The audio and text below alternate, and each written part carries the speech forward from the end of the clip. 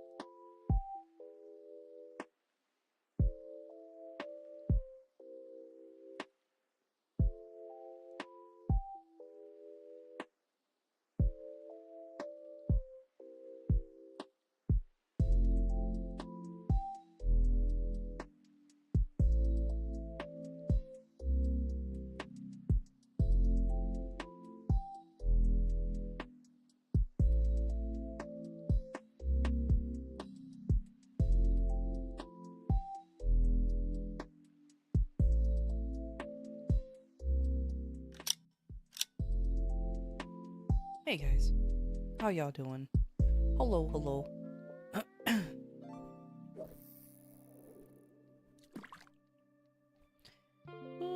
I legitimately lost track of time. I'm gonna be honest with you, I was just watching videos.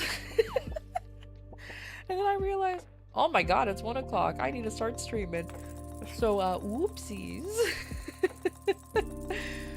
that was my bad.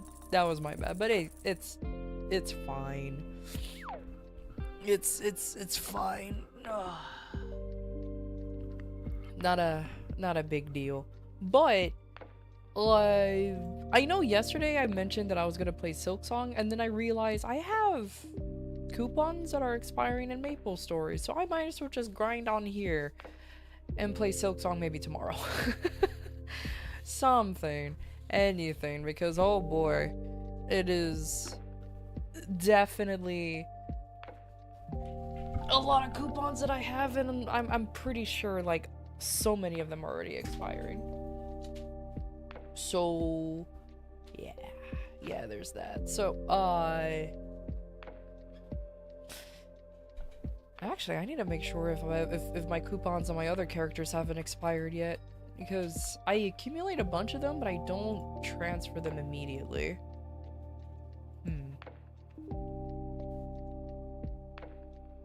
Let me see.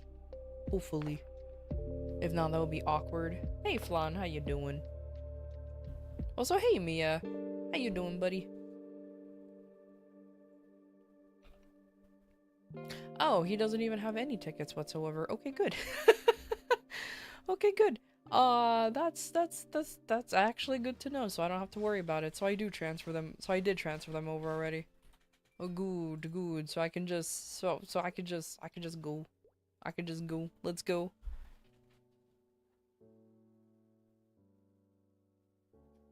Make a sticky note on when your stuff is expiring. I just wait until it starts flashing at me, and then I'm like, oh, okay, let me deal with it now.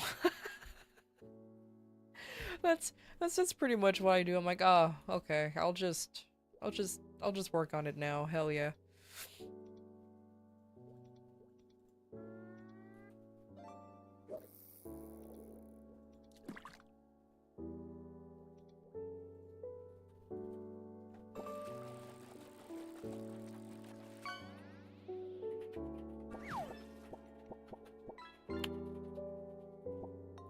What am I doing? What's going on over here? Ah, the festival. Let's see. Monster Park. Wasn't there the one that gave boss damage? I don't remember. That wasn't it. Is this the one? This is the one. There you go. Finally! As you can see, I'm all over the place on this thing, but it's nothing. It's nothing to worry about. It's fine. I'm just gonna get started on the grind immediately, I'll be honest with you. Just want to get it out of the way because I have other stuff to do, like more bossing. More stuff. It's kind of ridiculous. Oh, Kant. 3. I already have a 4. I don't care.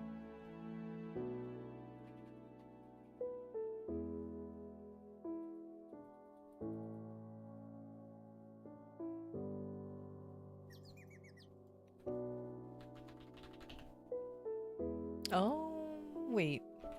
Don't I have to do Arteria? I accepted all of my dailies yesterday, but I didn't finish them. Yeah, I need to, let me go to Arteria first.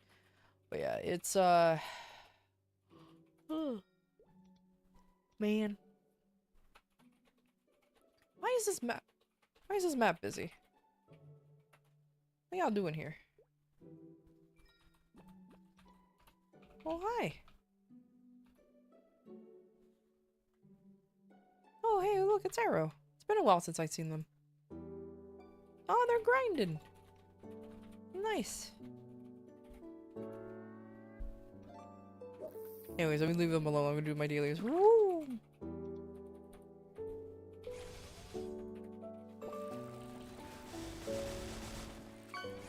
Aw, man. So, the 2-minute changes are happening next week, right?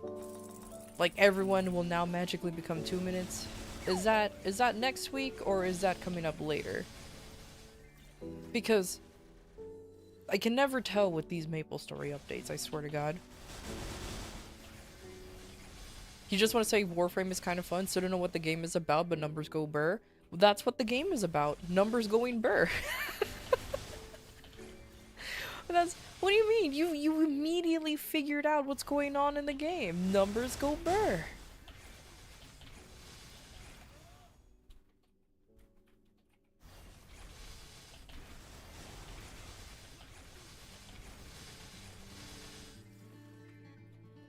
I mean, if you want like a more in-depth like lore, lore explanation, I can kind of give you a general gist of the lore, but I'll wait until you're like way further in, you know, to explain it.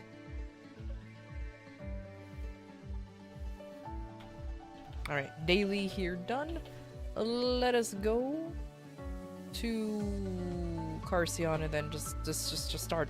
Let's just start a 2-hour grind. I'm gonna just immediately start.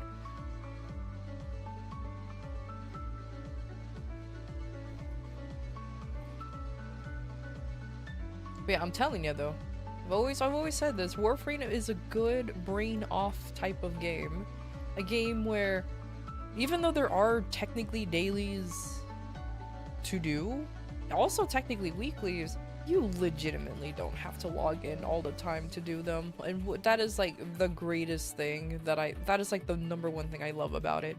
You don't actually have to log in every day on Warframe. You could just kind of do whatever you want, and it feels great. You can actually legitimately take a break from the game and not worry about, like, sure, there's events and everything, but I don't have to worry about losing out too much. Like, I did an event, sure, yeah, that's about it. But Prime sure-footed though, I mean, it's nice to have, but it's not mandatory though. So that's why I'm like, I'm not worried about it. Well, I'm not worried about it whatsoever. Especially since your login count, it doesn't reset. Like since I didn't, like one time I didn't log in for 8 days in a row. I'm still in day 93. It never reset. They don't give a shit. It's just like, oh, welcome back. The game's like, oh, welcome back. Anyways, here's your shit. Have fun. Beautiful. Beautiful. I don't even know why that's a rarity now, but it's beautiful.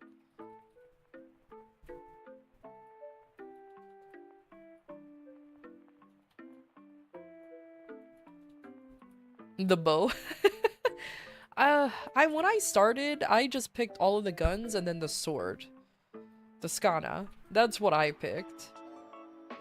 Oh, since you started playing ukulele, which Warframe did you pick in the beginning? Did you pick Mag, Excalibur, or Volt?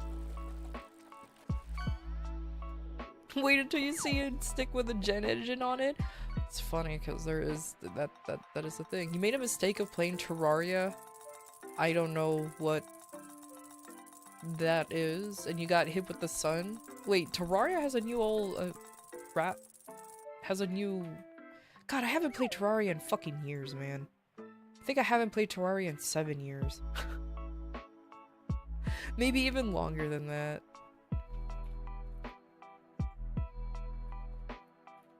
You picked Mag? That's a good choice. Though I will be honest with you, they're all good choices. I'll be honest with you, they're all good choices. I just have a personal bias towards Volt because he was my beginner Warframe, and I just like playing him. You go zoom! But Mag is pretty good too, because I have Mag and I played as her for a bit, and oh my god, I love the fact that he could just like magnetize, like gather all the nerds up in a big old bubble, and you just shoot into the bubble and the bullets just go phew all over the place. and then I'm like, oh, they dead. It's so good. Oh, thank you for the follow. Yeah, Ukulele just started playing Warframe. Another baby Tenno.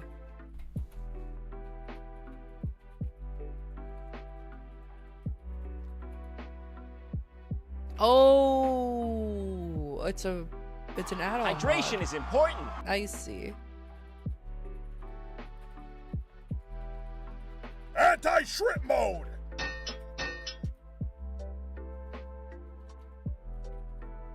Yo, Magnum, thank you for the follow, buddy. I sees you.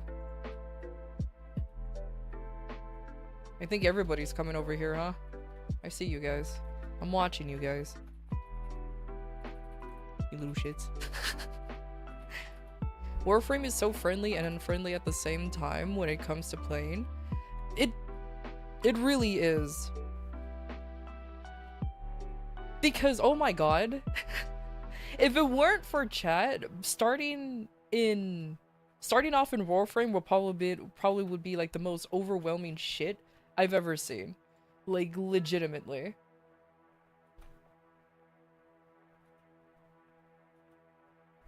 Because, oh my god, like, okay, I don't know how the beginner onboarding is now. I like how I'm talking about Warframe while playing MapleStory.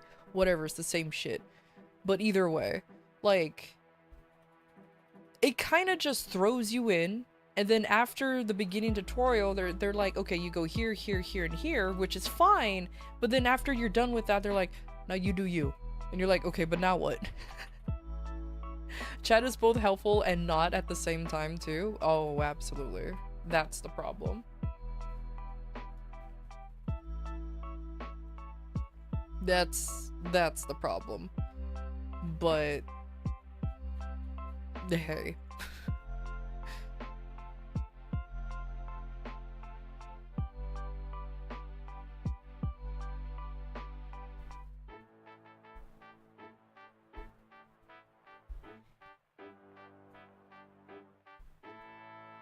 Basically, someone was crazy and turned Terraria into a Toho bullet hell. A whole mod was able to do that? That's actually kind of cool. Huh. Again, I haven't played Terraria in so long. But that actually sounds kind of fun, not gonna lie.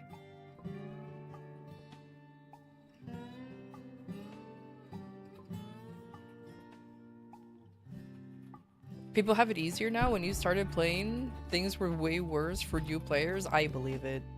You know, okay. You know, speaking of Warframe, you know the Hex, right? You know, the proto frames, and how the original proto frames were like all the not all the beginner frames, but all of the early frames. I am surprised that there isn't a Loki one, considering that he was a starter frame for a brief moment. And I'm just like, what happened? What happened?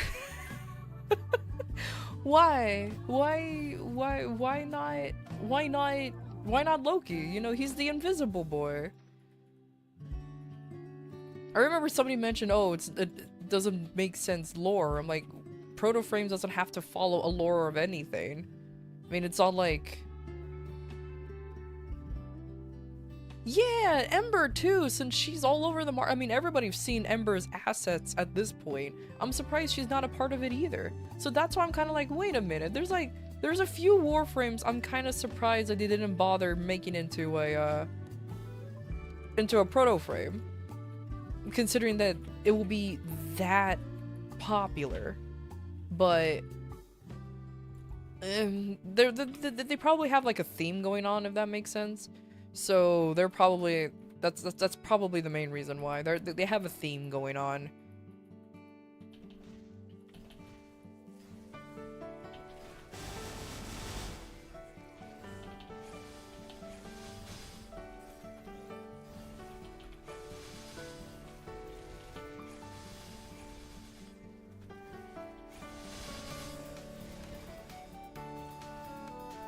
Loki was your starter frame? You miss him sometimes?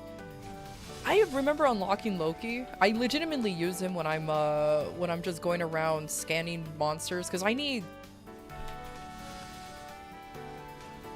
Samaris's standing points, and because I'm unlocking. What Warframe am I unlocking? I forgot. Was it Protea? It was some Warframe that you can get through Samaris that I'm getting standing for. So I'm like, okay, I'm just gonna scan a bunch of monsters, and now that I have Steel Path unlocked, it's really not that hard to do. Maybe they're trying ways to implement them into a proto world as we speak. Maybe. Maybe.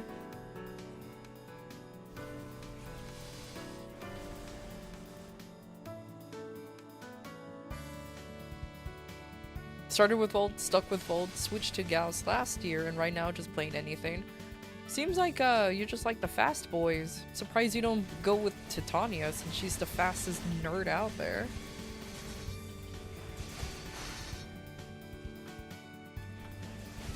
You only buy quest frames from Smarts. No, yeah. That's why I think you can, like, after you do Protea's, like, story quest, you just get, like, the base blueprint, but you have to buy the blueprints, the rest of the blueprints from him still. Or at least that's what the wiki told me, because, I want dispensary.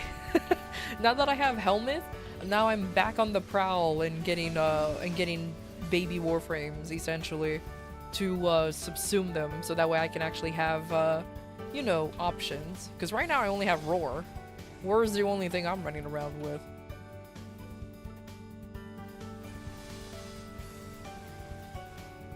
All I know is rolling.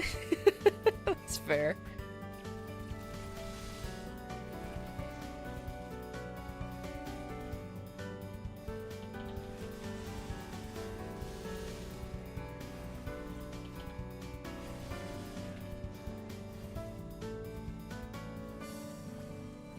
From the Granium Void? Oh, okay.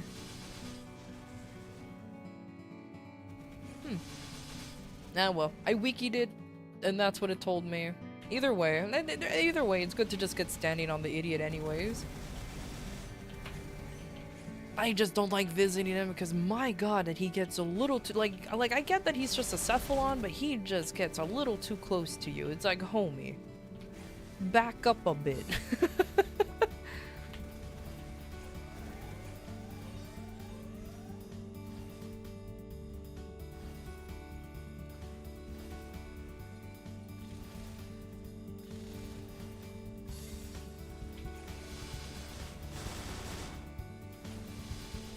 Nova subsume?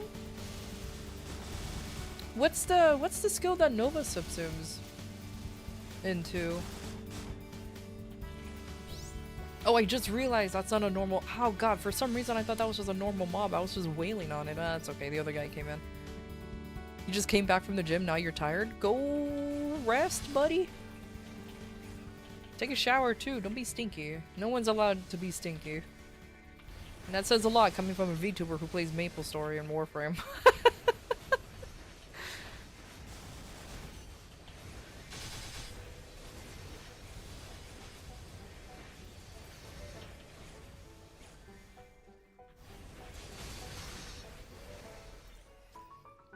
That procs heat? Oh, Null Star, huh? Okay, cool.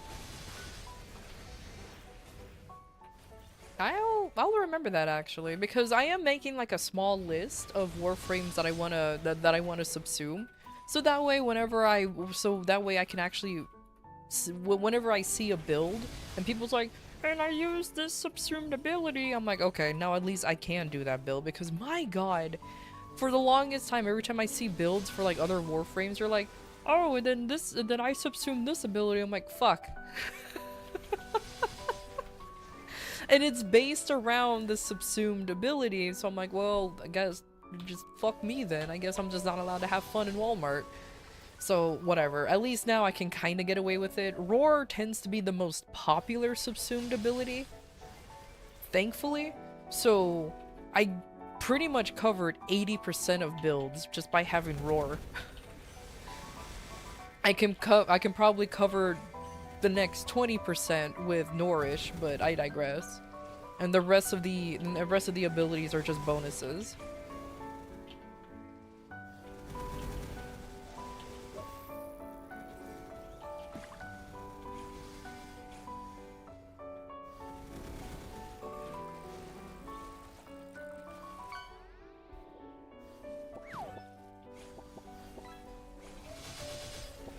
You can't wait for Warframe to come to Android. You got a telescopic controller for it, and no doubt you can use gyro aiming for it too. That sounds actually legitimately fun. But also, how the hell can you aim when you're like bullet jumping all over the place? But you know what? I can still see it. I can still see it.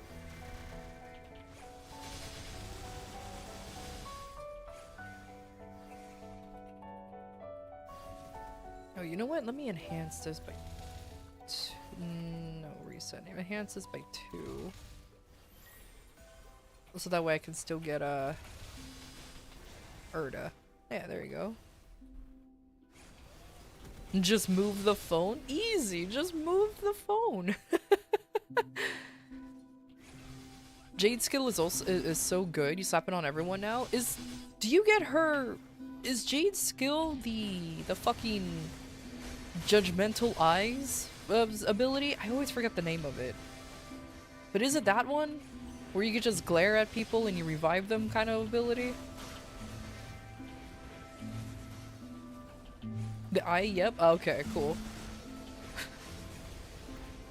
At least that's how I remember the skill, because I love the description of it. That she gazes what was it? A judgmental eye on someone to revive a downed person without actually going down to revive them. I'm just like, man, you mean.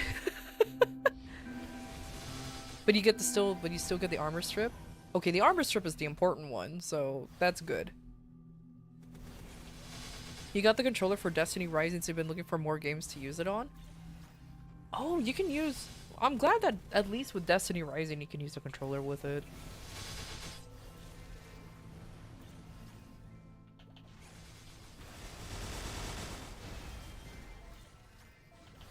I could see that being very useful too. That's interesting.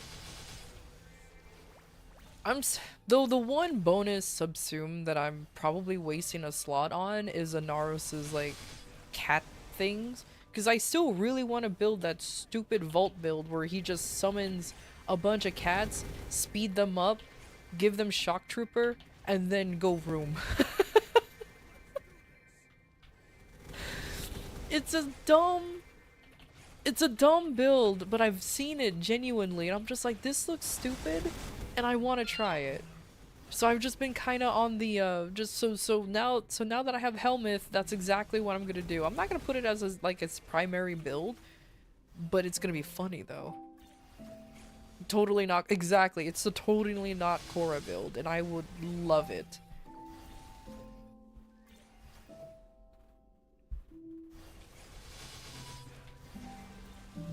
If you're using an Incarnon weapon, it can slow down. The slowdown from the eyes makes it so much easier to charge them as well. You know, that will definitely be helpful considering, like, I love using Torrid's Incarnon for obvious reasons. It's fucking OP as shit. And, it's hard to charge it when there's, like 50 million things just zooming and zopping. I'm like, man, my aim sucks. Just charge up already, homie.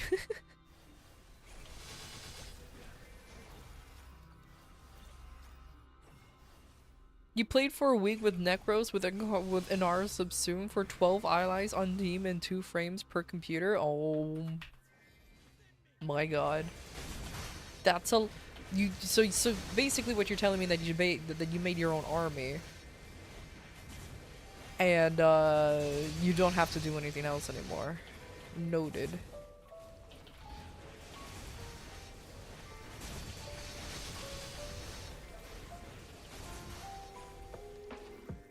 It's very helpful to do headshots. True. Speaking of Incarnon, what's the name of that weapon? Burst in Prime. Does that has an Incarnon, right? How good is it? I've seen people talk about it a lot, but I've always wondered like how good it actually is, if anybody actually uses it. Because sometimes I feel like it's like a clickbait thing for a lot of Warframe creators to use, to talk about. Clickbait meaning, oh, this weapon is so strong, but it's actually just okay.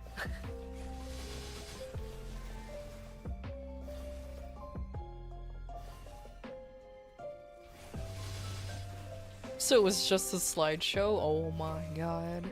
I can't believe a minion build exists in Warframe. I guess I shouldn't be that surprised. I think I know exactly one person who will be happy about a minion build.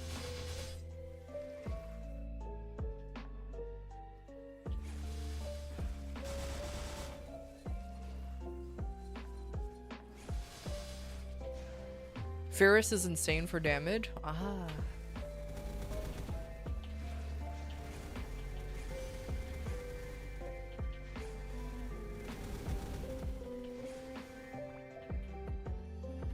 Because the one thing I did notice about like all of these top 10 meta Warframe weapons you must use or whatnot, I don't have any of those like I think the Torrid is like the only one I have.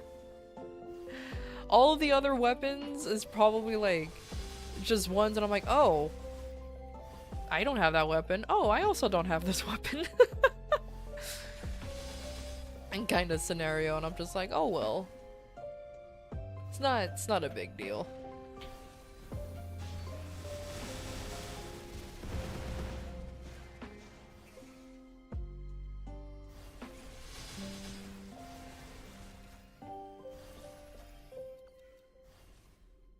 Though I personally want to build up my little Trumna weapon, because I like Trumna actually. I really only like it for its alt fire, because you just shoot a fucking grenade, a bouncing grenade, and it goes poof, poof, poof, all over the place, and it's so cool. I'm just like, ah yes, that is satisfactory. Unfortunately, building up for the grenade is kind of annoying, but like, whatever man, I can deal with it.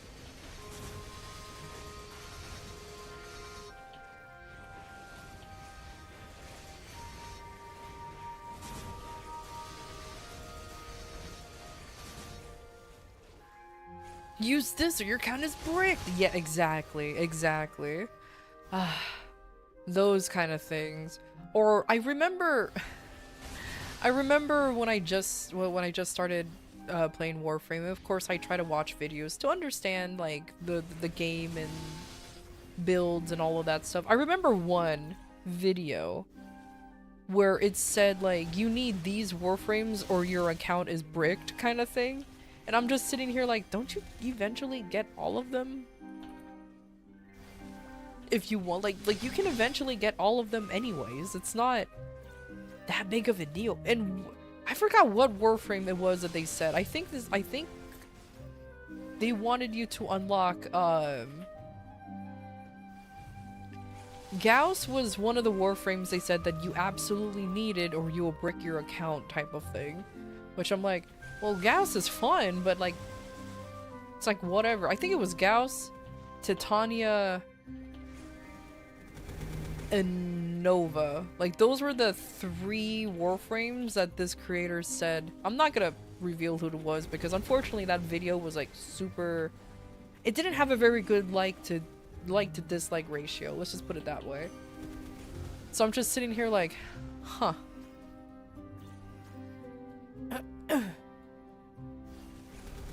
You can't brick your account? That doesn't make sense. Exactly, you literally can't. When you get plated rounds and a fire rate buffer, I think I definitely need that because Trumna shoots very slow, but it's a chunky boy, and that's what I like. It actually deals pretty good damage. So I want to try it. So I want to build my Trumna a little bit better. I'll probably scour the internet to see like how other people build it and try to work on mine. Warframe clickbait gets you. It's so funny. Especially since a lot of them are like the dev like this Warframe got bruv, now it's broken, or you know what I mean?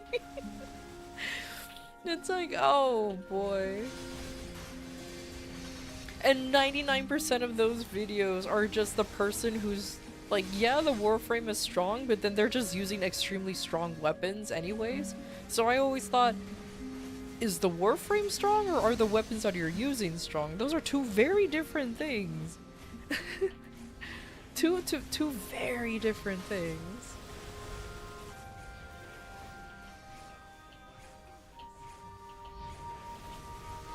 Just play Wisp. The most you give to fight. Oh yeah, that's true.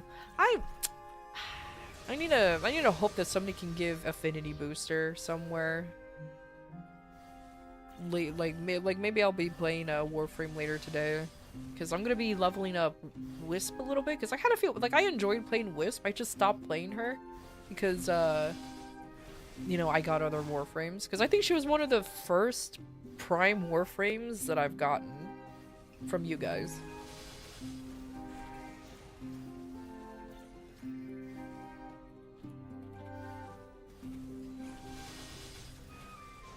Ooh, Harrow's not a bad idea too.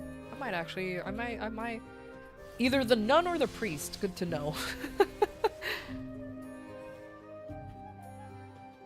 You just don't feel the same when you play in any other frame? Oh, that's fair. I don't necessarily have a main Warframe for me personally. Like, I have Warframes I enjoy playing, like Sevagoth, for example, because he's a fucking dumbass who nukes everybody with spooky ghosts. But I won't necessarily call him a main. I play a lot of Revenant, but I don't want to consider him as a main because, like, even I play Revenant because I'm in Steelpath and I don't want to die. That's it. Revenant is my I just don't want to die Warframe. I just want to turn my brain off and fucking do things, and that's where Revenant comes in.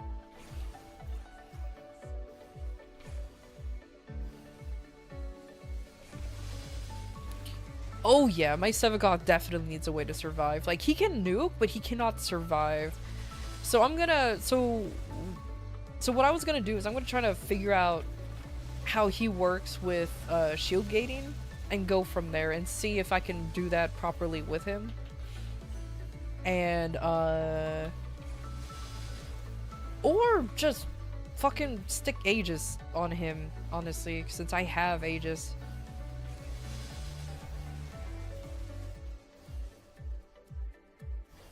Hey Gala, how you doing, buddy? How you doing?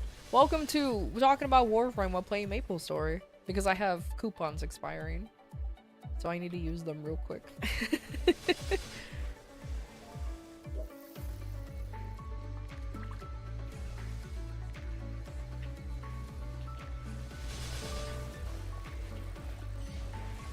Now, do I talk MapleStory when I'm playing Warframe as well? No. Well, yes, but not necessarily MapleStory. It's more like talking shit about the MapleStory devs. So there is a difference. I do talk about MapleStory, but the devs and how, like, shitty they are. Now they're getting better with Inkwell like being in charge, but like, good lord. But other than that, that's about it. They make very questionable things. Exactly. Exactly. Like, right now, I will start singing the praises of Inkwell and the and the GMS devs once the once the test server for GMS comes out and we actually start making changes to the classes that pertains to us, and we're not just copying off of KMS, if that makes sense. Once that change happens, like once that happens and we're not completely copying KMS one-to-one, then I'm gonna be like, okay, now I can actually be like, okay, maybe the GMS devs are good, or like they're okay. But until then, I'm everything with a grain of salt. Everything with a grain of salt. We also copy more off of C as well. Well, either way, statement still stands. Until we stop copying off of other regions, they're not gonna get any real praise from me until then. Probably that's why my luck in the game is shit, because Equal's like, you need to say I love MapleStory more, and just fucking lets me boom all my items. I need to praise them more or I'm gonna keep booming my fucking items.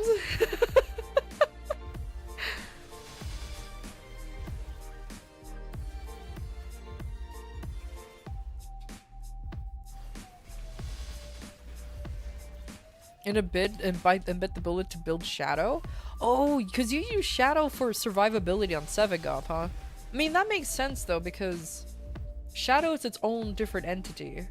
So you can actually survive longer with it, but I'll figure it out. I want my Sevi to actually survive, and even though I have Gloom, I just want to make sure that he's, you know, fucking thriving. I want him to nuke the place.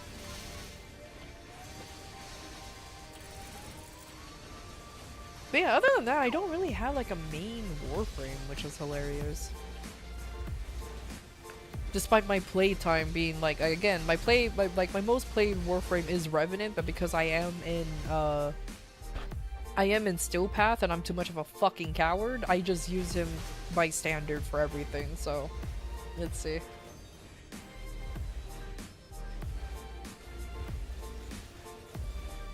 The preparation mod is something that I've been thinking about slapping onto him actually. Because having like all your energy when you first get in really helps when you want to start off with Gloom and then pop Reap and Sow.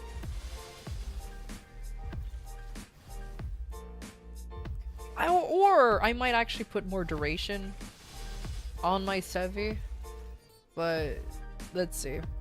I'll think of something. He's always been a Warframe that I've been just fucking around with and trying to figure out like what I can do on him.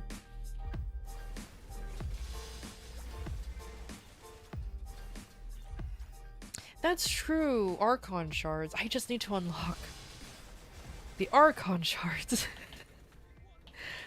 Cause you unlock the Archon shards. So how do you unlock the Archon shards again? Is that also Call or is that fucking oh my god, I'm forgetting their name.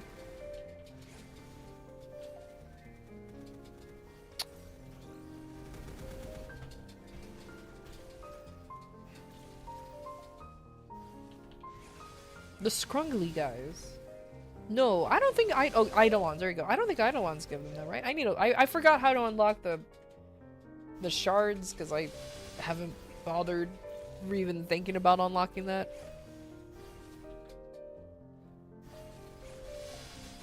Catman on Deimos? Oh, okay, so it's the same thing.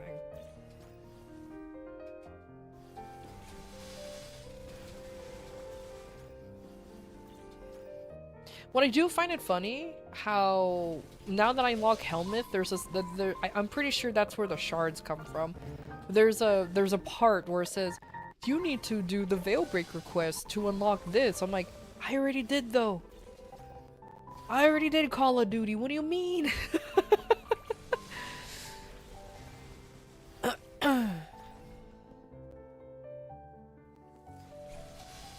I love that we saw that, but base form balances and it's been C events pattern. Like, we've been getting the same events as they've been. Yeah, unfortunate.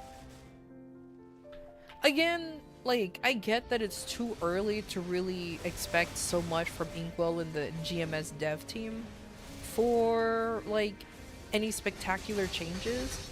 I'm just tired of constantly looking at other regions for updates and changes and shit, if that makes sense. Because we're not MSC, we're not KMS, we all have our different, like, we all have our own different shit. Especially considering that, I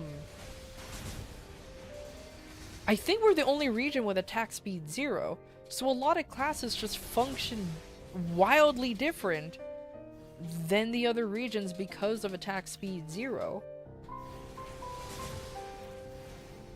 I mean, like, for example, I'm not a huge fan of where I'm thinking they're taking Kaiser ongoing, because Kaiser right now, we're all about cooldown skipping at this point, and, like, luckily, here, I didn't have to change my inner ability for cooldown skip, but I won't be surprised if, like, there's gonna be some kind of rework where now everything is cooldown skip, and it's like, ugh.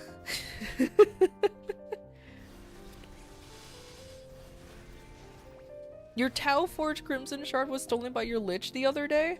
You need to murder him. Murder him. You murder him. It stole something precious. Can't believe this. I'll be honest with you, I'm gonna be avoiding making Liches or having a sister be fucking tsundere at me for quite a while. I am not interested in any of those hunts at the moment.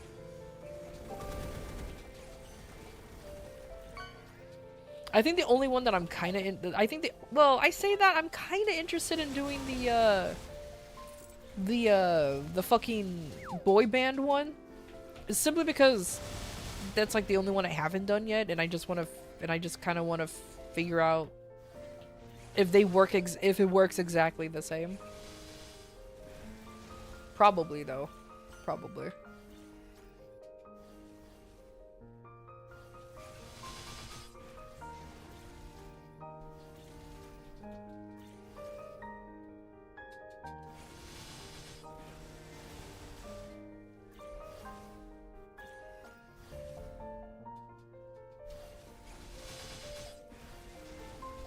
Yeah, Archon shards. I do need to unlock that eventually, because that is not a bad idea to have. Since that's another aspect of the warframing building that I'm clearly missing.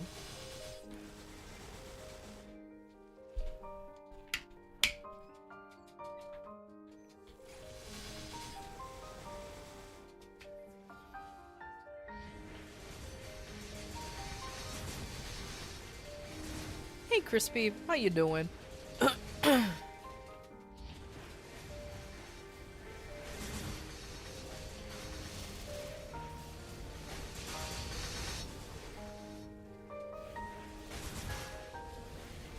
I'm really grinding. Well, I mean, I gotta grind.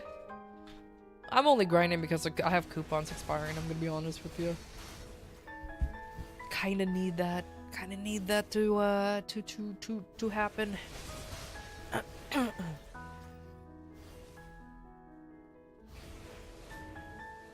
Going on the 290 grind? Not really. Believe it or not, I'm actually not really, like, this night troop event, I haven't utilized for its EXP, like, at all. I've been working on other characters. This guy, the only reason why he has a lot of EXP is because, you know, Punch King and all that is really strong. Punch King and all that is really, really strong. I'm mainly grinding for familiars and fragments at the moment. Like, that's my main priority.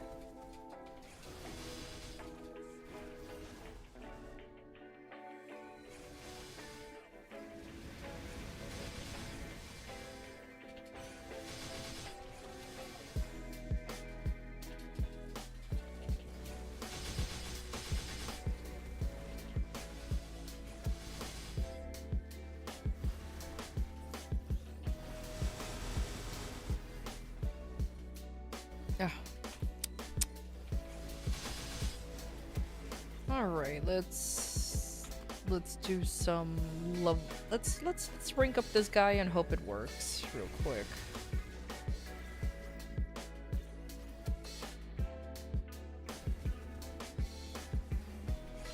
Dang, it didn't work. Okay. How do you like Len? Is it Len or Ren? I'm pretty sure it's Ren, but I don't know why everyone's calling it Len. But, I'm gonna be making one, obviously, as soon as it comes out. That is definitely gonna be a class I'm gonna be using. I like the idea of it just being another fucking brain-dead ass class, I will be honest with you. I just like the idea of it. Whether it will be like a bossy mule or anything, it just really depends on if I enjoy playing it.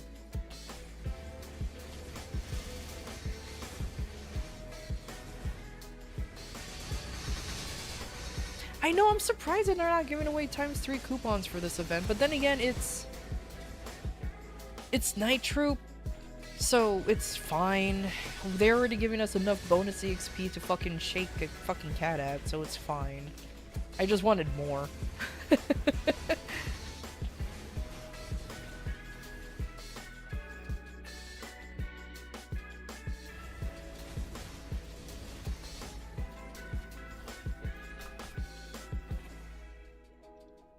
Okay, let me...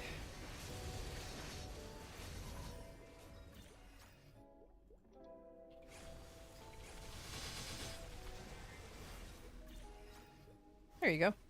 But I won't have an official opinion about it until I actually can use it, if that makes sense. I don't like...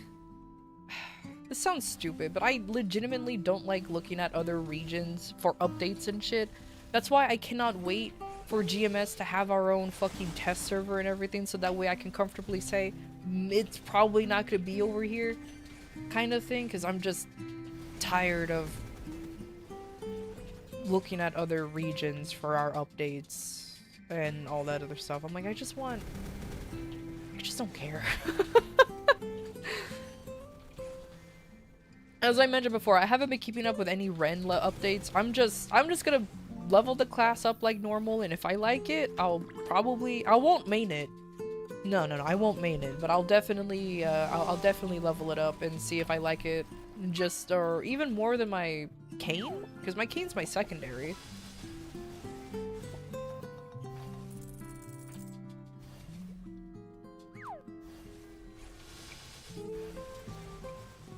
I picked the one that gave out the frags.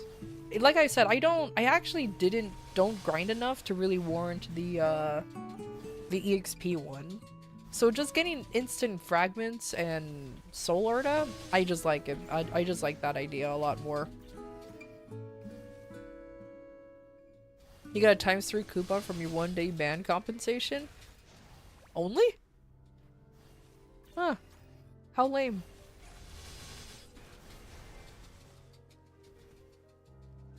I heard it was going to be a balanced class on release, not an OP class. I mean, that's fine. I don't mind a balanced class. I just want a class that's fun. I'm clearly, look at my main. I've never been one to play the OP classes and make sure that I'm well within a meta or some shit. I don't care. I just want a class that actually feels fun to play.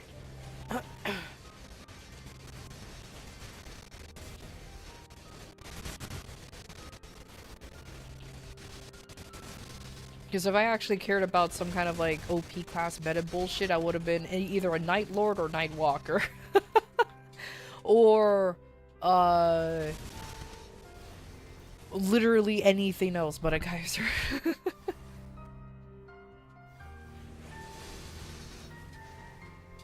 But it didn't make it for loss of coins and dailies. That's unfortunate, right?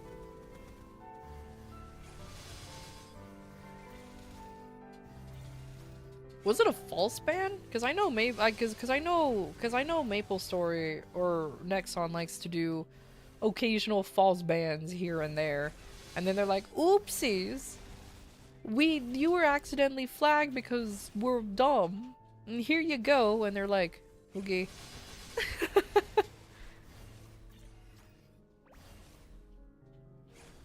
That's it.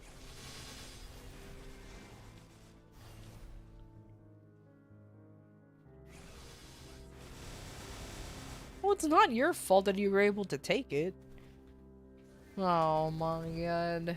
I get it though, yeah. That's dumb.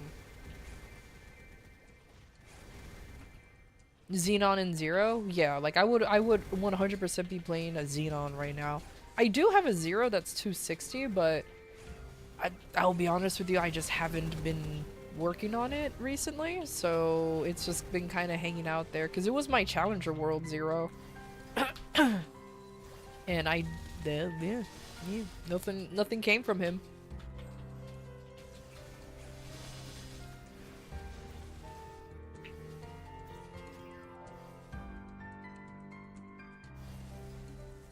You know, with Maple Story Classic coming out relatively soon-ish, maybe? I swear to God, they better not put any fucking mandatory dailies or some kind of battle pass to make quote-unquote leveling up faster or anything. No. The only thing I want from this Maple Story Classic is just to boost the EXP rates just a little bit. Maybe ×2. Or ×4 if they're feeling sassy, but I think that's too much. Just so we don't have to spend like 3 years to reach level 75. And that's it. Or at least boost and at least have like if running PQs will be the good way to level up, not have it one party per channel. That will be great. You know, typical quality of life changes that will benefit everybody. Because I would not mind playing Maple Story Classic. I honestly wouldn't, because I will think of it as a nice quote-unquote relaxing, I say quote-unquote because maybe people don't like the grind, but a nice game to play on your own time without worrying about dailies or weeklies and doing any form of like ridiculous FOMO kind of bullshit.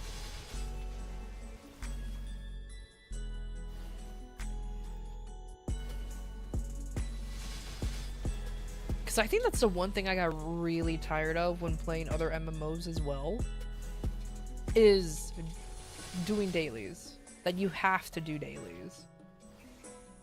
And it's just like, but I don't want to though. Oh, but if you don't, statistically you're gonna be farther behind than everyone else because you're not doing this, you're not doing that. I'm just like, man, I just want to fucking play a game. I don't know what you mean.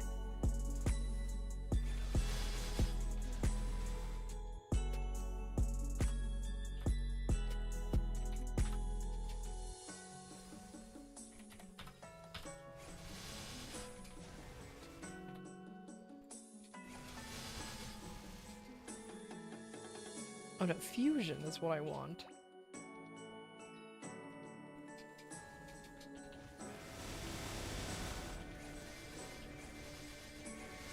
That's why some gacha games are so exhausting, you gotta do the dailies.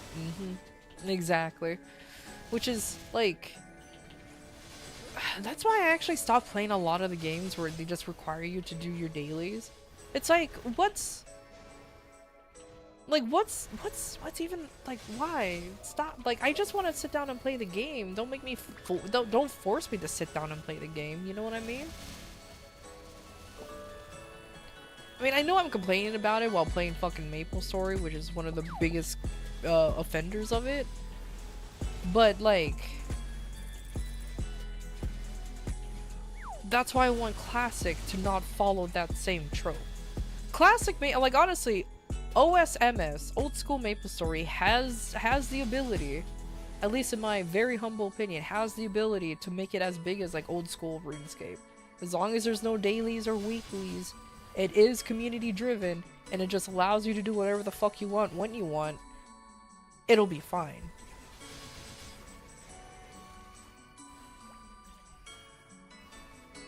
To be honest, you don't have to with Maple. You don't have to.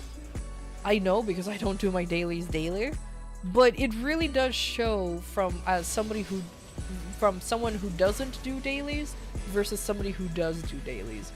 You do eventually fall behind versus somebody who just religiously do all of the dailies, if that makes sense.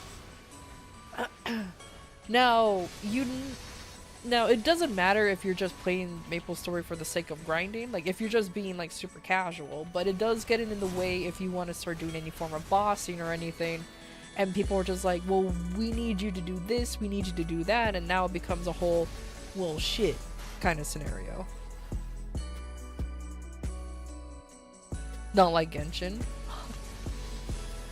That's fair. That's fair enough.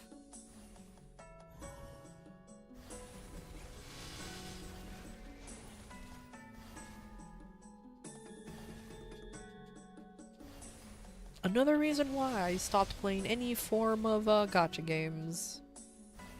One, I just got tired of, you know, constantly being berated over, oh, you gotta do this, you gotta do that kind of thing, and I'm just like, no. What if I don't? You know what I mean? What if no? Also, welcome back, Ukulele. Welcome back.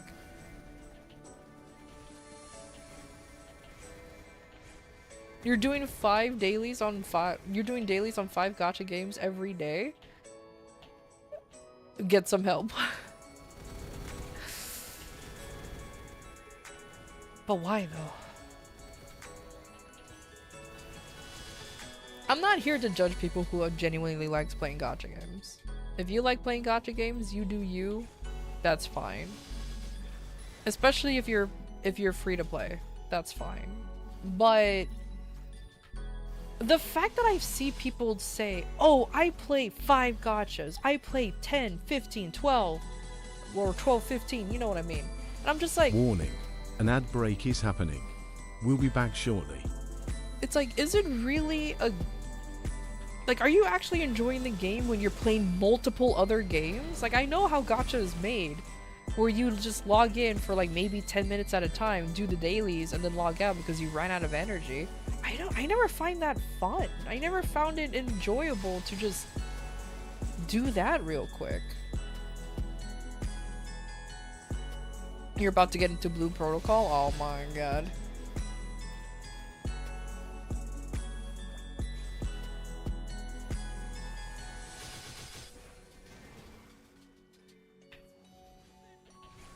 How am I doing? I'm doing alright. Just here, grinding and yapping, you know, the usual. The usual when it comes to MapleStory. Never doing anything too deep.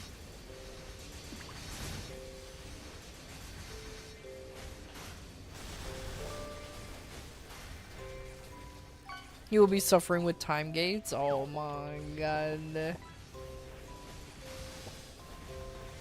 07 for Gala. We're losing him to a gacha game. 07. Can't believe this.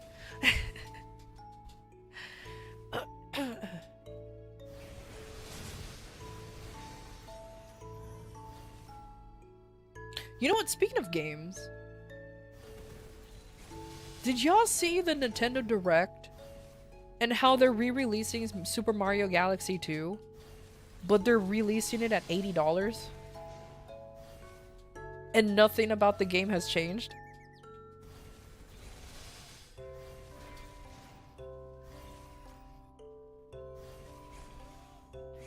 $40 if you want it separate. The bundle is $80. It's still, yeah, I was gonna say, it's still crazy. Especially since, like, you're buying the game again, and nothing... They did rip off people in All-Star, and I'll be honest with you, I was one of them, because for some reason I thought that it's gonna come with Super Mario Galaxy 2 and all, and like, all other stuff, and, like, there's gonna be added bonuses to the games. No. No, it didn't have shit in it, and I was like, oh.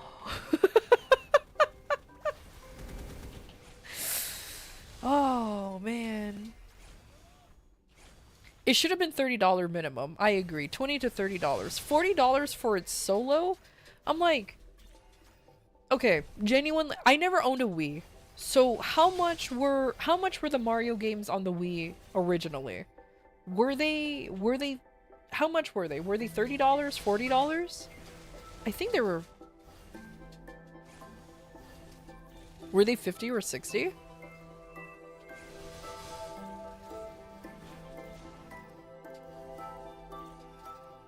Oh, Jesus Christ. Because, like, okay. Let me play devil's advocate. $40 for Super Mario Galaxy 2.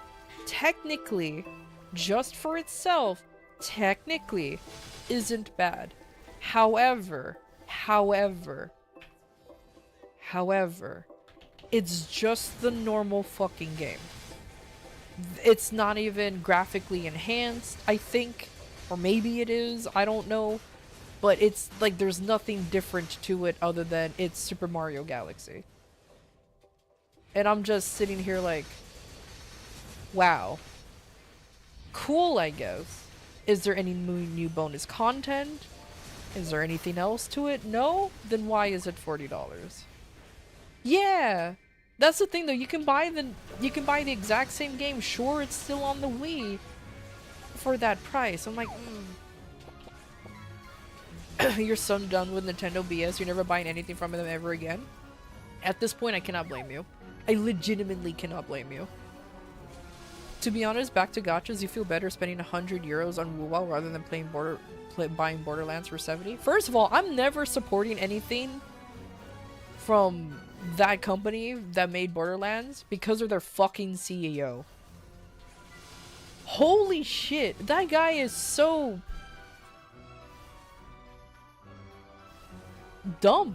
I'm just gonna say it plainly. He's so dumb. He's like, if you can't play our game, just fucking build a new computer. Our game is clearly optimized, even though you just use DLSS and frame generation, even though for a lot of people it doesn't even work. How the fuck do you unoptimize a cel-shaded game? It's cel-shaded, for fuck's sake. It's not even that graphically intense type of like art style. Like, holy shit.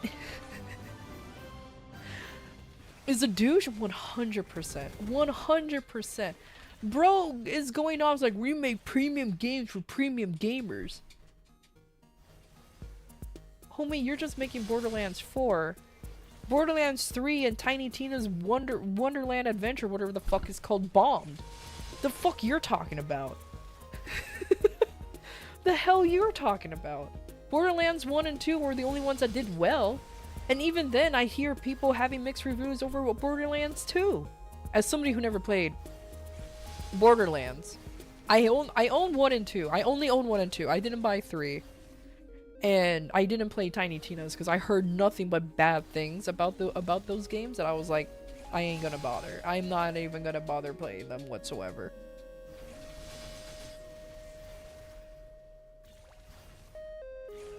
You would play Baldur's Gate 3 again because it's great? Same. In fact, that's exactly what I did.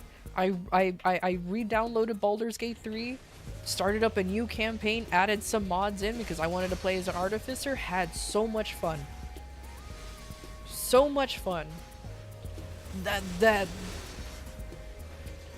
How dare I play a very well-made game that I did not mind paying full price, because look at the quality and look at the support it got, all for fucking free, and they allowed mods. Oh my god.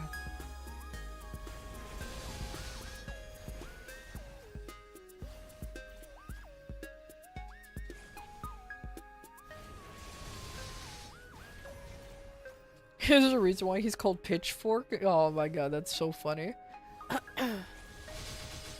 There's a lot of opportunity to fuck up between geometry and image on the screen. That's still not an excuse, Runtime. That's still really not an excuse. How Silksong just bully out of these overexpensive AAA slop games, and not only on sale but also player numbers. Especially since, isn't there a deluxe edition for Borderlands 4 that's $130? Like, imagine paying $130 for the most unoptimized slop out there. Like, imagine. This is why I'm legitimately, I have no, even though I have no interest in playing, I have zero interest in playing GTA 6 when it comes out. Zero interest. I've never been interested in the GTA franchise. But I have a very strong feeling that this shit is gonna be terrible. And they're gonna use, we can do day one patches, or we can patch the game, as an excuse as to releasing an unfinished product. Like, I have a strong feeling that that shit is gonna be released, gonna be unoptimized or unfinished, but they just need the hype for GTA 6, and it's gonna be a dumb price. Like, I can guarantee you it's probably gonna be $90. It's not even gonna be the base 80. It's probably gonna be 89, or probably at least 80, at most 100 at base. Some ridiculous amount of money for like its premium edition or whatever, and then it's still not gonna run very good. I have a strong feeling, like, there's very few AAA devs out there that I can actually trust now. Like, I think the only one that I actually still like is FromSoft. I think the only one that I say that I like as a AAA developer is From Software. That's it. And even then, like, I'll admit, like, I adore Dark Souls 1 through 3, Bloodborne, Elden Ring. I adore all of those games. I really do. But of course, they all had their hiccups when they first got released. They're not perfect either, but at least they were completed fucking games. Imagine.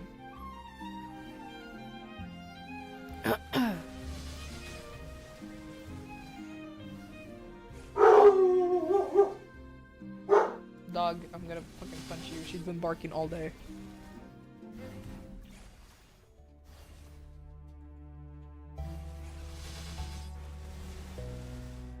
Release the same game with co-op but cooked?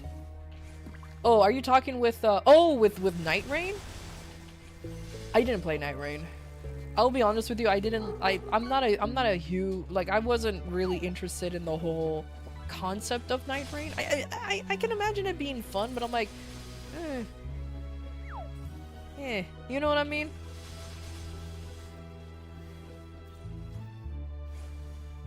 Though to be fair, at least even though it's under the FromSoft name, I do know there were different people working on Night Rain. So that's why I'm like, oh, okay. But still.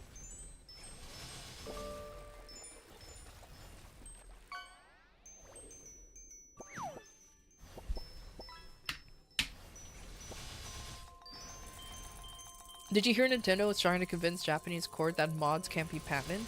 I did hear that. I did hear that, and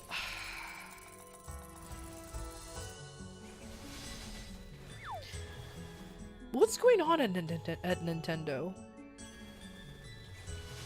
What's going on over at Nintendo? Like, what happened? Genuinely, what happened? I get it. Okay, so there are some Nintendo sympathizers out there saying that, oh, well, Nintendo is old school. But, you know, at least they still release pretty good games. Still release first-party games. And, you know that there's quality behind them. Yeah, but why do they have to sue, for example, Power World for patents that they're still releasing mid-fucking lawsuit? I'm just saying. And of course there's some people out there who are defending that, saying, well, you guys are misinterpreting the patents because, like, they meant summoning creatures, not like they're making all the entirety of the excuse and whatnot. And I'm just like, the fact that they're suing a game because it got popular for a general idea is still dumb. Sure, they specify the patents for, like, Pokemon or like pocket creatures or whatever. It's still too vague because there are so many other creature capture games, like Monster Rancher, even Digimon falls under that pretense, that can still be affected by this patent lawsuit.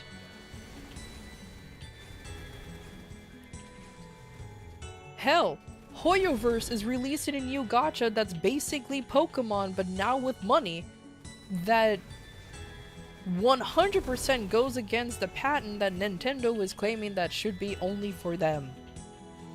But are they gonna go after Hoyoverse? I don't think so, because I'm pretty sure Hoyoverse is even richer than Nintendo. I'm pretty sure Hoyoverse is swimming in more money than Nintendo.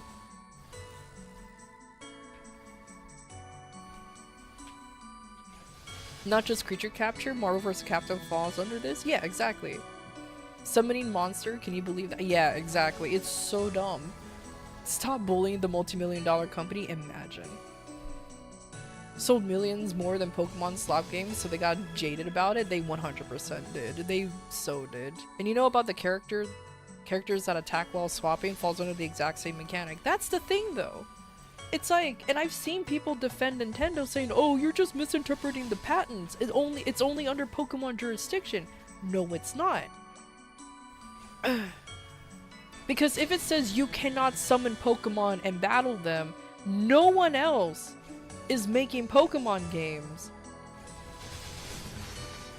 that are for sale. That falls under that thing, because if they say specifically Pokemon, then why is Power World going under it? Because those are technically not Pokemon, they're pals. Same thing with like Temtems, how they're technically Tems. You know what I mean? There's a game that I play called Monster Sanctuary where you capture monsters and they battle for you. They're literally just called monsters. You have to broaden it in order for it to not be so specific, but specific enough. So when it comes to creature capture, that's what they're doing. Yeah, Digimon too. The lawsuit is basically, if you build the same car as 4, but you switch out the tires, you're fine. But again, I don't think that should be patented. What Nintendo is doing is basically, I build this car. Somebody builds a car that looks similar. Oh, but this is my car. No, but it's still a car, though. You know what I mean? Like, that's basically what but yeah, that's exactly what's going on, but it's really dumb. Like, I don't know, man. People already forgot about the Nemesis system patent, yet they're very loud Yeah, they were very loud then. Dude, the Nemesis system would have been so great if it wasn't patented.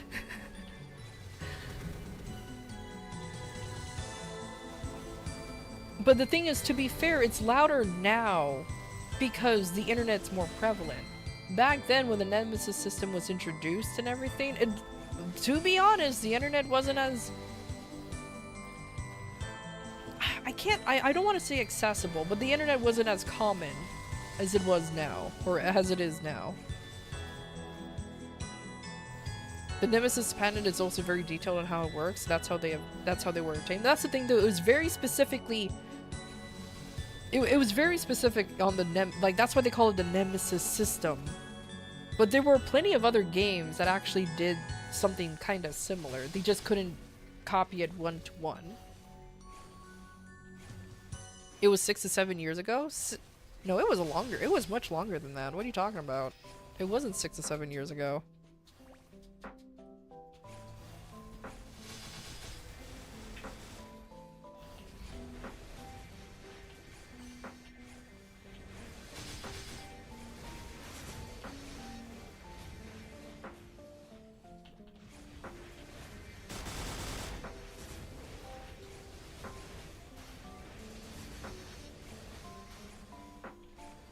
What about Project CD Red? Have issues with them?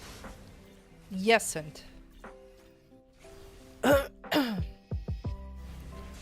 Saluna, you have an important question? What's the question? But also, to answer it, yesn't. I have a problem with them because, you know, they were... This happened with the Witcher series too. They have the tendency to release a game that's kind of broken, kind of buggy, clearly unfinished, but then they patch it to where it's finally complete, but people already paid the money to play the game. So they're like, well, okay. It just became more prevalent with Cyberpunk 2077, how it was just even worse than normal. And I don't like that, how they tend to do that rather frequently. Did you miss story time? Nah, there was no story time, just rant time. So you're safe for now, Soluna, you're safe.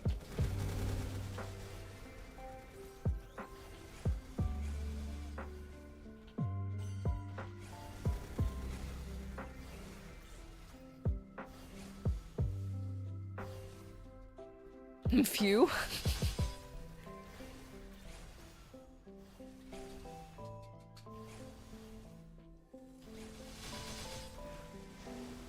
Yeah, that's basically it. And like, the problem is the reason why it's even such a bigger deal is that, or what the reason why I'm making a big deal out of it is just like, again, too many games, like, unfortunately games, they require that first impression to do well, if that makes sense. So like, for example, look at No Man's Sky.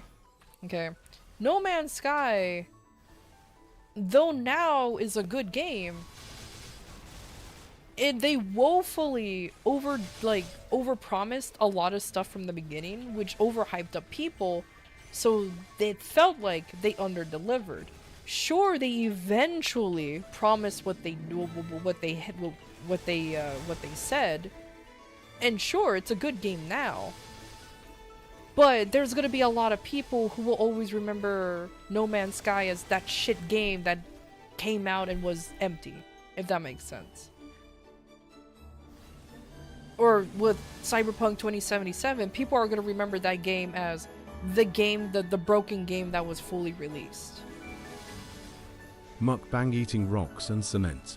It's one of those situations where, why can't just game companies release games properly? Another good example, and this one actually kind of makes me sad a little bit, not really though, is Capcom with Monster Hunter Wilds.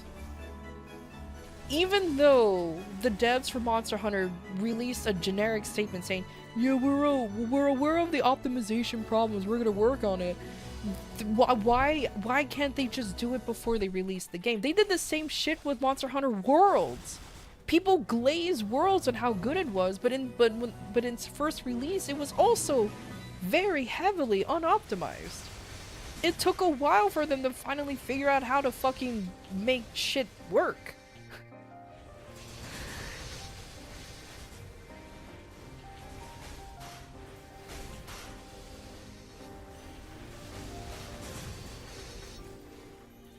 But when it came out as a shit show, that's the thing though, like, if you play Cyberpunk now, it's a great game. Like, I am genuinely interested in playing the game, but why did it have to take people yelling at them?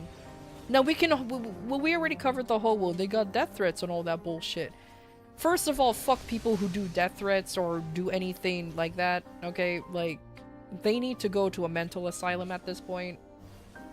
Genuinely. But, like,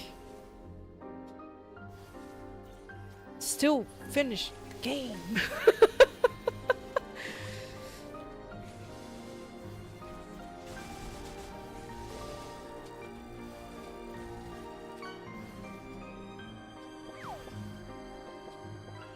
Where was the Monster Hunter Rise optimization at for Wild? You know what's funny? You want to know why Rise, when it came out on PC, it wasn't that bad? It's because it wasn't purely open. Okay, here is my hot take. Stop it with the open world. Legitimately stop it with the open world. Open world is the reason why a lot of these developers are having a, whoa, I'll give them excuse. The open world is the reason why a lot of the developers are having a hard time, you know, having things optimized. But also, there are sometimes not everything really needs to be open world. Like, the reason why I liked Rise, because it went back to the old school Monster Hunter ways, where there's just open map, not open maps, but open, like, sections, if that makes sense. You go into an area, that whole place is open, but that doesn't mean you get to run all the way to another side of the world, like, near seamlessly. No, there's still different sections. Like, just keep, oh, I'm the only one in here. Oh, I have to, oh, man, okay. Thank you for the follow. Open zone biome, exactly, open zone.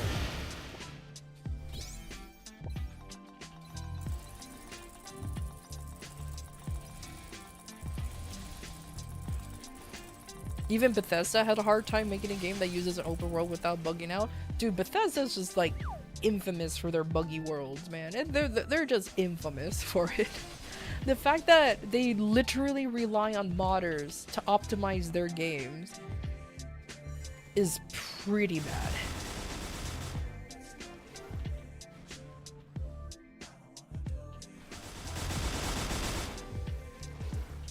It's also the laziness of Unreal Engine 5. At this point, I can't exclusively blame Unreal Engine 5 because there are some games that's made in Unreal 5 that's actually optimized. I'm pretty sure, correct me if I'm wrong, I'm pretty sure Clear Obscure Expedition 33 is made in UE5, and that shit actually runs pretty well. Again, correct me if I'm wrong, but I'm pretty sure that's made in that one.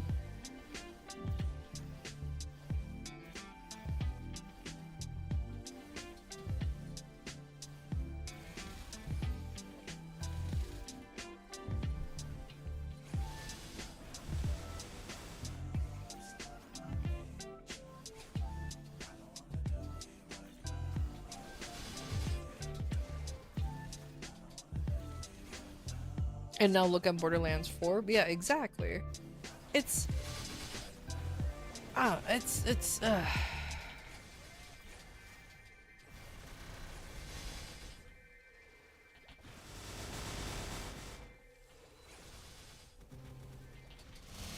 even Fallout 76 is a buggy mess and you love it. Again, it's Bethesda. To be fair, Bethesda is just known for making buggy messes.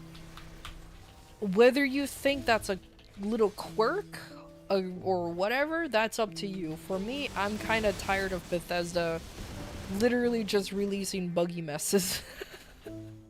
In my humble opinion.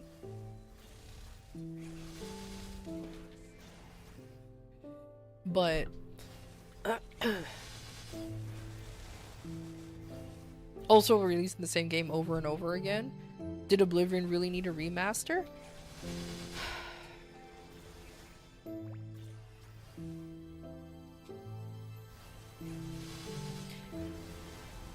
In my heart of hearts, I want to say yes, because it is an older game. It is a genuinely older game. But in the end of the day, you are correct. They're just release Elder Scrolls 6 at this point. You know what I mean? Like, I completely get where you're coming from. They're clearly capable of making a new game, and look at Starfield.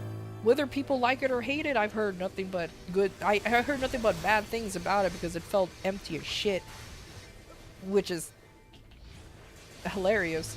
But like, but if you enjoyed it, great. But either way, they can still make games. I don't know why they're refusing to make more. Instead of just releasing Skyrim for your Samsung refrigerator. Like, what the fuck?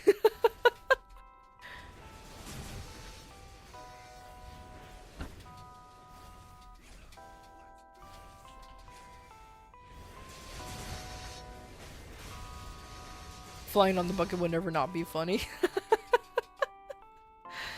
Oh my god. Morrowind make...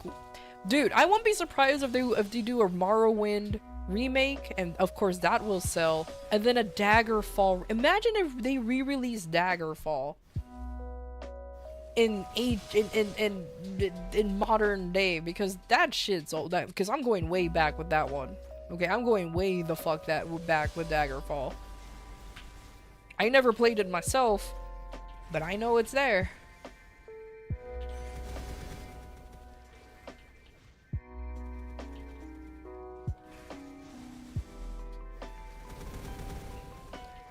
I played the beta version of Elder Scrolls Online. I've never actually played the true game, if that makes sense. I only played the... I managed to get into the closed beta of the game.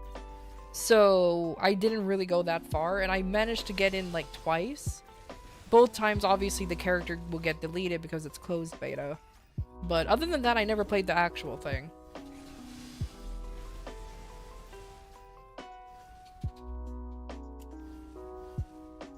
And I did have some complaints about the beta too, but I'm pretty sure by now it's been addressed.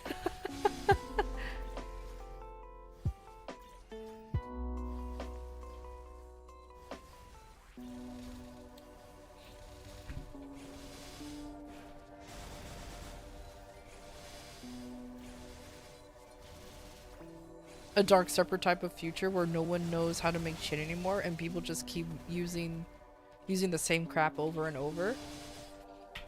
You're not necessarily wrong, Mia, because I think right now it's just that we're living in the era of nostalgia, if that makes sense. Where everybody wants to relive their past for some reason, and Some say relive the he's wanted by the CIA.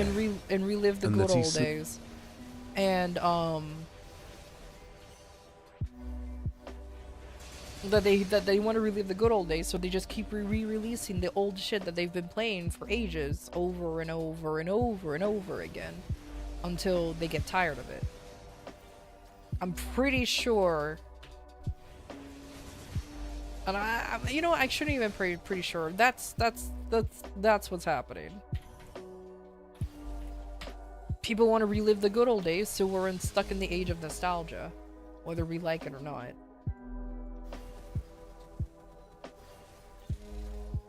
I did not fuse them? Why not?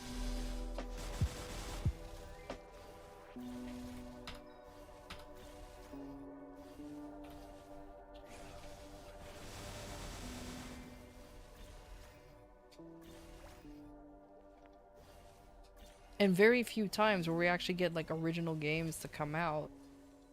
Like...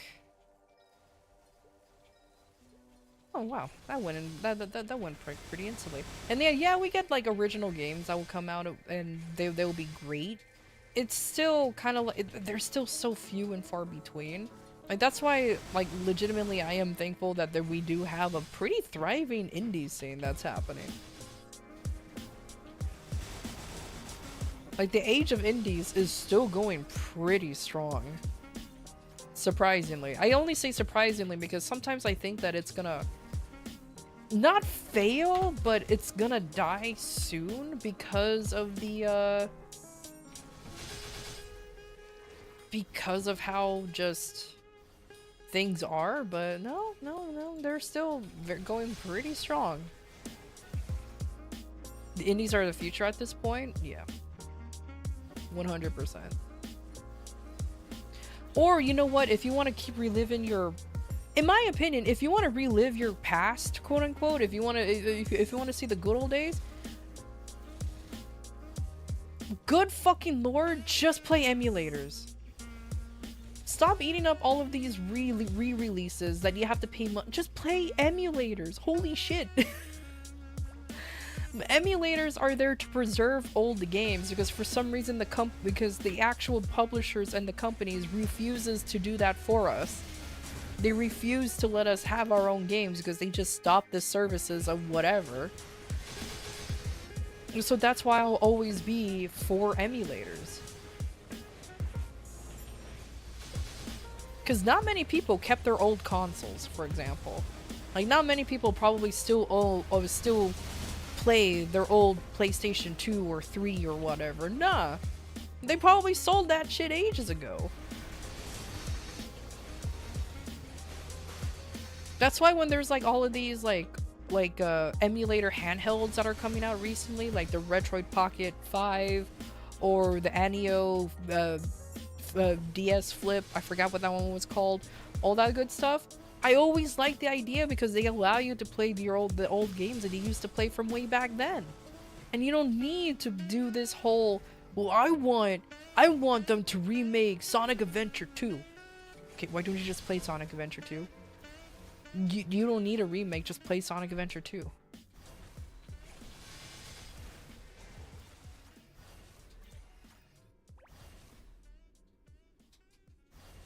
Because emulation is illegal, they said. They think everything is illegal.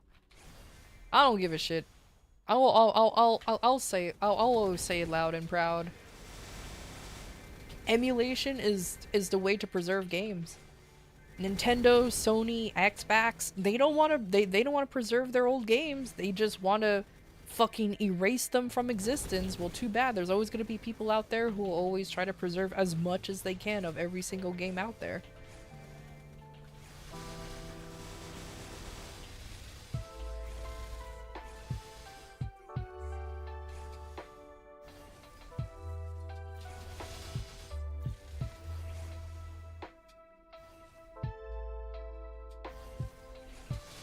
You're laughing because the Library of Preservation in Japan said game keycards can't be preserved in their library? Oh my god. Remake Starfield into a good game, please? Oh no, I need them to remake Last of Us.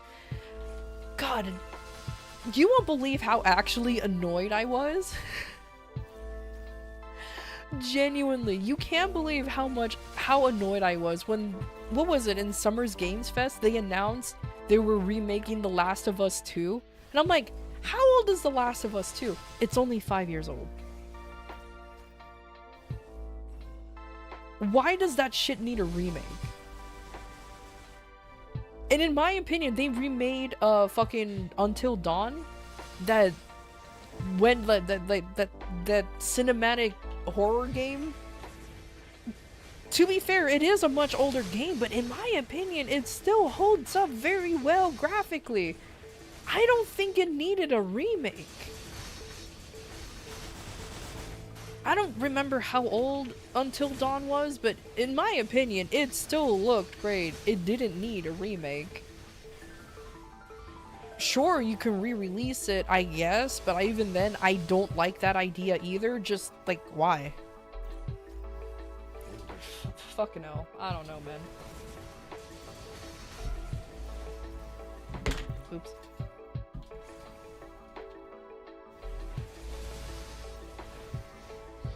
Starfield into Starlawn. Major video game companies fought for fault for being near constant disappointments. True. Very true.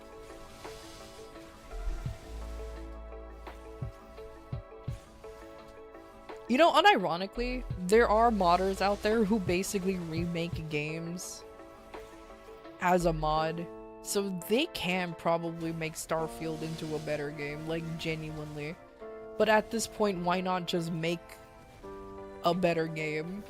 I'm telling the modders, why not just make a better game, if that makes sense? Instead of just using the base of a game, a shitty game, to make it better. Unless they really and genuinely enjoyed playing Starfield, but they know it can be better kind of thing, then like more power to them. Just, there's some modders out there that I'm just like, goddamn.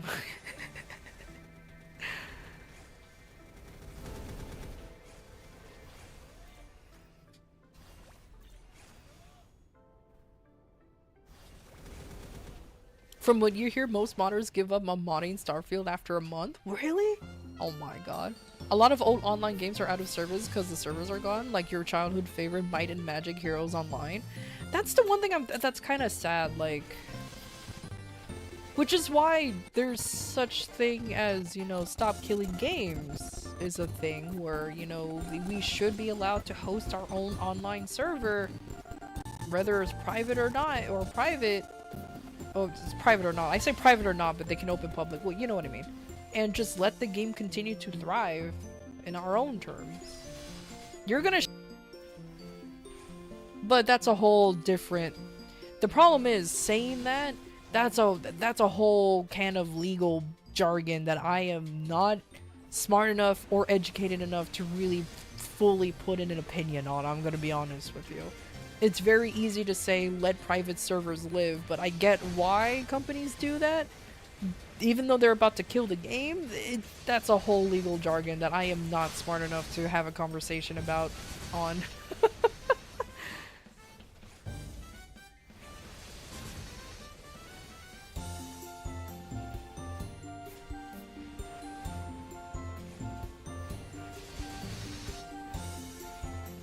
How come you don't support Stop Killing Games, Burlesk?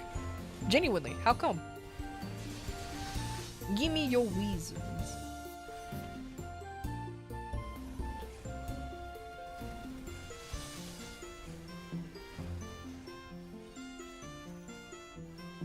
I 100% for when MMOs shut down, they can hand the server code to the community to keep it running. Same. But again, I feel like that will be a slippery slope, because then what's to stop the people from like doing some dumb shit to the game? Like that's the unfortunate thing. Don't need to know jargon. Simple reason, making / losing profit for or money. True. Just put a % tax on any profits from private servers. Oh, that's fair enough. But the thing is, what's stopping them from like overcharging it though? That's the thing. Or just have the people buy the servers, and then like there you go. You know what I mean? Like, oh, the game's about to shut down, and if somebody's willing to buy to buy the rights to not the rights, but to buy the server, let them. If you're gonna shut it down but somebody wants to keep it up, let them. You know what I mean? Yeah. License, basically. Pretty much.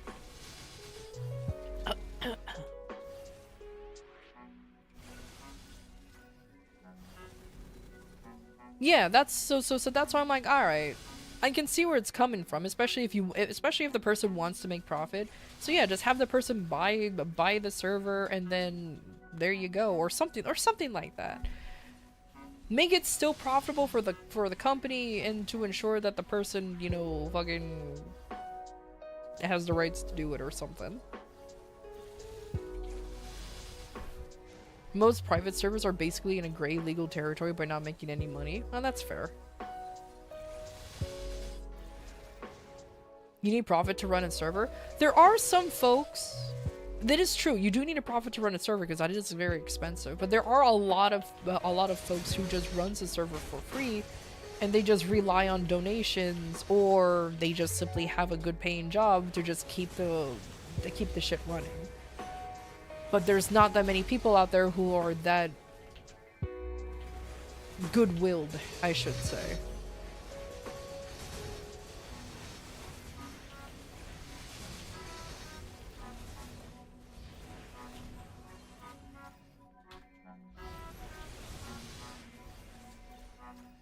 Like, being a license holder is extremely good.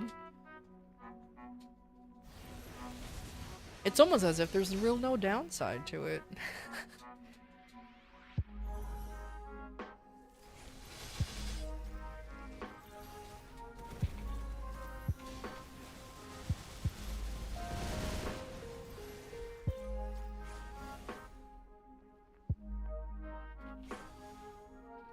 Well, yeah, obviously as the game increases, you need more server space and more upkeep, but again, like I mentioned before, there has been private servers that was run still free for everybody, but they do accept donations, and they did say like, oh, I have enough money to run it and blah blah blah. But profit's still profit. Profit is still profit, and you still need to spend money to do it. So that's why it's just like, huh. But unfortunately, there are a ton of folks who just believes that running a server is just having a computer stay on forever. That's the basic gist of it, but there's a lot more to it than that.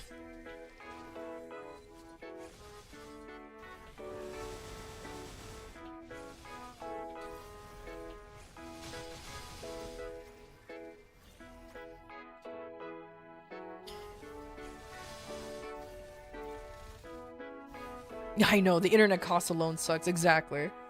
That's the thing though, it really is not that, there's a lot more to it, but that's what I said, there's a lot of people who just assume that running a server is just like keeping a computer on all the time. It's like, it ain't that simple. It's never been that simple. But...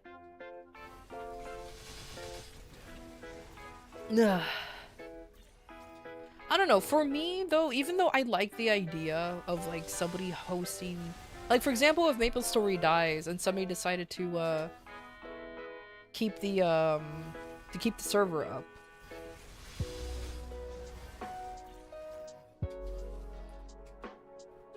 I genuinely wouldn't, I don't know, I wouldn't mind that, but the problem is sometimes I feel like it's gonna be too exploitative on the company's part to be like, oh, well, if you want to run your own private server, you need to charge us this X amount of money, and it's always going to be exuberant, if that makes sense. Or to stop the person who's running the private server from also doing the exact same, or just doing the exact same thing but now to its users.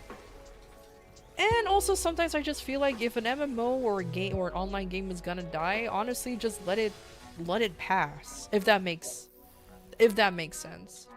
Hydration is important. Sometimes it's just kind of sometimes, or you just let the online game die. It's sad, but it is what it is.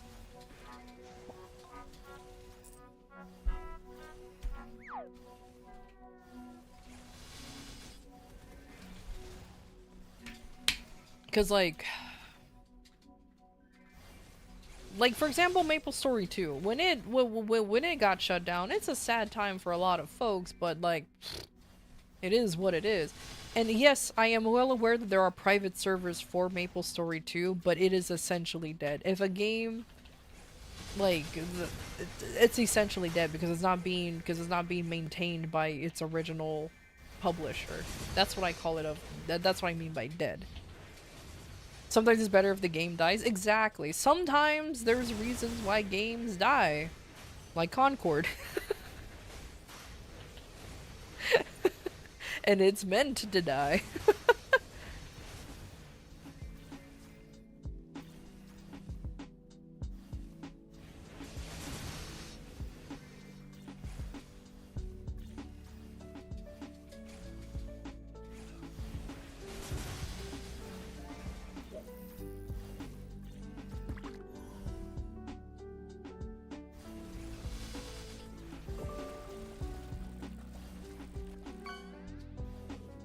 Yeah, that's what that's why I said I know that there's a MapleStory 2 private servers, because they did release a source code for it. But in all reality, MS2 is just simply dead.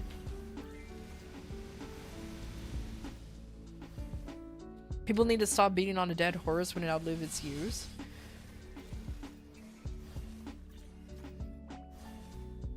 Sunk cost fallacy is a very powerful thing. To say the least, it's a very, very, very powerful thing. Like if an MMO dies, there's always gonna be people who's gonna be sad because, oh, I spent so much time. What do you mean? It's like, well, just because you spent a lot of time on it, that doesn't mean it was a good. Either A, it doesn't mean it was a good game, or B, it was profitable enough, or C, you're probably one of the few who actually put that much time into the game. Because admittedly, there's a lot of MMOs out there that is basically dying, but it's still alive because there's like, not a handful of people, but there's a community that doesn't want to let it go.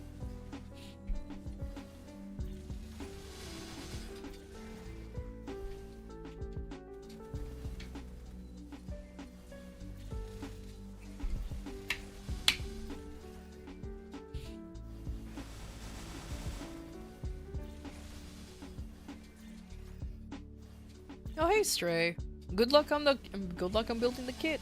Have fun, buddy. To play these dead MMOs single player to see the ideas, you know? I mean, that's fair enough. I mean, like, I get what you're coming from with that one. Like, at least allow us to see the game, experience the MMO single player. But I don't know, man.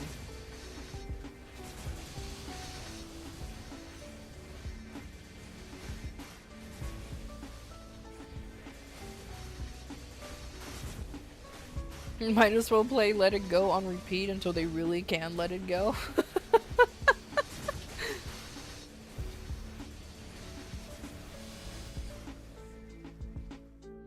There are still people running the PS2 dot hat MMO from Japan that has 1K people. I remember I wanted to play that shit because I was obsessed with the dot hack series and I've always wanted to play it. But when I learned about that MMO being like in Japan and I at the time had no idea how to even play it on my side, I was so sad.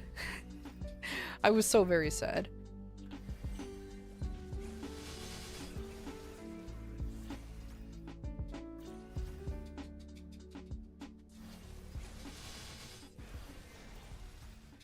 They got an entire Discord community for it? Oh my god.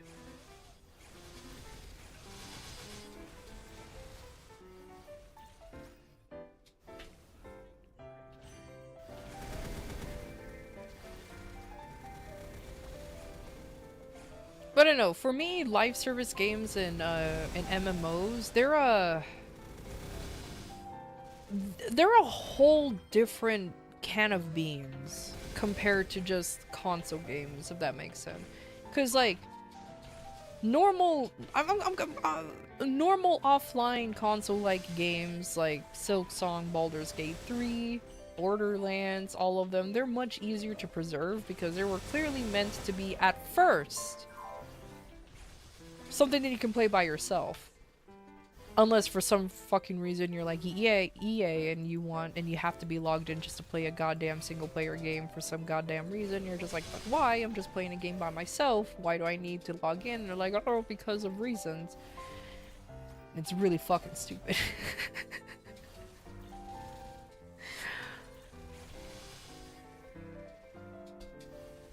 Really fucking stupid.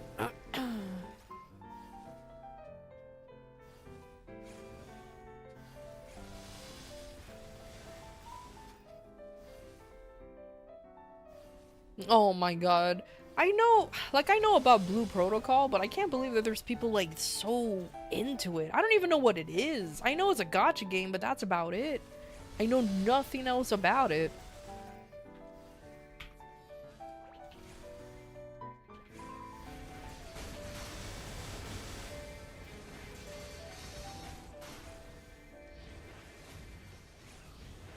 I don't know. I feel like I am beating a dead horse here when I'm saying that fucking I when saying like all of these AAA game developers, I'm even throwing in Nintendo in here, because I think somebody argued at one point that Nintendo isn't a AAA game developer, and I'm just like, how? Explain. They never did. So I still have yet to learn as to how they think that Nintendo isn't a AAA developer.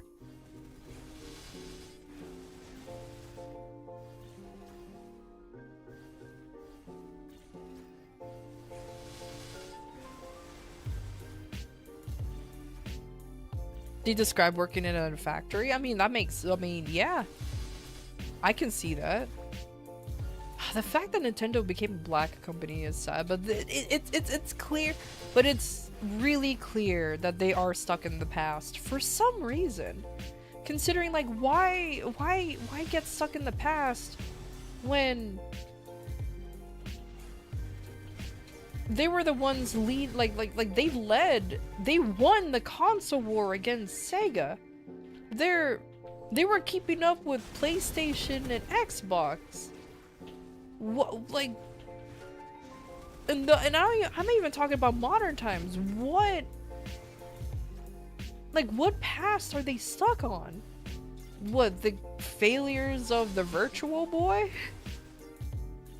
I don't know, man.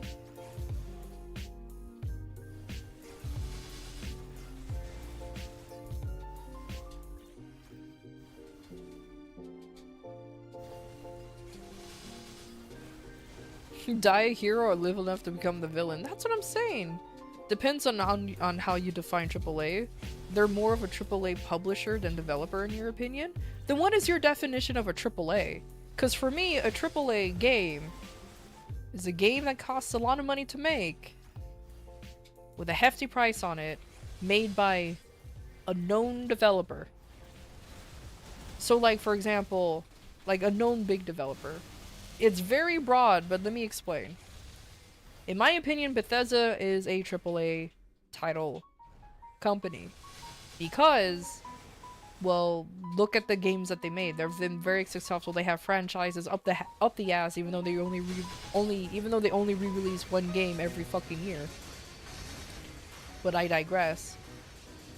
FromSoft became a AAA title because even though they weren't AAA at first, they made enough money to actually have a pretty large dev base. Let's just put it that way. And they have a very successful franchise known as Dark Souls. Maybe Bloodborne, who knows, has been stuck in the PlayStation box for like 5 million years, and they're known more for Dark Souls than even Armored Core. Things like that. For me, Nintendo, I consider them as a AAA title because not only because they release consoles, but look at the games that they play. There's clearly a lot of people working on it. They even hire like big actors, yeah, surprisingly, to voice their bullshit. And they have like several successful franchises under their belt.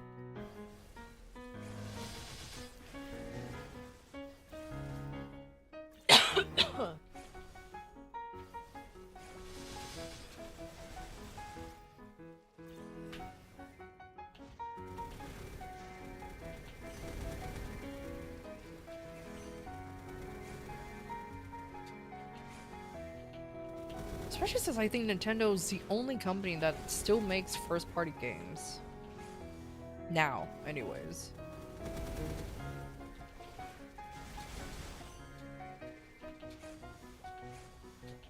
Tetris when that comes out, you'll fucking die on your deathbed. I mean, you're already dying on your deathbed, so it's gonna happen regardless, I guess.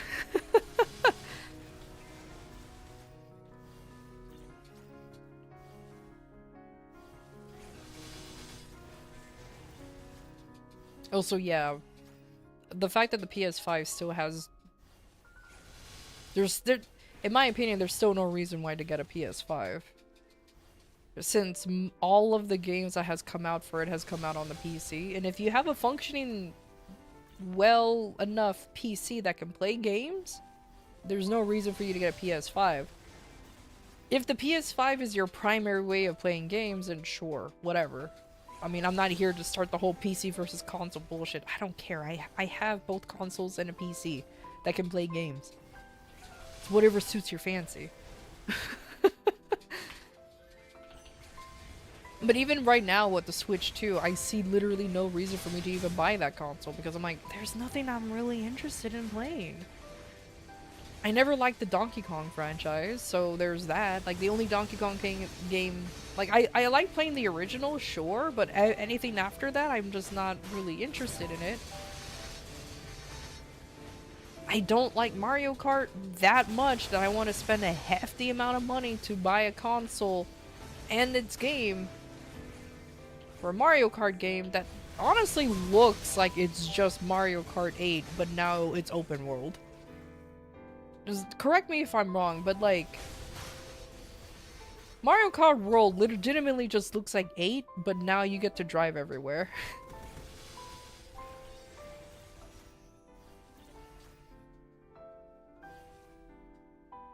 PS5 is kind of cheaper than a pre-built gaming PC. Oh yeah! That's why I'm saying, like, if you can afford a console like a PS5 or something, and that's your primary way of gaming, that's why I'm not here to start the whole PC versus console bullshit. If a PS5 is what you can afford, fucking go ahead. Ain't no one stopping you except yourself and probably your wallet. But if you have a gaming PC that's capable of playing games, I don't see the point of getting a PS5 unless you're just one of those folks who likes to collect consoles / video games of any form. Then, like, again, who am I to stop you? You do you. You have fun. I legitimately do not care. It's just, for me, I never saw the point of getting a PS5 because the games are coming out on the PS5 eventually comes out on the PC. Sure, it's not as, like, sure I can't play it instantaneously. Like, for example, the Final Fantasy VII Remake Part 2 Integrate, whatever the fuck it's called. It took a while for it to come on a PC, but here it is.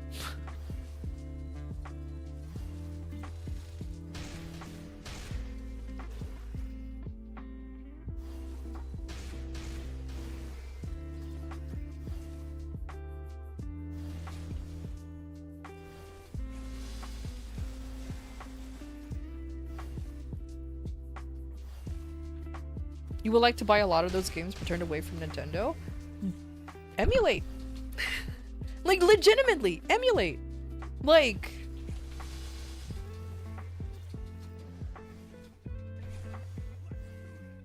Sure, it's a bit of a learning curve for some folks to figure out how to make emulation work, but legitimately emulate. If you wanna play Kirby Air Ride and all that fun games, emulate it. It's fine. Gotta wait for the Switch 2 emulator? Why Switch 2 emulator? Just buy the just play the original one. The fuck you talking about? Isn't telling people to emulate against Twitch TOS? Telling people to kill other people's against Twitch TOS, but yet look what's fucking happening. We have one major streamer who's still fucking on the platform after telling people to go murder people, yet he's still fine.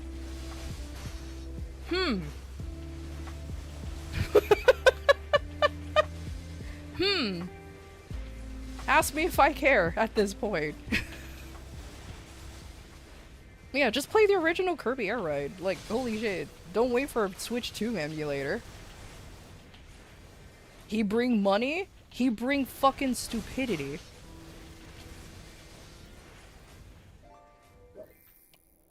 Nintendo or Twitch? We weren't talking about Nintendo runtime. We were talking about Twitch as Warning. TOS. An ad break is happening. We'll be back shortly.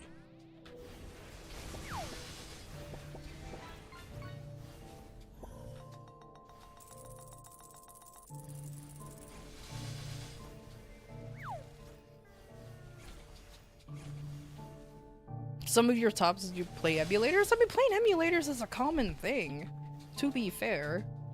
Can you give me a hint of who this Twitch streamer is? I refuse to say the name It's really not hard to look it up, though.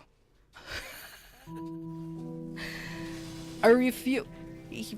I refuse to name to actually say the name. I'll give. I don't want to give any. Dude, that was such a big hint that I dropped anyways. A large Twitch streamer who always advocate for violence consistently on the platform and yet never really gets banned. Maybe one day banned, but it's on a day that he doesn't stream anyways. I wonder who that is. That's all I have to say. I wonder. Oh no.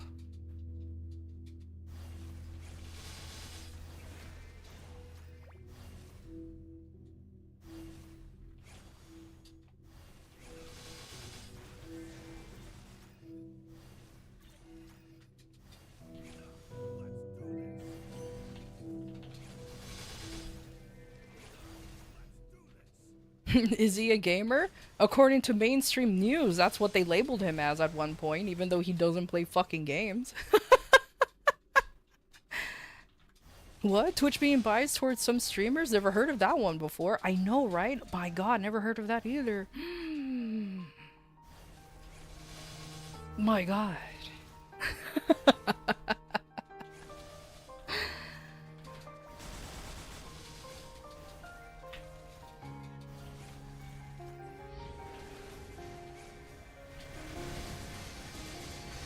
Oh, that's right. He does play when he gets sponsored by them. Oh, you're so right. That makes a huge difference.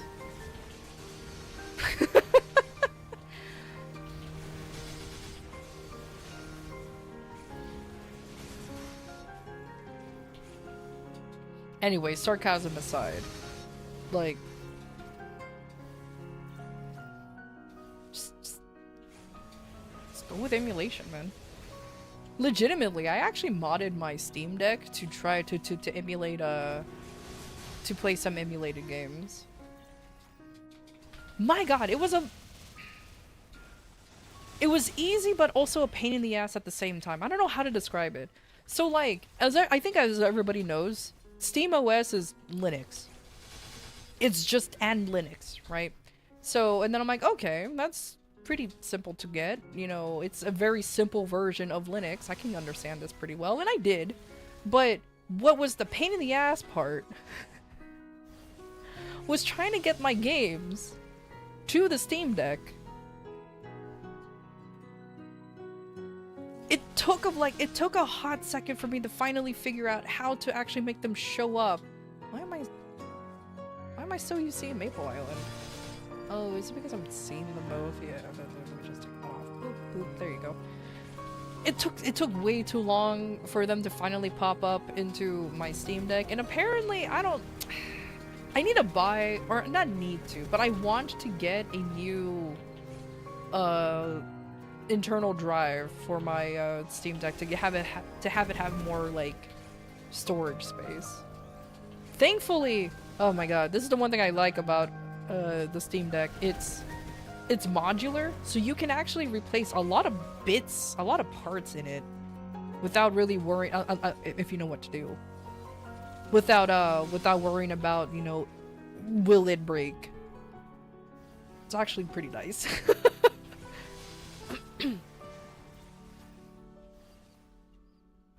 If you were the target audience for these games who was pushed away from bad company practices, oh, that's fair enough. But to be fair, I'm on the same boat because, oh god, I legitimately, I want to play the new Pokemon game that's coming out. Okay, Legends ZA. I legitimately want to play it. But like, it's Pokemon. That's all I have to say. It's Pokemon. You guys immediately know my hesitation. It's just like,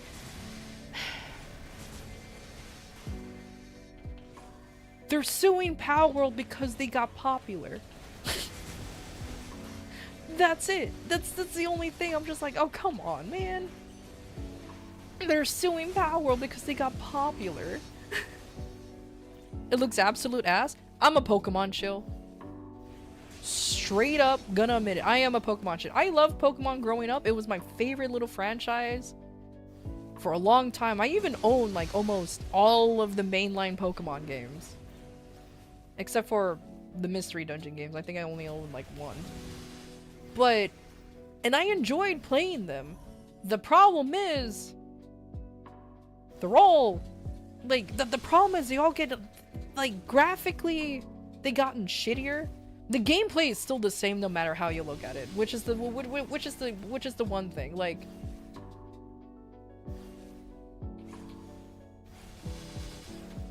it's fun though. That's the thing though, like, Mystery Dungeon is the mainline, but it is fun. But you can't excuse the texture map for being just windows on buildings. That's the thing though, like, I can't.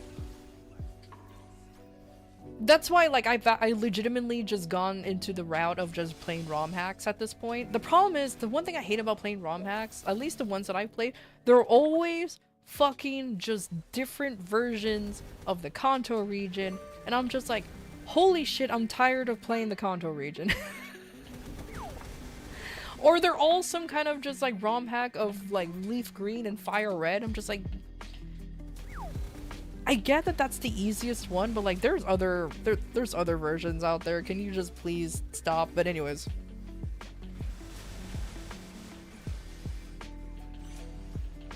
Cause like, but that's it. I'm just like straight up just gonna admit it. I'm just a Pokemon show. I like Pokemon. I played the games. Yes, you can argue, well, it's always been the same game over and over and over. Yeah.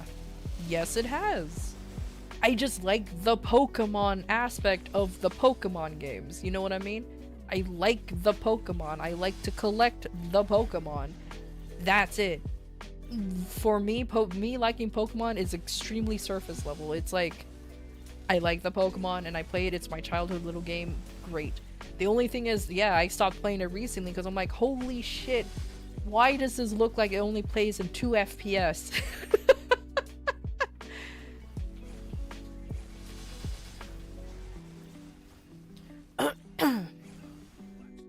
Have a good night, ukulele.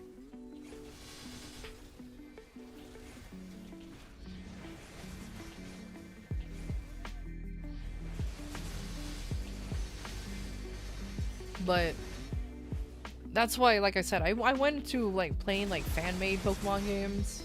Some of them are good, some of them are just like, eh. If that makes sense. There's a lot to go through. To say the least.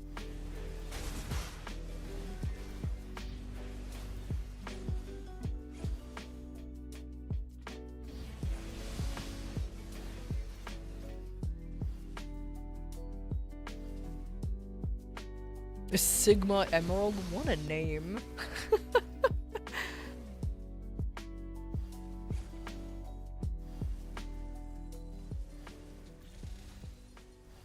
But yeah, man, it's like, but either way, luckily there's a lot of alternatives out there, and I'm just not too worried about it anyways, so it's like whatever, man.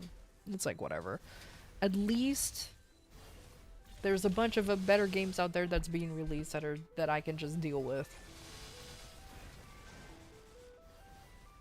Didn't they layer the Moemon sprites on top of that? They were so cute. That actually sounds pretty cute. Cause that's the one mod that I knew about.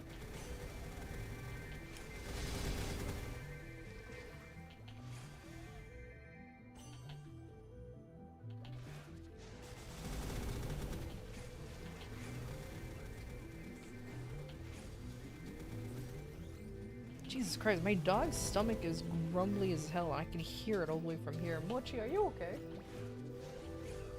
She probably ate something she shouldn't have. And her tummy is grumbly. Oh my god.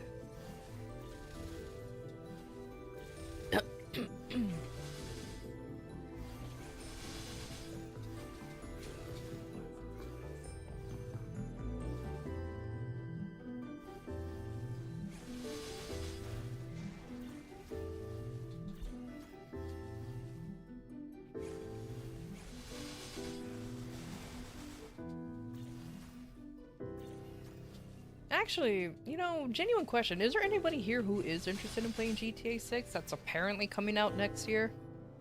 Apparently? I don't know if it's actually gonna happen, though.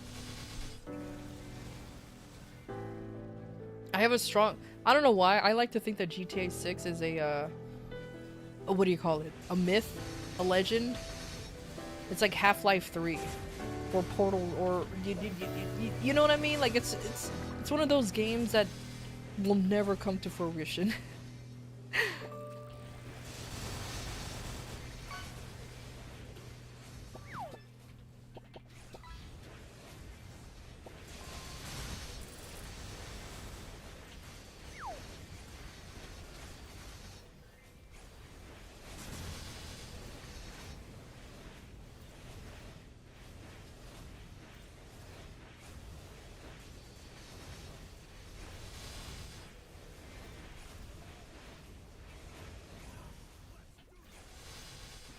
I'll wait for the GTA 6 that'll come out 6 months later. True.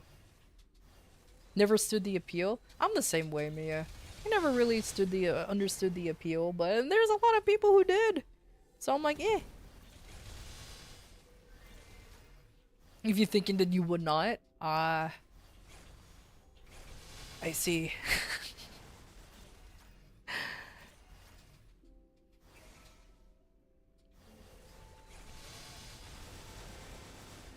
Though, even though I say that, you know what's one game that actually I played with friends that it's just stupidly fun for no apparent, like, it has no reason to just be fun and dumb, is Schedule 1.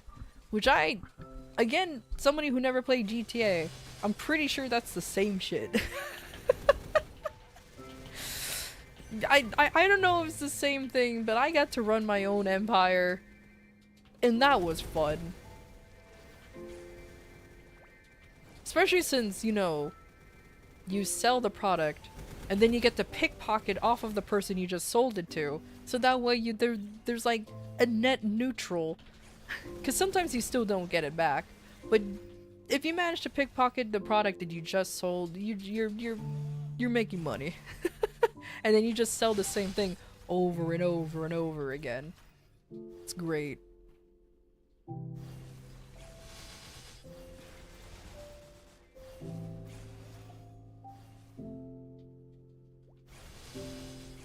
Your friends got into GTA 5 and you have to say the online mode with friends was super fun.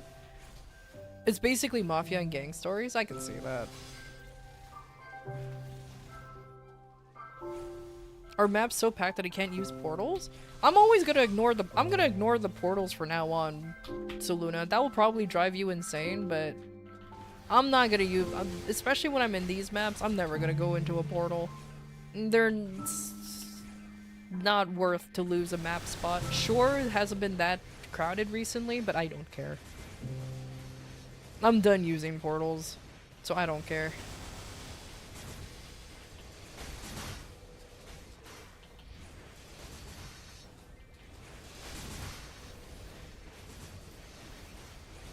Portals are done as well, exactly. I mean, portals are going away anyways. They're just gonna become treasure boxes, chests, so like whatever. Don't care enough.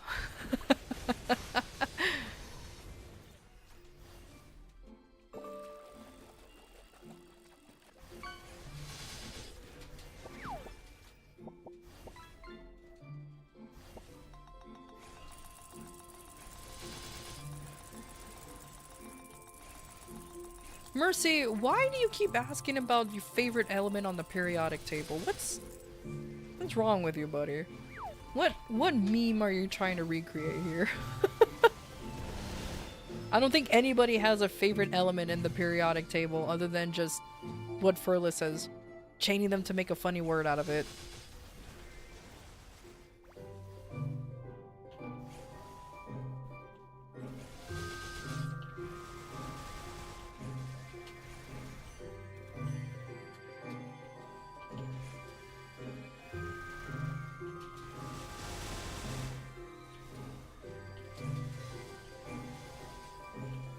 Nah, Fulisk is gonna...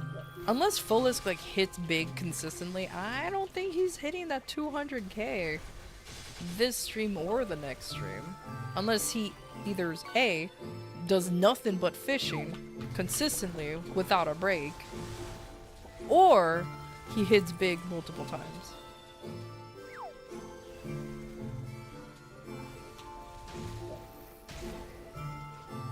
My least favorite is oxygen because with it I'm still breathing. Oh my god.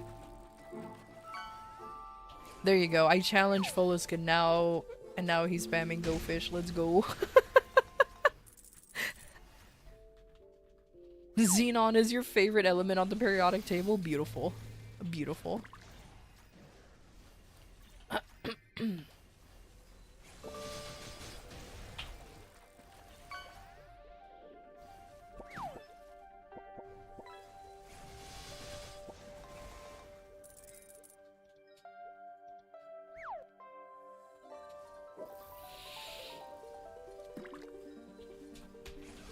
You know, speaking of oxygen, this is a weird segue, but hear me out. Hear me out. Has anybody just suddenly went down the rabbit hole of these fake health or healthy food eating enthusiasts? I don't know how to describe them. But these are these people who promotes healthy eating and all that other stuff. So they go around in grocery stores saying, you shouldn't buy this because look at all of the ingredients you can't pronounce and all of this. Basically fear-mongering eating food. I fell down the rabbit hole on that one day. Decided to be like, you know what? How bad does it get? Bro. Bro, there's some people who are talking shit about fucking rice and how rice can have a small dosage of arsenic and so you shouldn't eat it. And I'm sitting here like, I grew up eating rice exclusively. I eat rice almost every day in my life and I have yet to die from it. So where's this coming from?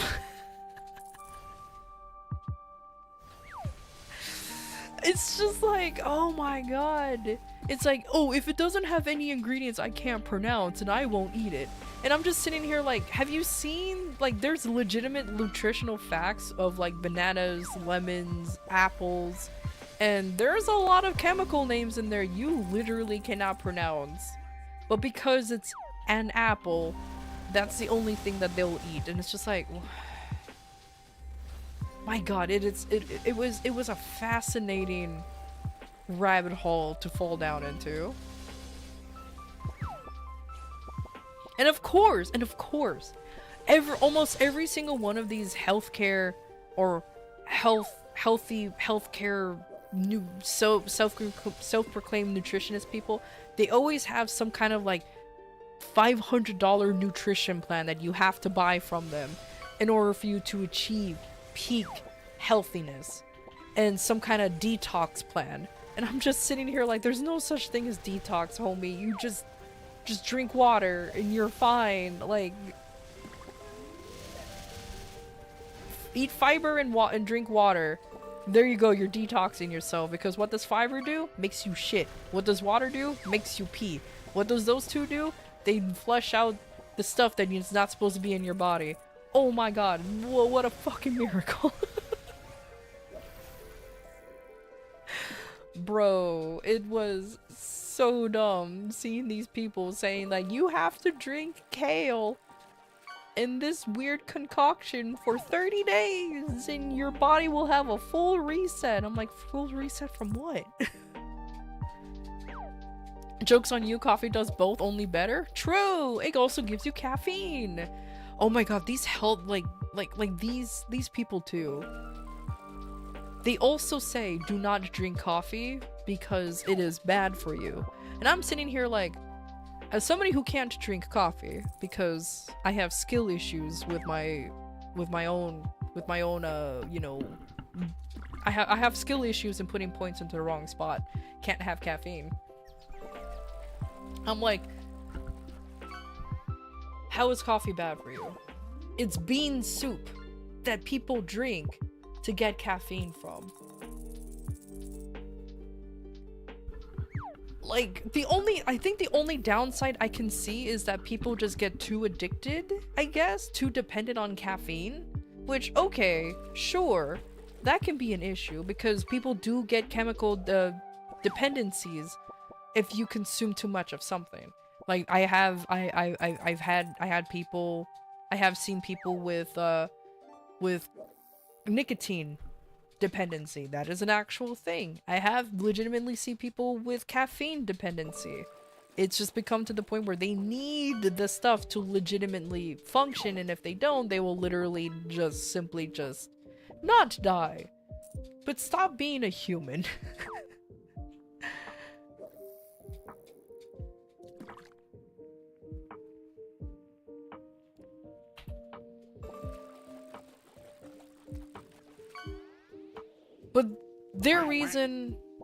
But the only reason that they gave, and for me still didn't make sense to me, is because they claim that caffeine is just simply bad for you in general. Just in general, and I'm just like,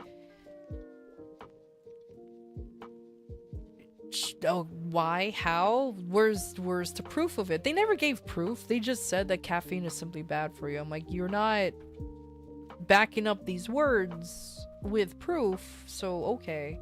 And you're not being hydrated when drinking coffee because your body still has to filter the coffee out of the liquid, so in the end you're expending more. What fucking reason did they say? You're expending more liquid than gaining because of the filter that your body has to do. And I'm just sitting here like, okay.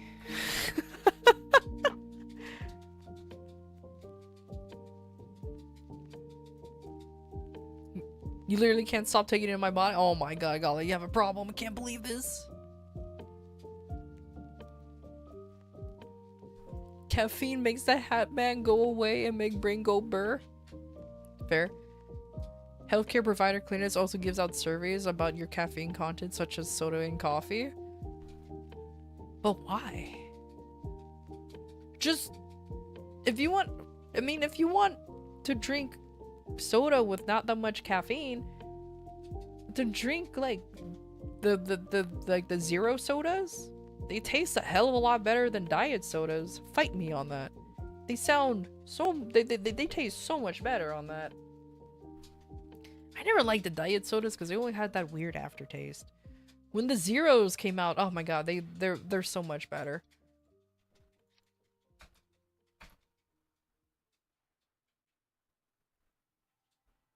Then go get another cup of coffee if you can. If not, fucking will it into existence.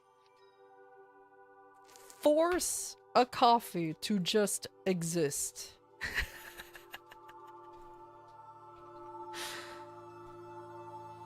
Have it appear upon you. Hey, Cryo. It's an implicit mention that says caffeine is bad for you. JK, I know. I mean, to be fair, when a clinic asks when's the last time you had a cup of coffee, there is a certain time where you should stop drinking coffee because it does affect your sleep.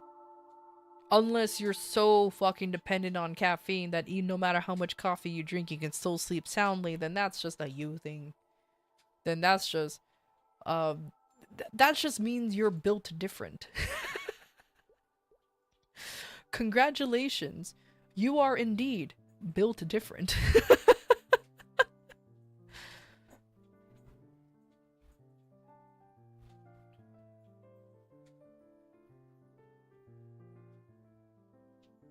It means you built yourself different. True. I guess I'm built stupid. Oh no.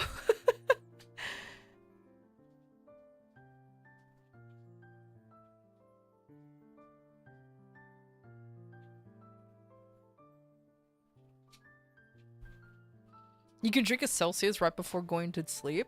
Nice. Or not nice. I guess depending on your point of view. Oh.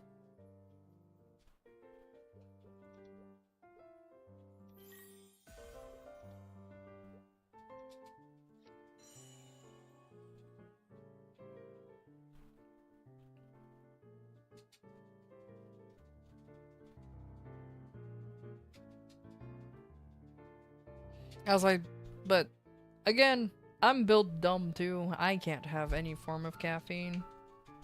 Or any strong form of caffeine. Like even fucking black tea gets me. It's really bad. It's really unfortunate too, because I'm like, man, I would like to experience the joy of having your energy return when drinking a cup of coffee. Nope, I just fucking die. I just instantly perish.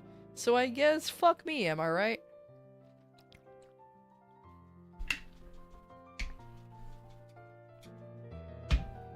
Because no! As soon as I drink any of that, I fucking start getting VTACs and multiple heart palpitations and fucking all that bullshit. I'm just like, yeah, nah, that ain't, and nausea, near vomiting. And I go to the doctor and be like, am I dying, Squirtle? And he's like, don't call me Squirtle. And yes, no, I'm kidding, I'm actually not, but it just feels like I am. Good fucking lord, I just like to, you know, drink and feel energized, but no, I guess I'm not allowed. Built different in a stupid way.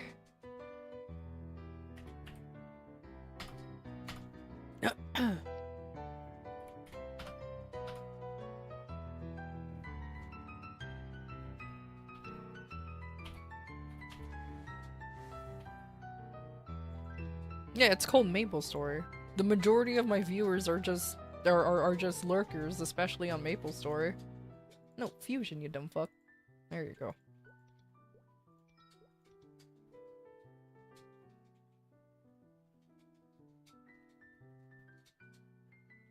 Busy with the grinding? Yeah.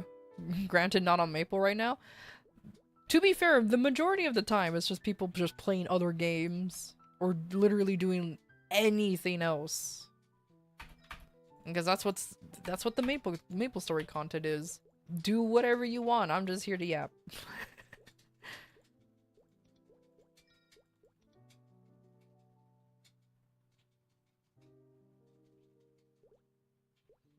You decided to play the Dyson Sphere program again? Oh, how's that going for you? Is it working? I sure hope it got everything clean.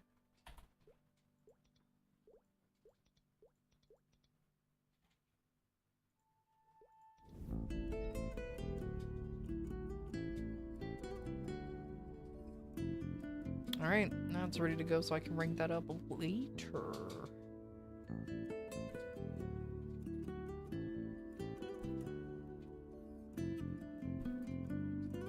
I yap too hard to be accused of being a lurker. I mean, that's fair enough.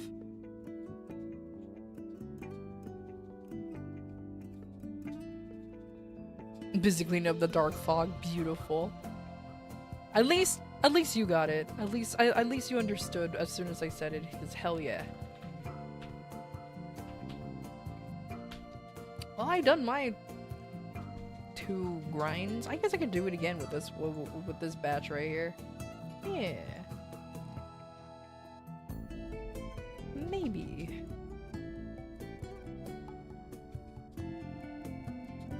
Oh man, I have actually enough of Carlos's cookie in order for me to revive this top here.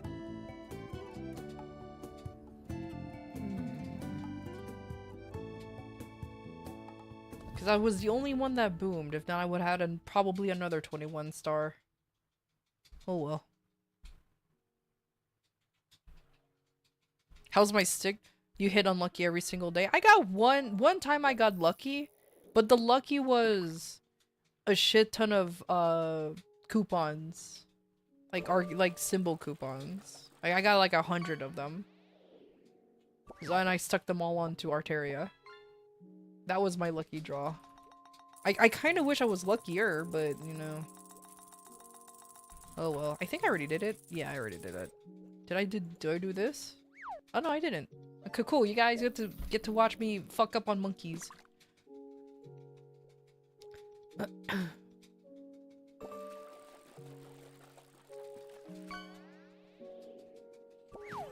Yeah, I'm I'm legitimately hoping I get one of the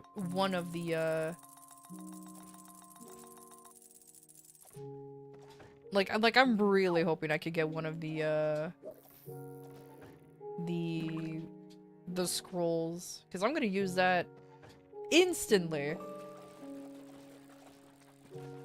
Because I'm gonna get that instantly on my badge. Just use it as soon as I get it.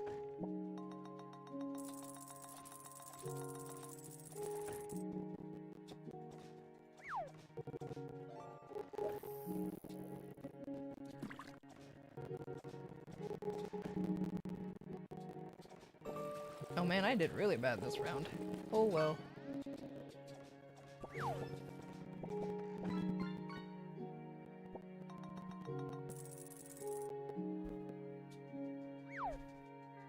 Are the monkeys inside the peach also count? I mean, I shoot them, so I think they count.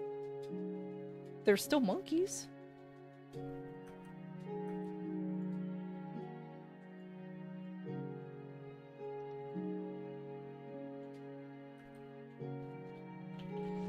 Though I kind of wish they gave us more. It's only 3 at a time. I know it's a daily, but like, come on, man. Why they're being so frugal on giving us stuff? I complain, but, you know, it is what it is. You got a sorcery eternal piece to use it on? Ooh, that's fair. Yeah, I mean, I do have I do legitimately have other pieces to use it on to make them into 20 star. Which, you know, it will definitely help. If I didn't boom them. But either way, I do just want to slap it on this thing, because this is like the only claim to fame I have on this account, is this fucking legacy item. Everything else is just like everyone, like, is just mid as fuck.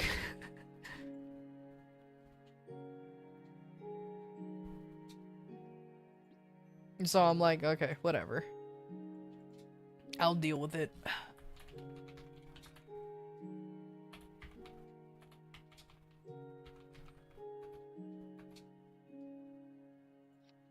No, I forgot to copy and paste it. God dang it. Symbol slash claim. Cloim.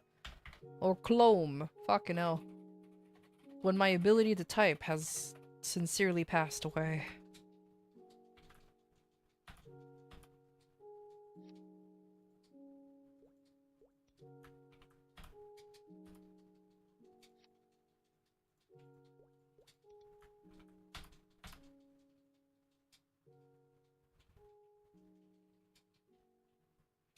The big famous or infamous? I am not famous. Y'all get out of here.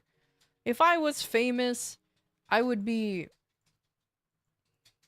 Honestly, I'll be the same fucking idiot regardless what size I am. I'm gonna be honest with you. I don't think... I don't think... Whether I have 30 viewers or 10, 30, or 300 viewers, I think I'm still gonna be the same fucking idiot regardless. Whether y'all like it or not. Whether y'all like it or not, I'm still probably gonna be the same idiot regardless. 30k viewers, let's go. Oh, hell nah. 30k viewers. They're gonna hold you to that? If y'all even remember. A sexier VTuber if you were famous? You know, Crispy, you're not wrong. Considering, look at all of these big, like, these big VTubers. They always have the big, giant Bohan Donkeroos. You know what I mean? I ain't there.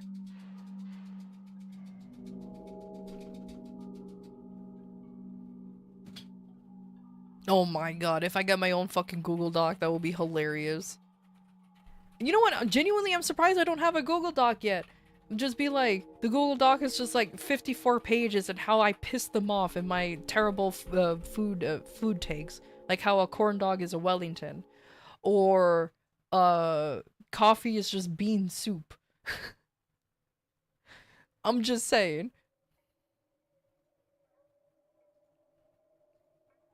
Google Doc of Saluna complaining about dad. Oh yeah, or like somebody releasing a Google Doc on how I torture them and saying dad jokes all the time. That would be a very long doc.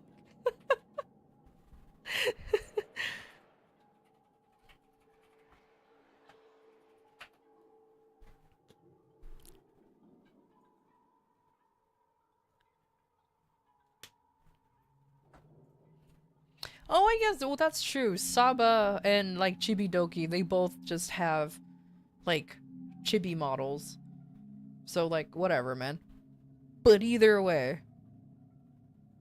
Or, like, how a hot dog is a sandwich.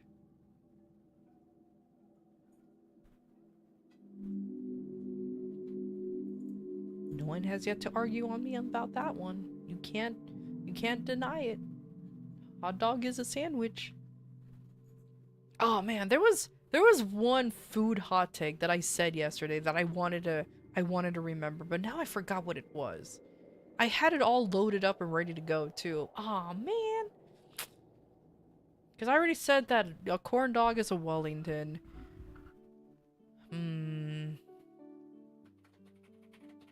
Dang.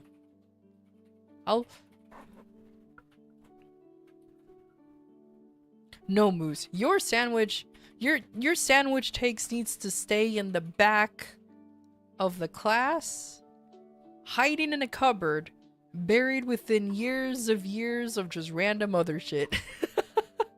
Probably fallen down into the crevice below, stuck on the floor. That's where that sandwich take needs to be.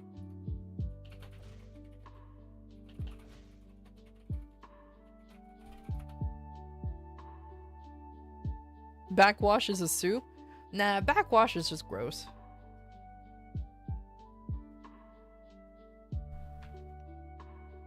It was a random food take too. Oh well. I guess I'll never remember it. Ho hum. It's okay, you guys are spared.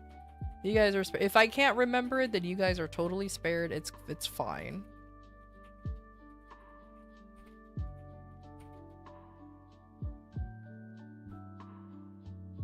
I prefer extra ice in my boba. Was that it?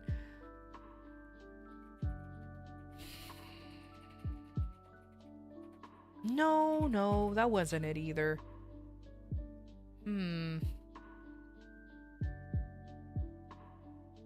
I legitimately forgot what it was. That's okay. It's fine.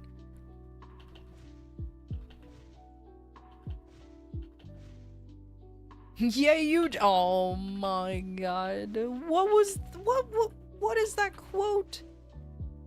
Was that a clip out of context from somebody? I can't believe this. I like how I'm just standing here, but I think I was just gonna grind again, but it's fine. This is just fine. I think I'm just gonna hang out here while I try to remember what I wanted to say. That's gonna bother me now. Oh well. It is what it is.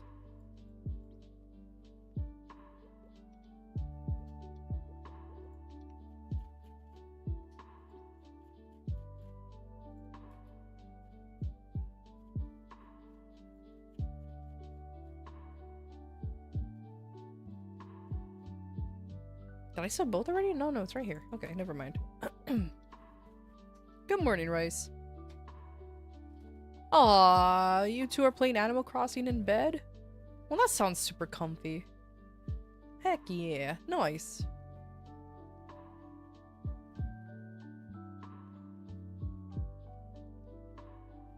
You got burnt out from Warframe Grind after you lost a Plague Star bounty? Like how? Wait, how do you lose a Plague Star bounty? How?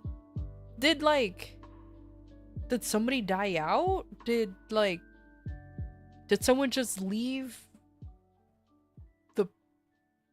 How? Huh. Yeah, I was gonna say, did the drone fell under the map? Did y'all not kill Levanthus in time, or whatever it's called, the Hemosite in time. Like, what happened? Oh no, how terrible.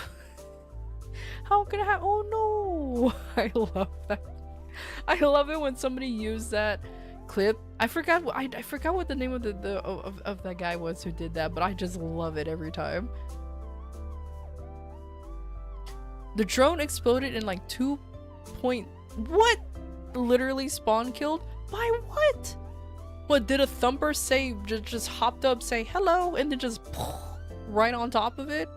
Oh my god. Is your main safe? Yeah, the 2-minute changes are happening in MapleStory. There's a lot of classes that are apparently getting fucked over by the 2-minute changes. Also, hey Opal, how you doing?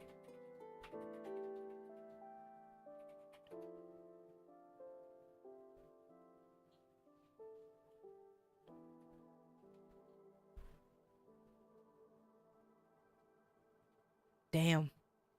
Well, I guess you're not gonna be doing any, what do you call it? I guess you're not gonna be running any, Plague Star anytime soon. Which is completely understandable considering what just happened.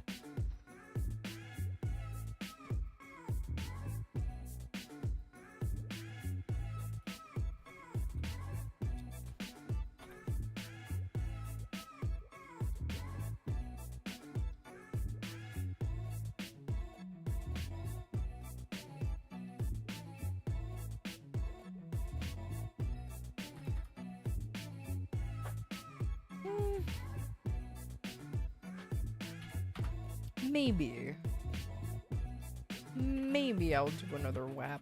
I know I need to grind again, so that's probably something that I might do.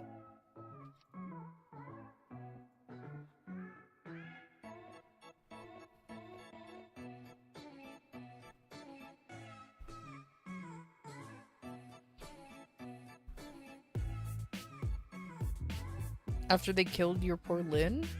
What do you mean killed your poor Lynn? Lynn is still strong as fuck. What you talking about? There's been a vault build going around where you buff an enemy to the point where it can squad wipe using Nexus mind control. Pretty sure that was the culprit. What the fuck? Oh, were you? Oh, so maybe somebody was running Volt and they were just trolling, so that's what happened, huh? Damn.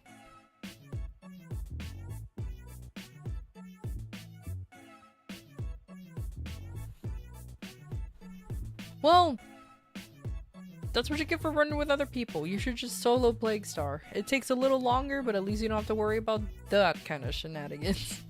I'm so kidding, by the way. I'm absolutely kidding.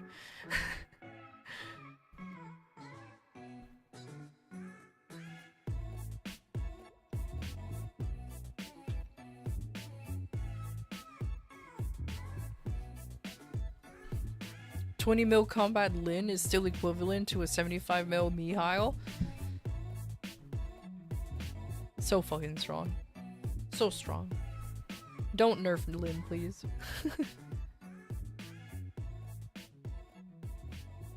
You started playing Once Human? But were you once human? I've never played that game before. Never really, I've never really had an interest in playing that either. Hi dog. Hi pup. How you doing? What happened? What? Hi pup. My dog's Tumbly is very grumbly, and it concerns me so, because then that means she's either A, ate something she weren't supposed to, B, for some reason hungry even though she does have food out. I triple checked before I started. Or B, again, she ate something she weren't supposed to, like the cat's food. Which tends to happen rather frequently, and it gets real annoying because I'm like, God damn it.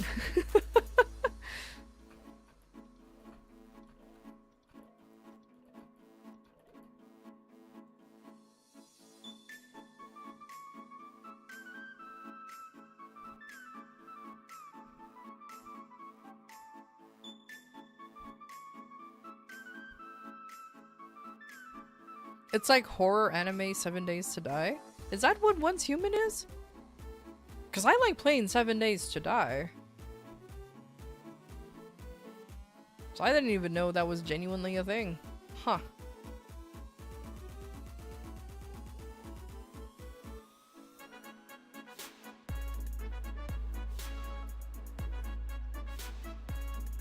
Man, I remember when I was playing 7 Days to Die on stream. Those were good days. But that was back in the days when I was still in a wow. The last time I played 7 Days to Die is when I was still in an agency. Oh. Good times. Good times. Oh, there she goes. Work, work. Also, ukulele, I thought you were going to bed. What happened? Bro always gives us, like, misinformation. I remember you used to be a Maple streamer. Remember those days when I used to be just a Maple Story streamer? I remember those days. Those were good days.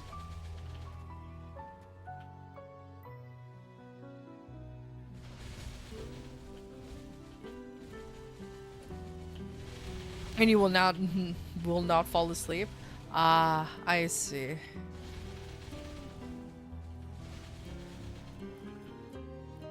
So skill issue occurred. Good to know. Good to know.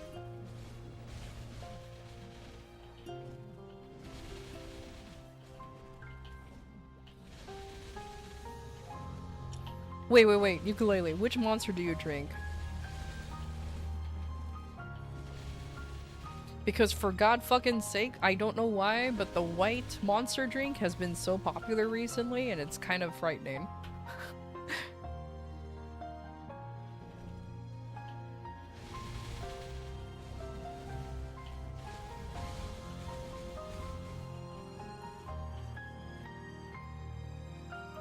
You never had someone play 7 Days to Die with you and solo is just too boring, so it just sits in your library? That's fair enough.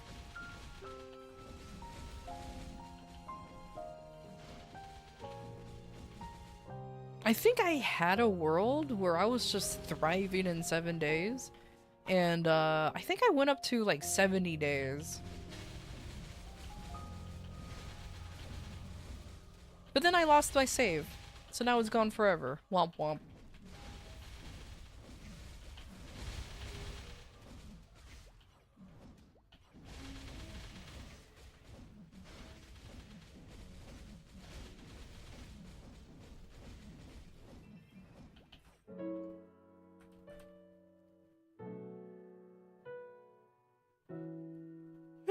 Baldur's Gate 3 stream. I played that a long time ago. I was playing with somebody actually, and we were doing a campaign together, but unfortunately we never completed it because then, you know, life got in the way and he couldn't continue playing doing the collab, which was super unfortunate.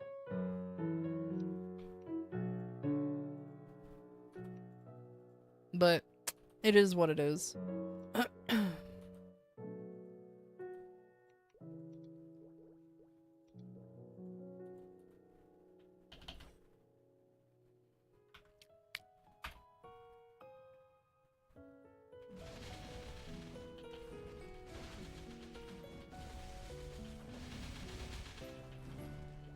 Because the original is not good? Oh, that's fair. You finished your 11th cup of coffee today? To be fair, Moose, I cannot blame you for drinking that much coffee. Being in construction in general, like, you fucking need it. Super unfortunate, definitely an inconvenience? Exactly. You mean you wouldn't mind watching even know about the rest of the chatters? If I'll play Baldur's Gate, I'll definitely have to do like modded for sure. Oh man, thank you for the sandwich. Yo, I got sandwiches. The hunger, it subsides.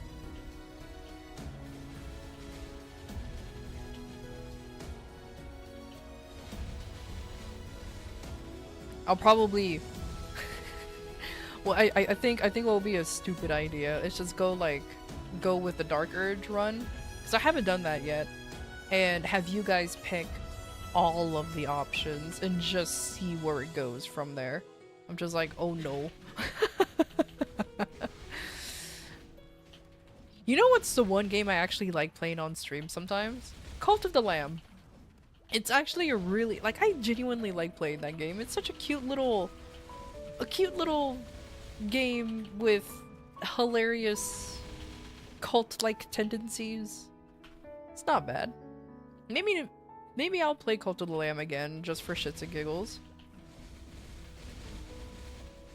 You always played co-op and always edited an evil playthrough? I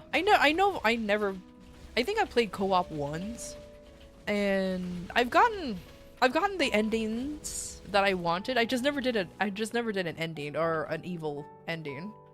I don't have the heart to be mean. I'm too much of a fucking schleb.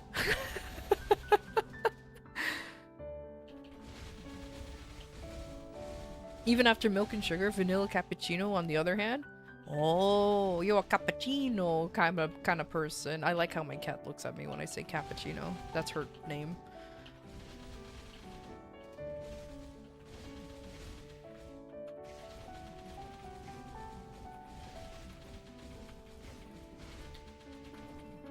Oh no, if I play 7 Days to Die, I'll definitely use a mod pack for 7 days as well.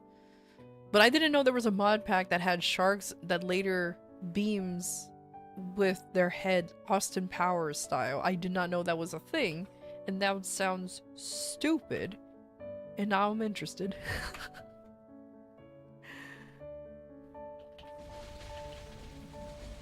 Though if I want to see if my favorite mod is up to date, because my favorite mod was the Darkness Falls mod. If you know what that is, Moose. I loved playing that mod pack. It was so fun.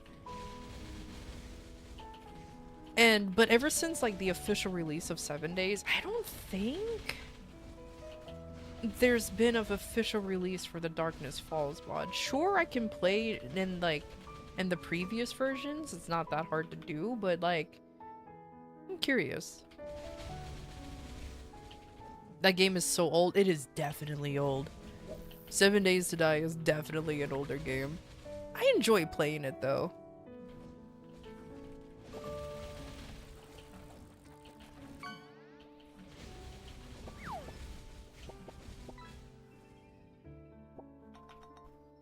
Though it has been a hot minute since I last played.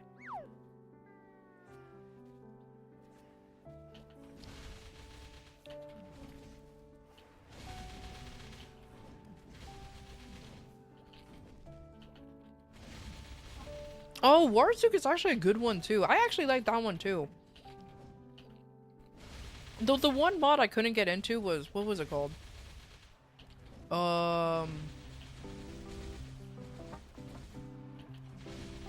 Or maybe that was the same one. There was one that like totally revamped 7 Days, where it became like a lot more of a realistic type of maybe that was it. Maybe Rebirth. I think it was called Rebirth.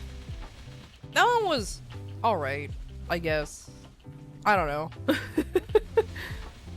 I didn't mind playing it, but it was definitely a thing.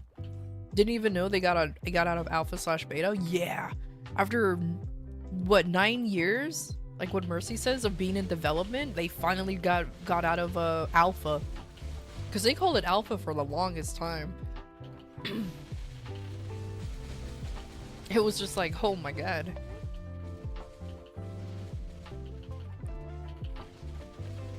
Now they're in what, 2.3? 2.0, something like that, of on their updates. They're pretty far into it now.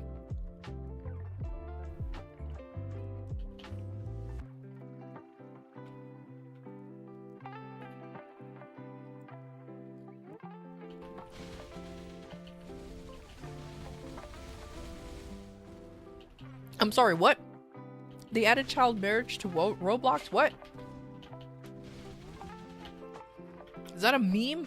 That better just be a meme.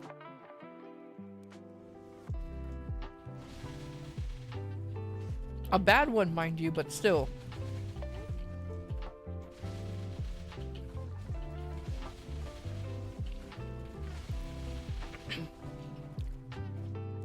It was like $5. I bought 7 Days to Die when it was, and like, oh, I know when's the last time I bought and played 7 Days. It was in 2017. The reason why I know, because I bought the game to play with my friends ages ago. I don't remember what alpha it was, but that shit was like so primitive. None of us got into it. We were just like, nah, man, this ain't for us. And at the time, like, there was no like refunds, but it was like dirt cheap though. So we're like, okay, whatever. Maybe eventually the game will be like better. And it sure did. It sure did. Oh boy, it was so primitive back there.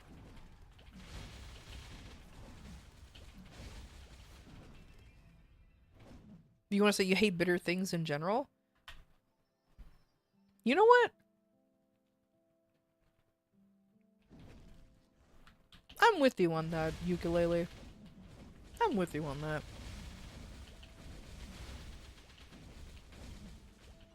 You're looking into it right now, but you don't think it is? Roblox is already turning to shit. Well, I never liked Roblox from the beginning. It's the reason being it's just an old man yelling at cloud scenario. I never grew up with it. I don't like the idea of kids playing something like that. Well, okay, well, for me, I don't like kids playing in online games in general, but whatever. Ugh. It's just a shame that they're dying on a weird hill. A very bad hill to die on. Just bring back Club Penguin. There you go. You know what? Fuck that. There you go. Bring back Club Penguin.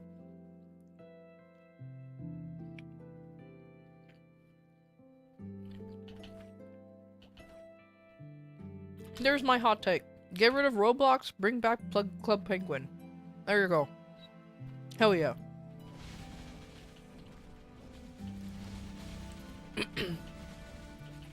Having kids have a social game in a game is the same problem that parents shouldn't allow kids in social media. That is true. Though in my opinion, well, it's not really an opinion. Though honestly, the parents should be more on top of the kids if they are on the computer, if that makes sense. Just to or like not just on the computer, just in any device that goes online in general. Just really make sure what's going on in there.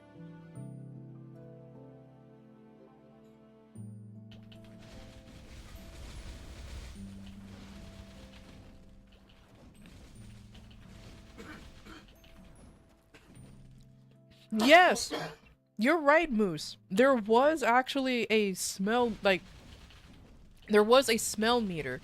So if you ate or even held, like, raw meat onto, like, on your character, it was just in your inventory or in your hotbar. It radiated a quote-unquote smell that will attract zombies from you. And then depending on what it was, like raw meat or whatever, the farther it went out.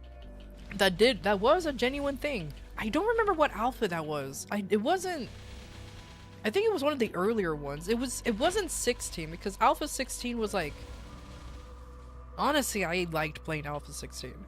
But I know I wasn't 16, but it was definitely an earlier version of it where it did had like a quote-unquote smellometer. Yeah, a sniffer button. A sniffer mode.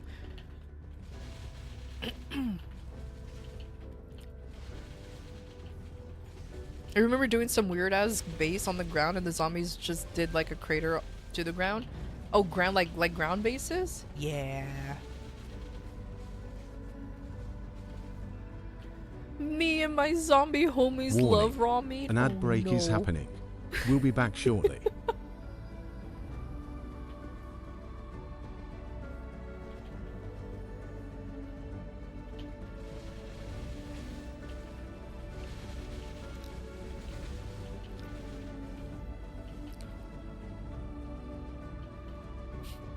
Where's Club Penguin when you need it?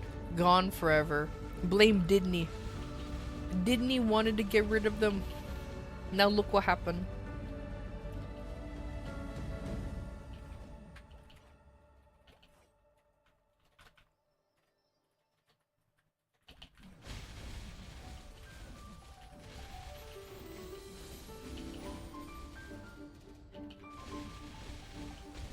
I didn't know that you get to throw shit in 7 days.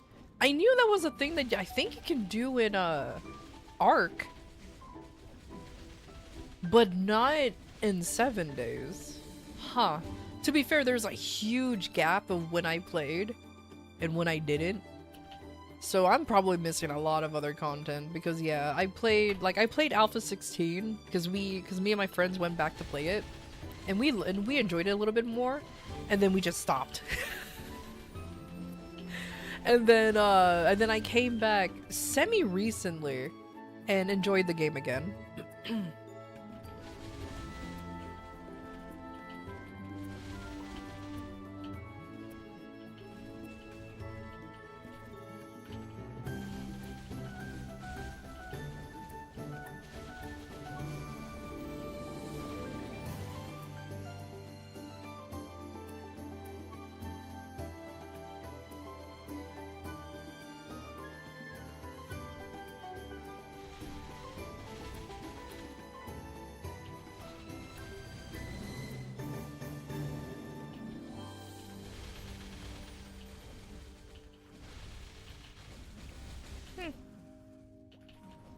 Maybe one random day. I'll probably play 7 days today. Just one random fucking day.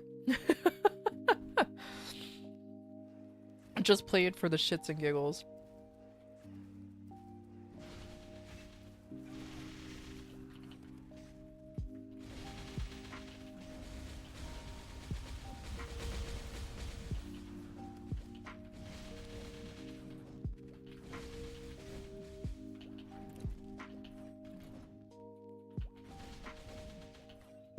Oh, but that means I have to re-download it though, because yeah, I uninstalled it. I have a habit that to uninstall a lot of, like, if I don't play a game or use something within 3 months, after 3 months, I uninstall it. Because I'm like, huh, it's taking up space that I definitely don't have to worry about. But it's taking up space anyways. Let me get rid of it. Oh no, I'm dying. The sandwich is attacking me. Oh no.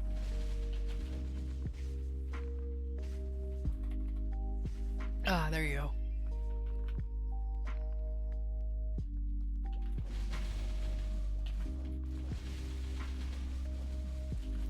Modded into a Pokemon game for added legal funnies? Oh no.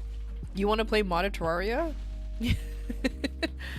Dude, I haven't played Terraria in years, man.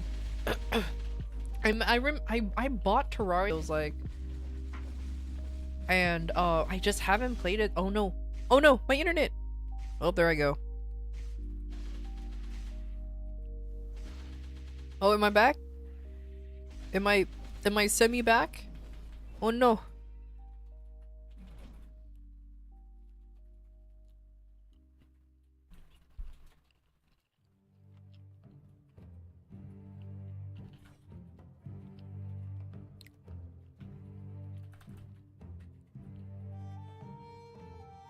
Okay, I'm semi back.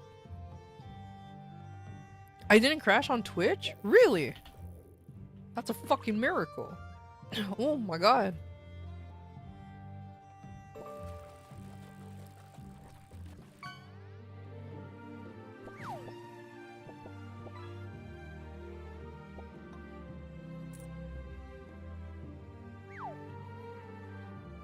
You have this problem that you keep games that you think that your friends will like to play, and they never want to play, and as soon as you uninstall it, they ask me to play it. Yeah, I have the same problem too. Yeah, I have the same problem too, unfortunately. Highly recommended to play it. I do want to play Terraria again. I kind of miss it.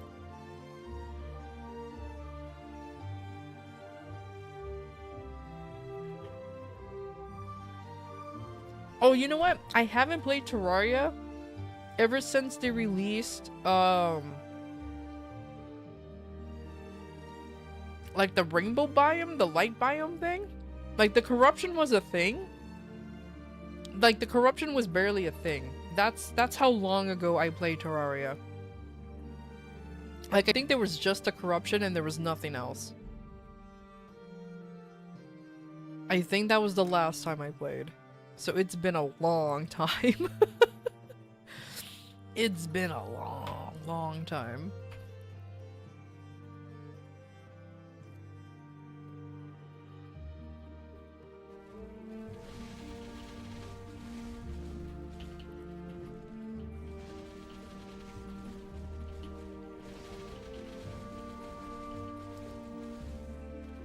When they just released hard mode? I think it was beyond that, I think? Okay, let me see. Because I know Steam allows you to see, like, when's the last time you played a game. Last played 2016. That's the last time I played the game. I last played it at 2016, so I have no idea what was released from then. Or what was out from then. I have a hilarious amount of hours. I have 200 hours in Terraria, but I was just doing Terraria things.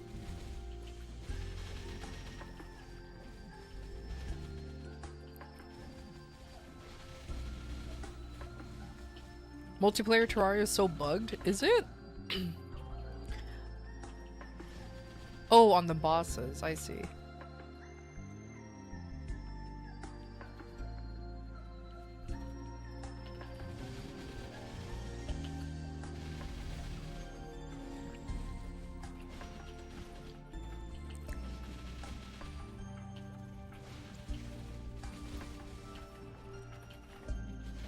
Last time you played Terraria was when they added new achievements because you need to have them all. That's fair enough. I think I played Terraria for a little bit, for a lot, until Starbound came out, and then that took over my life for a little bit, and then unfortunately, well, everyone knows the story of what happened to Starbound. It just stopped being developed on because of shenanigans. Luckily, there's a very good mod scene for Starbound, but I digress.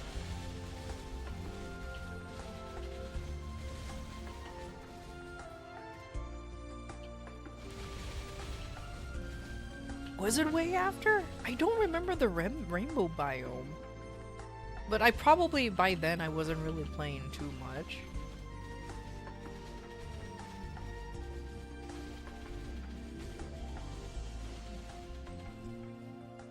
Chucklefish's Terraria wannabe? Yeah.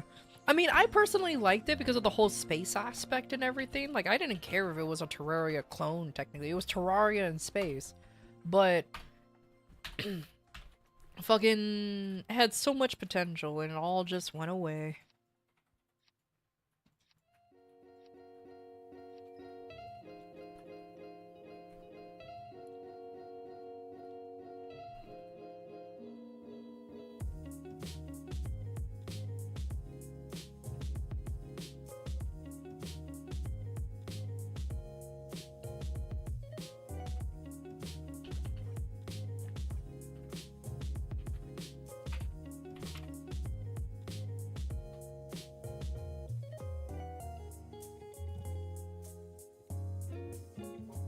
Take care, Verlisk.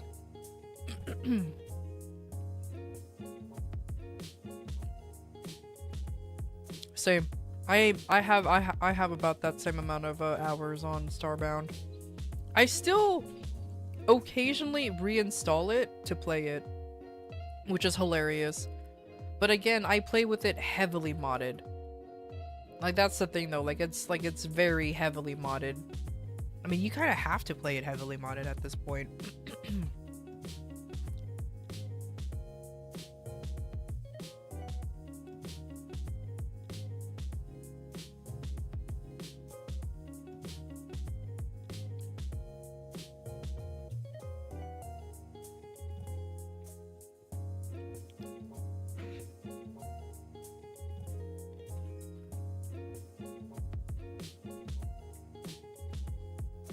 sorry, I'm eating my sandwich. I'm eating my sandwich right now because I'm hungry.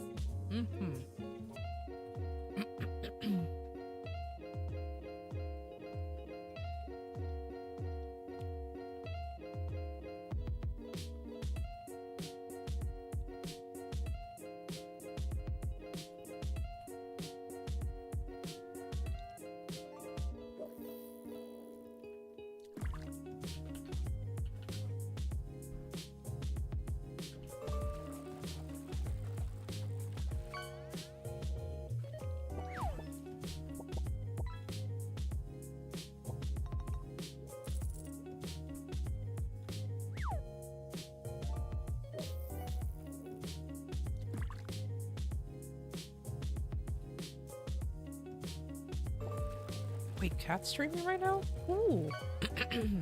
I don't know why I just realized that right now.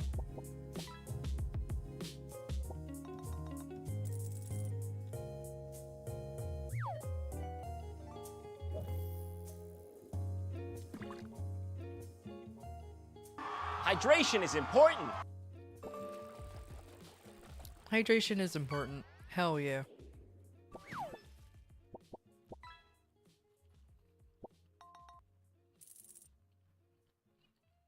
Or you know what? I should play Power World. Or you know what? You know, that's a good idea. To support Power World in their time of need, considering that they're still getting fucking lawsuited to hell and back. I can do that. Just play Power World.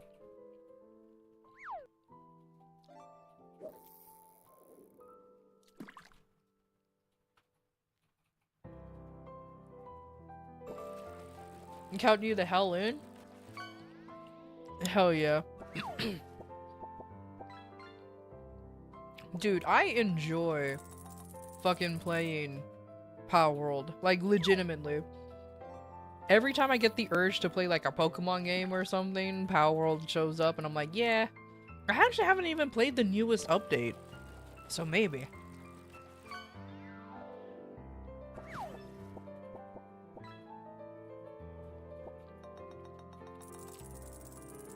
Is Power World any fun? It's just like Ark or one of those other survival games? Because that's exactly what it is. Hold on, I'm eating my sandwich. So Power World is just a survival game, but with it's basically Ark, but with Pokemon-like creatures. You just play Pokemon Gacha for your fix. At least that one has a compelling story. Do you play Pokemon games for the story?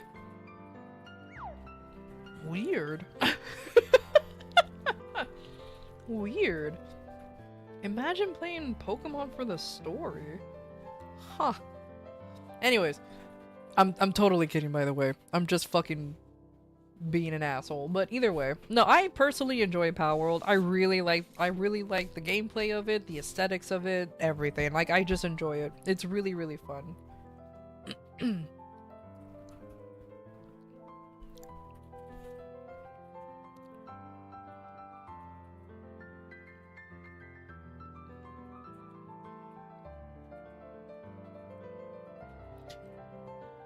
Because hilariously, calling it Pokemon with guns is not...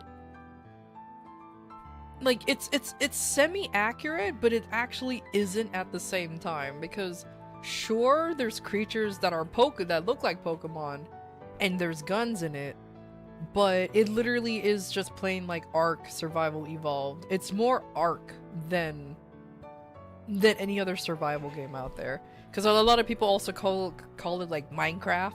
Pokemon Minecraft. I'm like, it's Ark. It's literally Ark, but with power, with Pokemon.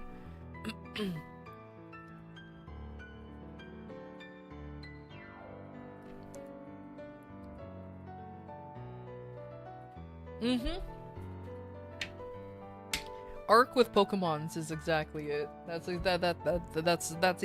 much more accurate.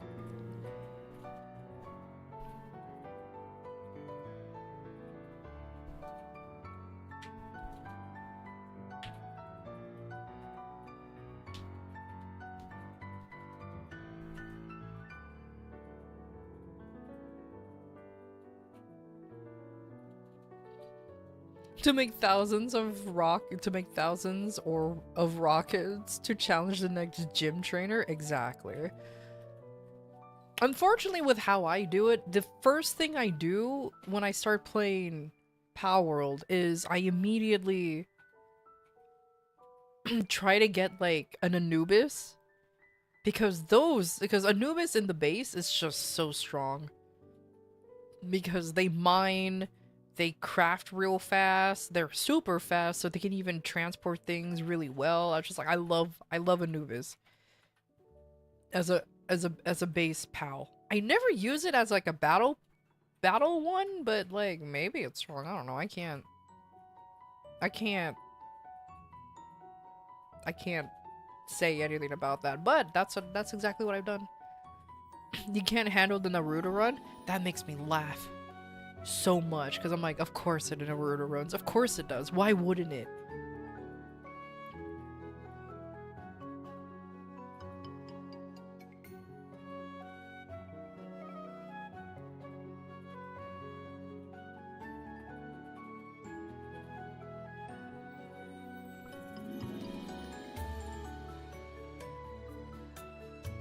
Alright, let me do dailies. Meanwhile, let me do dailies on this character. But yeah, like... but yeah, like, I don't know, man. Playing Power World, I enjoy playing it.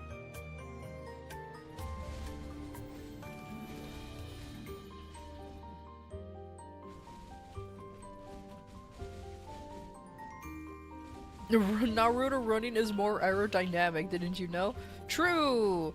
That's why Anubis does it, because aerodynamicy. I don't know if that's a word, but it is now.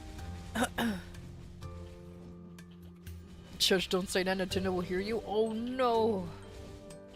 Anyway. Not Nintendo. You just don't like the Power World, the system to level up when you need to capture 10 of each POW. It's too tedious. I would agree on you on that. That's why I that's why I legitimately wait until I get like stronger. Like I'll kind of passively do that, but as soon as I get like a really strong POW ball, then I start flying around and just capturing POWs instantly that way. Like I just do it the super lazy way.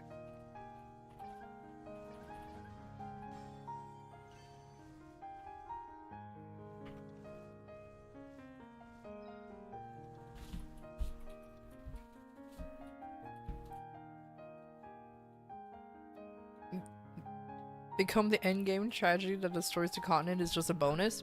Pretty much. Like, I like playing survival crafting, like survival games, because it's just one of those games that you could just play and not really worry about anything else other than just like, oh man, I need trees. But once you get to the point where you're just like so goddamn strong, you don't even have to worry about that anymore.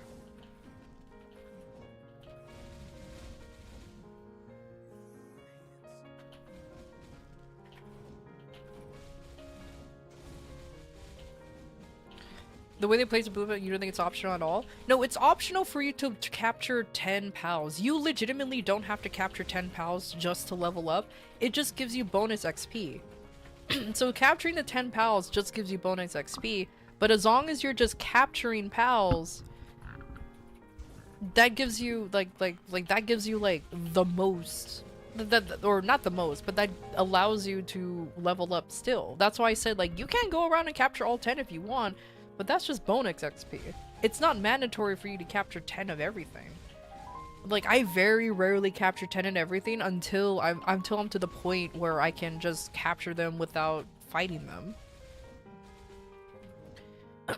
The blueprints and everything you could just learn just by leveling up naturally by crafting, gathering, even battling POWs or capturing POWs, but you don't need to capture 10 at a time. Did it show you how to do it in the tutorial? Because yeah, you get bonus XP every time. It's mostly capturing the new POWs is what gives you like the most XP, I believe. Oh, I'm like done with this section. Whoopsies. There you go.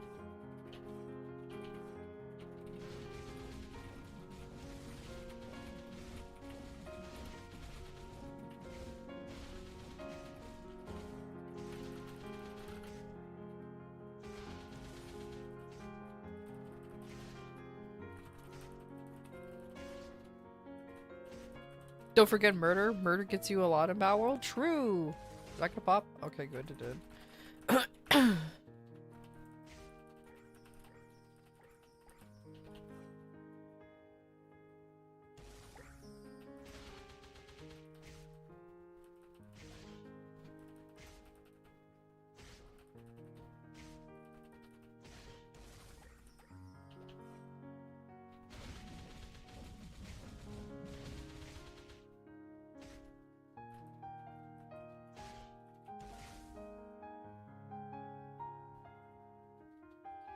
The hardest mode late game was just doing other mundane things was painful.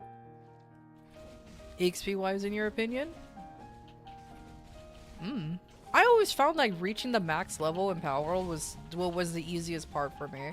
Like, yeah, I agree, like capturing 10 at a time was annoying, but it was something that I only did when there was nothing else to do, if that makes sense.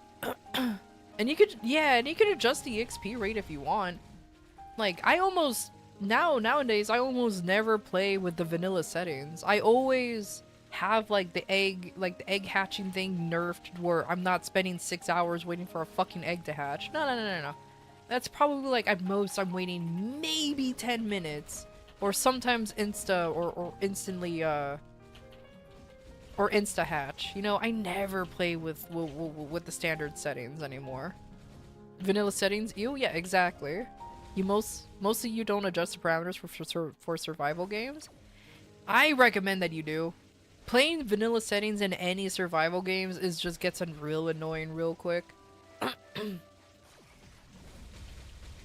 Because a lot of survival games are catered to those who play with other people, not solo.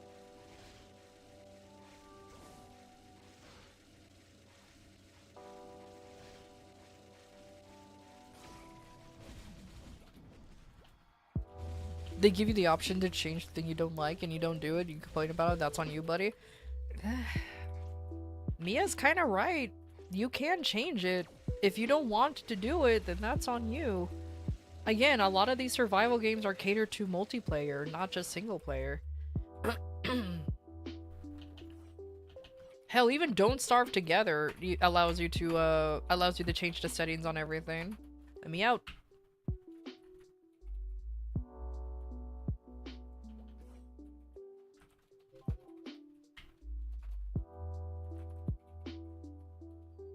Is expecting the devs to have reasonable default settings is unfair?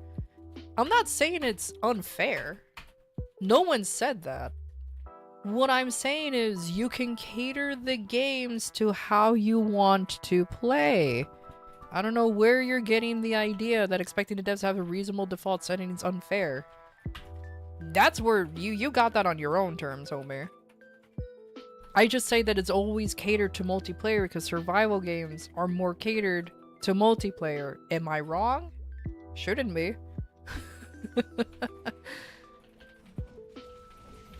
Like I play Don't Starve Together hilariously solo a lot of the times. Sometimes playing with it solo. Sometimes I just want to play it with a little more sticks, a little more this or that. It's fine. I could just change the default settings to that way.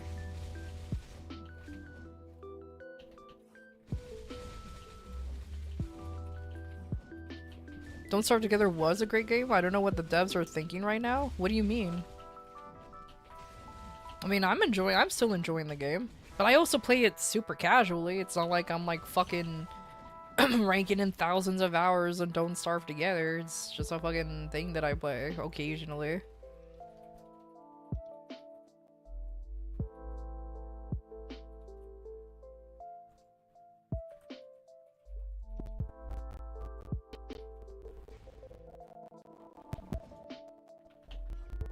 It's all fun and games until the Cyclops come and stomps your fridges As to a death. clockwork owl, Oh my I'm god. not capable of being anyone's parents, but I'm here to support and guide you. Noel Vanguard, M. Or you do know, you do hear deer clops before she shows up. So you could lure her away, far away from your base, by building a sign and staying around that area where she's gonna spawn, and then she's only gonna go after the sign that you Or, built. Thank you for the head pat. And then you can fight her there. I mean, I'm just saying. That's what I do anyways.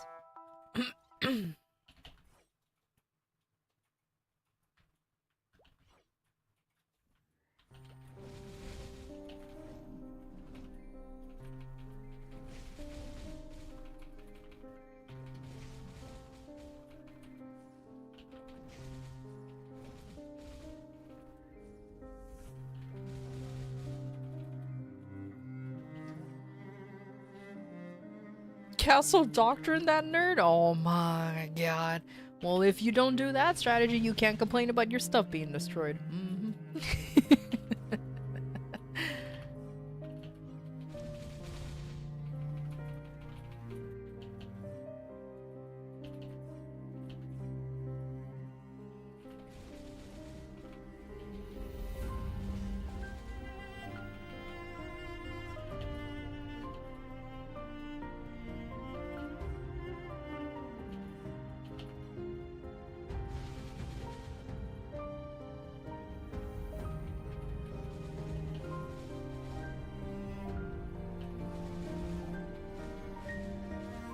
It doesn't scale if you're alone. At least to 3 people. On a lot of its figures, it's just most people die. Are unsatisfying, not even mentioning the skill system was stolen from Chinese modders. Oh no.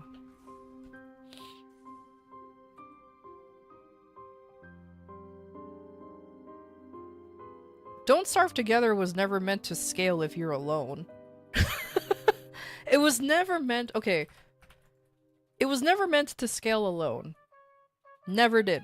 It never said anywhere that it was going to scale if you're by yourself. There are many strategies that you can do to make the bosses easier. There's a lot of tools to make the bosses easier. As for like the skill trees and everything being stolen by Chinese modders, apparently that's all alleged. There's like, even though people are saying it's been stolen from this, because look at this, all this proof, it's still technically haven't really been proven that it was actually stolen. At least as far as I know. I don't keep up with drama because I don't about that, because I legitimately do not care. I legitimately do not care. Unless the devs went out and celebrated like some dumb shit, then maybe. But when it comes to like stealing ideas from modders, I mean, unfortunate for sure, but hey, at least it's in the game now.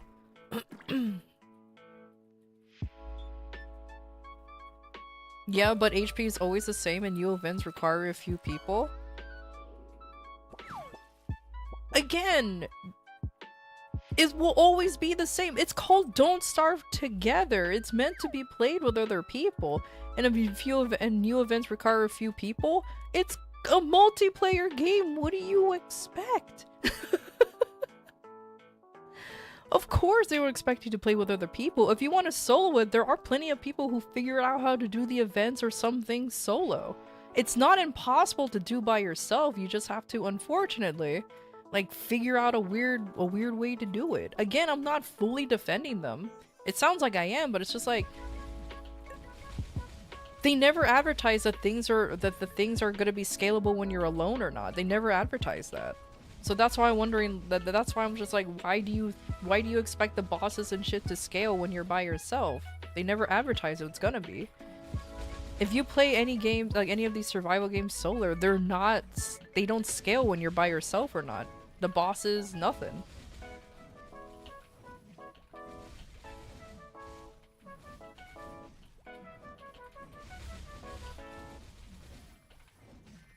I mean, that's why you won't become a VTuber famous, because you don't care about drama? Bro, there's more than enough fuckers out there who covers drama. It's fine. If in order for me to get famous is to cover drama and fucking be all political and shit, nah, I'm good, homie. I'm done with that. That shit gets depressing real quick, and I don't give a shit. I'm too old to care about shit like that. I care about things that actually, you know, fucking deals with actual problems, like Nintendo suing an indie company because they did better. Or, you know, a CEO being actually an asshole to its player base, thinking that, oh, if I talk shit about to my players, I'll make more money. No. Oh, dev teams allegedly stealing from modders? Okay. It's still allegedly. Sure, you've seen it for years, but hasn't really been confirmed that they stole it. Besides, a skill tree is not exactly the most unique idea out there. Now, if they did, that's pretty scummy. I'm not gonna lie. Then I'll be like, okay, what the fuck? But other than that, it's kind of like, okay. Yes, but if it meant to be played together, then should things scale with player count like this simplest HP? Nothing scales. If you want to play a game that scales, play a game that scales to how many people that play an MMO if you want things to scale. They just have a set HP because it's not like you can build your, like, yeah, you can build your characters to deal more damage or whatever, but in the end of the day, people are just there to survive and probably have fun. I think you're thinking way too deep for Don't Starve Together, homie.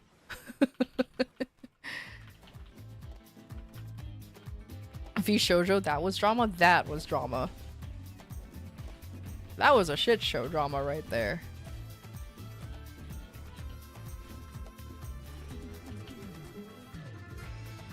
And besides, I've seen people solo these bosses faster than a group of people taking them down. If that makes sense. Like, I've seen people solo the bosses, especially even faster than, like, if there's 3 to 5 people wailing on the boss. Like, it just really depends on the skill level of the player, too. It's just like, that. Imagine being good at the game makes you good at the game.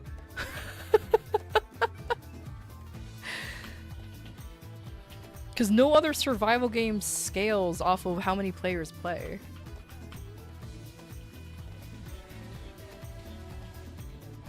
Skill issue, actually.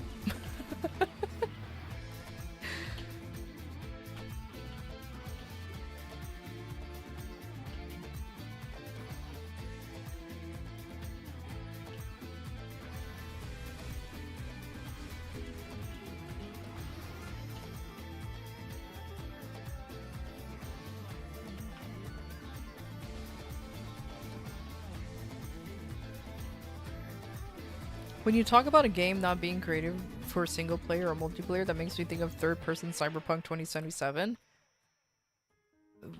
Like, what do you... Cyberpunk was never meant to be a multiplayer game. As far as I know. So... Hey, that works.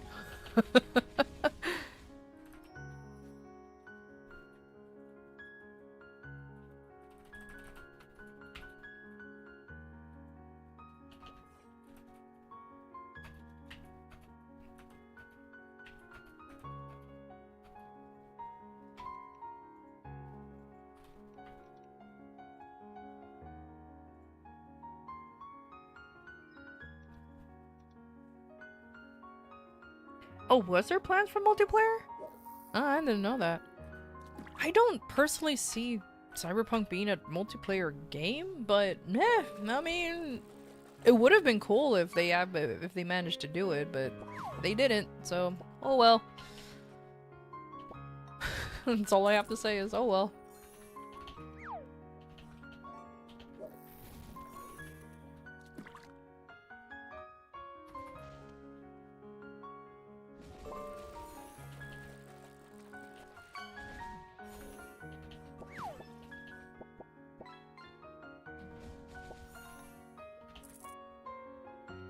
If there is gonna be a next Cyberpunk.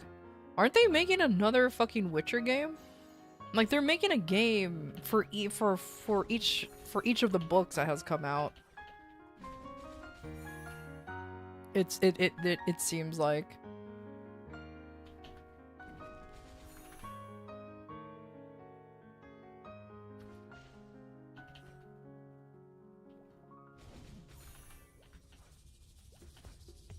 No, did they? Huh. Was I fucking wrong?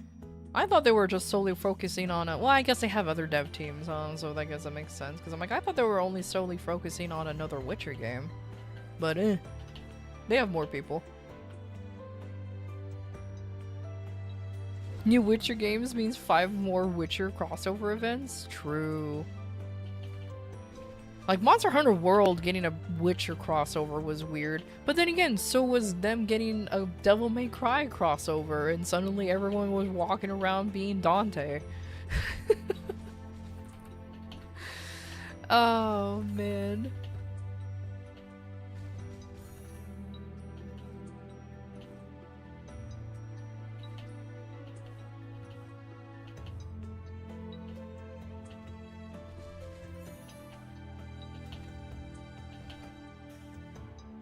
Ah, my toe scraped them. Alright, fine, whatever.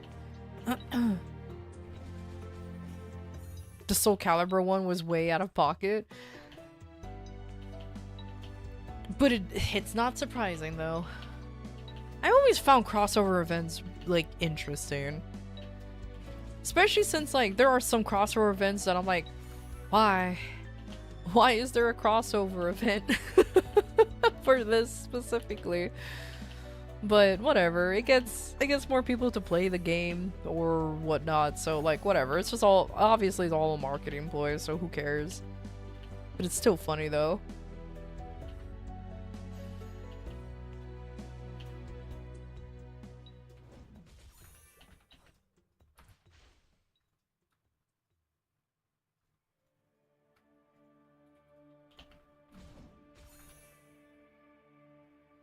It's like how 2B's and everything these days. That's exactly what I'm talking about. Like, Nier Automata is a good game and all, but like, holy shit. They're really fucking just using that IP everywhere. And it's like, okay, fucking... that's enough now. Like, holy shit. In your opinion, The Witcher 3 is one of the best RPGs? If only I knew. I've never played The Witcher 3. I actually own the game, even the definitive edition and whatnot, because it was on sale. Just never played it. Never played it. It's like, it's I feel like it's way too fucking overwhelming for me to play, because I'm like, oh my god, I'm gonna spend the rest of my life playing this game, I feel like. Also, hey Val.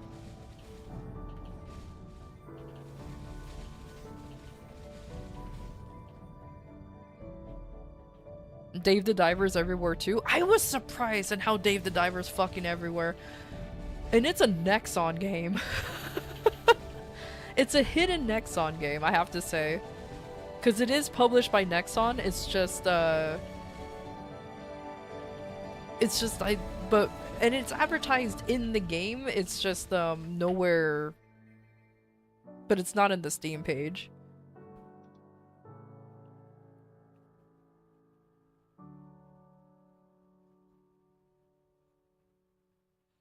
Where I was awake at unholy hours and saw you live because time zones are funky. Time zones are indeed funky. Also, what are you doing up? Isn't it like nearly 2 in the morning for you?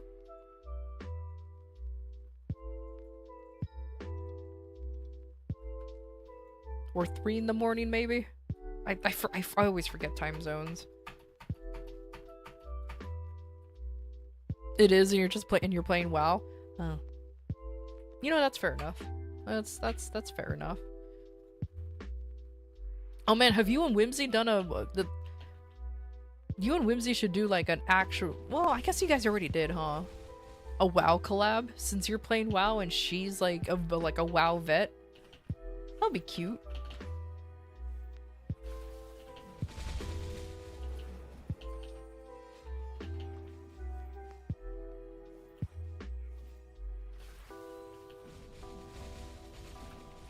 Not gonna lie, the MapleStory version is fun. Honestly, the collab did its job. Because of the MapleStory event, I bought the real Dave the Diver game. I actually streamed it a little bit. I just didn't finish it on stream because I knew there's not going to be that many people interested in watching Dave the Diver. I just wanted to play it.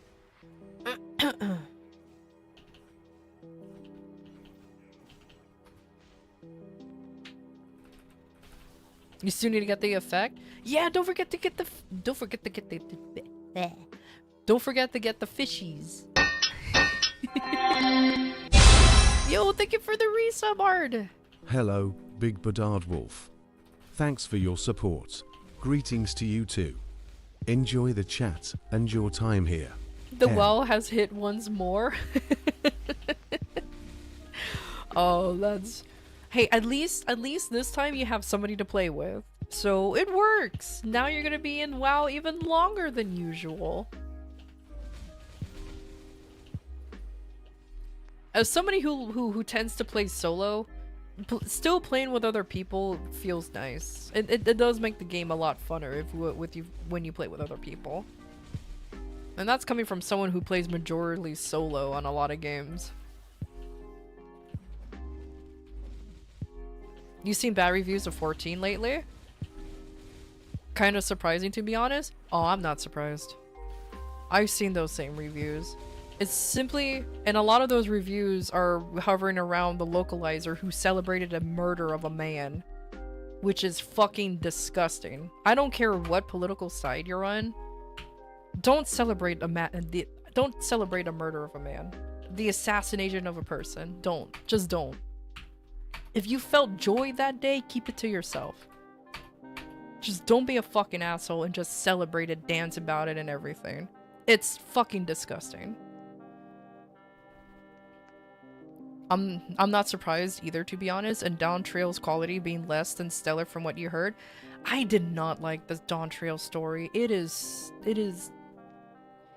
I remember not liking Storm's Blood. Storm's Blood was my least favorite story when it comes to Final Fantasy XIV's expansions.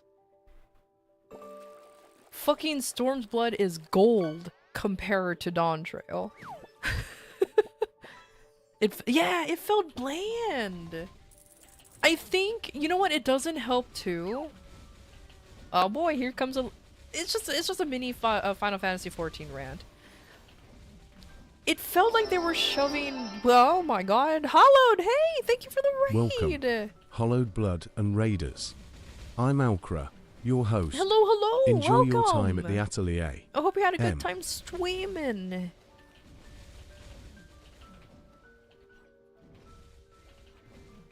You agree with that? And you heard that there were a lot of people who celebrated and were fired? Rightfully so? 100% rightfully so.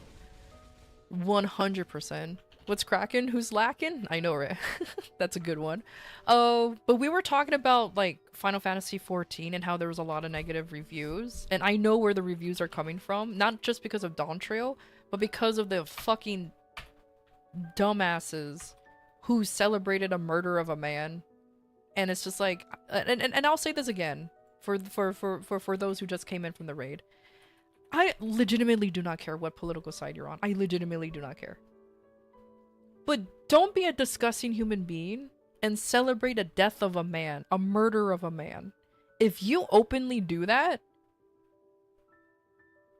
legitimately get help. Go to therapy, do better. That is unacceptable. You don't have to mourn. You know what I mean? You don't have, legitimately, you don't have to mourn. You don't have to go, you don't have to cry or anything. You can just be like, oh no. You know what I mean? That's it. But don't celebrate it. Wait, who did that? It was a worker from Squeenix, from Square Enix, a localizer from Final Fantasy XIV. She openly celebrated a death of a man, and that's why that's where a lot of the reviews are coming from. Because she had the audacity to celebrate a death of a man. If you don't care, you don't care, but don't glorify it. Exactly, Val. Exactly. That's it. But apparently that's asking for a lot. And honestly, it makes me sad too, because I enjoy 14, but now that I know that they used to harbor a person that had those kind of feelings, and it makes me kind of sad.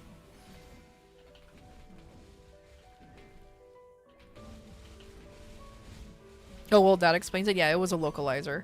Sucker Punch too? Yeah, Sucker Punch was one of them too, unfortunately. Like, some people went even further and tried to say his family should be next. Just move on or be passive just about it instead. Exactly! Like, oh my god. You know what? That situation really revealed who are the good people and who are the bad people. I'm gonna say it straight up. The assassination revealed a lot of people's true tendencies, of their true selves, and it's not good. Am I being really mean by saying that? Yes.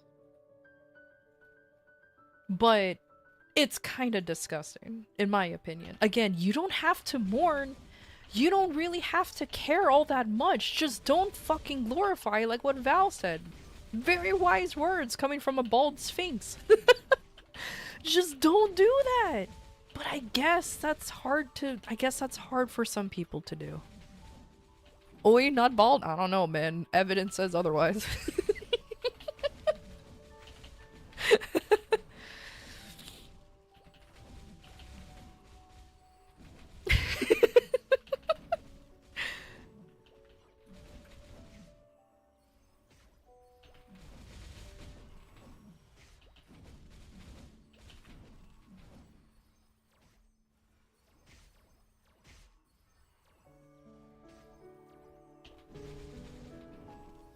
I'm sorry, what is this? Never gonna feel bad for- okay, you are getting banned immediately. I don't give a fuck.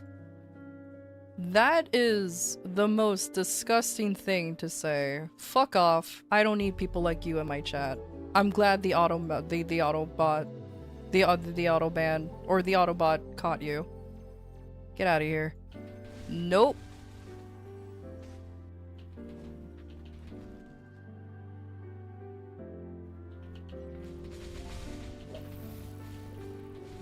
Wait, what happened? Perfect example? Yeah. Some dipshit, some absolute dipshit decided to come to my stream and say, well, his death was justified.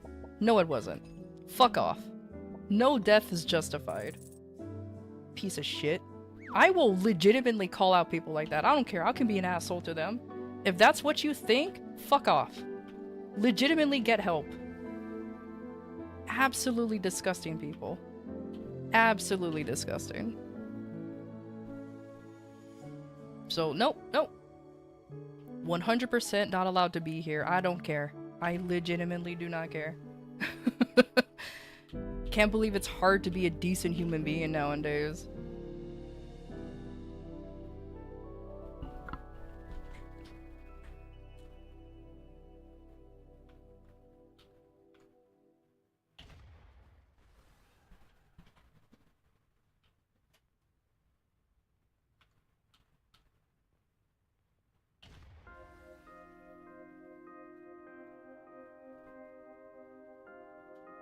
Will get me followers fast. Oh my god.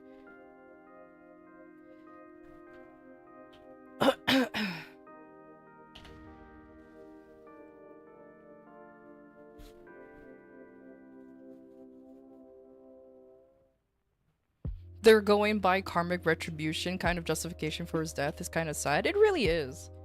And it really is. And unfortunately, that's just what happened. That's just what happened in general by being chronically online, honestly. Like, no, I can't even say that. It's just like people live in their fucking echo chambers for so goddamn long that they'll believe anything that their echo chamber would say, but as soon as you challenge it, now you're the bad guy and you must be silenced for it? Okay. That's against everything. But whatever. Anyways, again, sorry, this is not a political channel. This is just a channel of being a decent human being. Oh my god, imagine. This is just a channel of being somewhat decent, okay? Like, fucking good lord.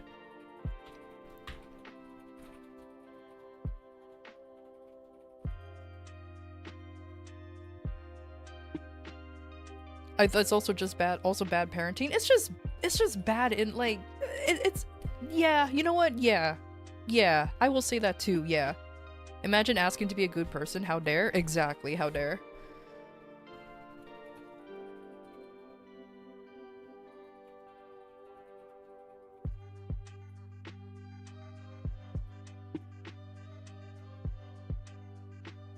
Like Shu on Head said, you might not be interested in politics, but politics is very interested in you. She's right.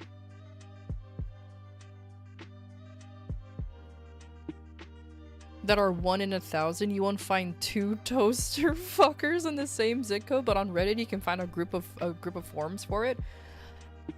Echo chambers are dangerous. Obviously, I don't think I have to say that for everybody. Obviously, echo chambers are very dangerous because it will lead to a situation like this where they justify...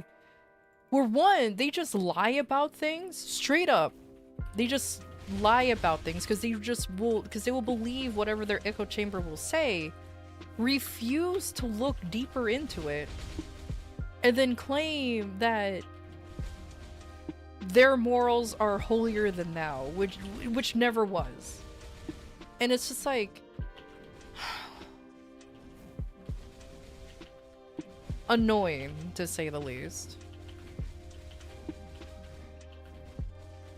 Genuinely think of just moving to Blue Sky. Val, don't. Genuinely, don't move to Blue Sky. That place is fucking worse than whatever Twitter it became.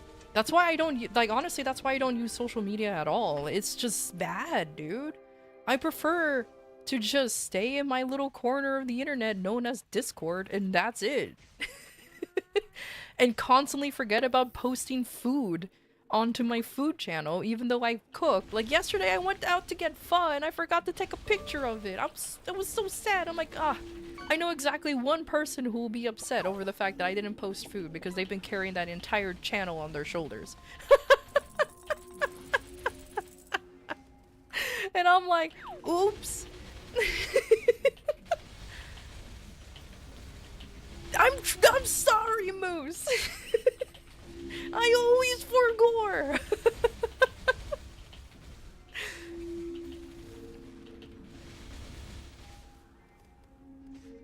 Wait, yeah, sorry, Val, but Blue Sky is even worse. That platform not only celebrated his death, but is advocating for more violence.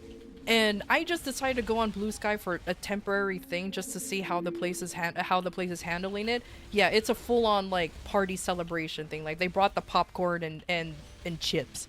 It is so bad over there. So yeah, no. As soon as I saw that, I think I deleted my account, and I'm like, I'm never coming back here again. I'm never going there again. It was that bad. It was that fucking bad.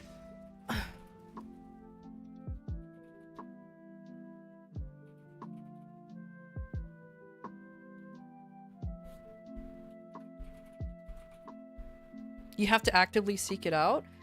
Crispy, as somebody who doesn't use any platforms, that shit Very was shoved nice. in my face. Now if all That shit was shoved in my face. And I barely use the account. Sure, yes, you can. You can delegate the algorithm to put it towards you, but either way. Though, to be fair, I just don't like social media anymore because of just how fucking crazy things have gotten. Oh, wow.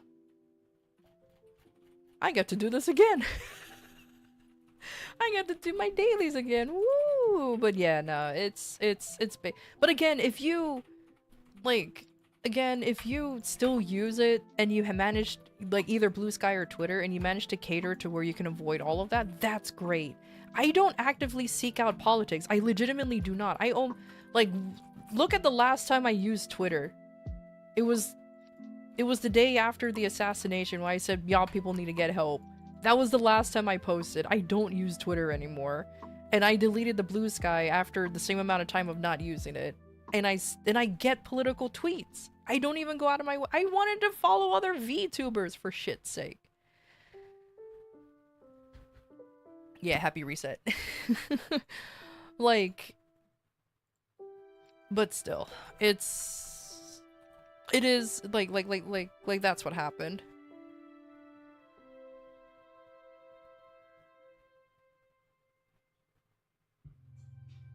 I'm sorry, Hollowed. I know I had a picture, like I went out to get pho and I forgot to take a picture of it. Look, maybe one day I'll remember to take it.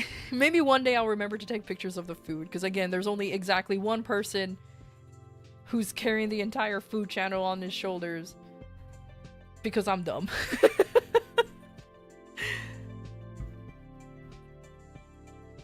It was just been a tool for me at this point. I don't know if I'm doing anything considered using it, but when you do, it's mostly artists and VTubers. That's pretty much what I was using Twitter and the other one for, but I'll be honest with you, I'm very bad at social media.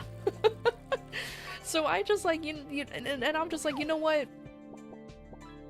Fuck it, I'm just not gonna bother using it anymore. I don't care. Because if you advertise yourself on Twitch, or not Twitch, sorry, Twitter, that you're streaming, your post doesn't get any traction.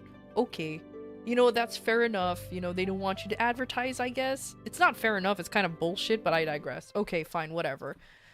If I retweet too much, it goes down. If I quote retweet, it goes down. If I post without a picture, it goes down. If I just post if I don't post enough, my traction goes down. I need to reply more, or it doesn't go, or because if not, it will go down. I'm like, okay, this is fucking too much for me. Like, you know, like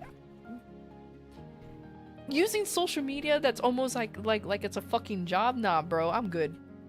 I just stream. I just be streamer. And local streamer says, fucking... Who cares?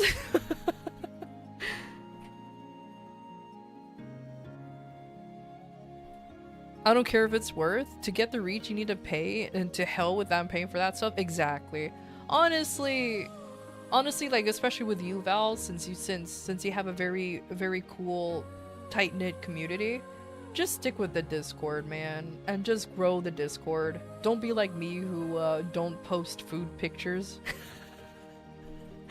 All right, just continue to grow the community through Discord, because that way you at least have some people there who like legitimately wants to hang out. Current streamer on the local state of the world, fucking yeah, it's fucking fuck, man. Gotta go above the blue check mark and get the yellow check mark. Yeah, imagine. It's a lot of effort to become a popular streamer. You know what's funny? I feel like it's actually not. Because especially since... Okay, hear me out. Hear me out. Hear me out. Hear me out. Hear me out. Hear me out. To become a popular streamer, sure, it does take a lot of effort. But then once you make it there, you can literally post sup. And people will eat that shit up like crazy. Like, what the fuck, dude?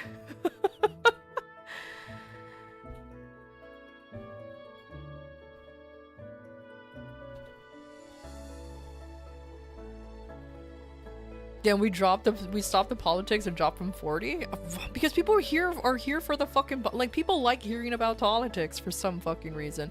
Like I said, I had to ban somebody for being a dipshit for justifying a fucking assassination. Like, come on, man. Warning. An ad break is happening. We'll be back shortly.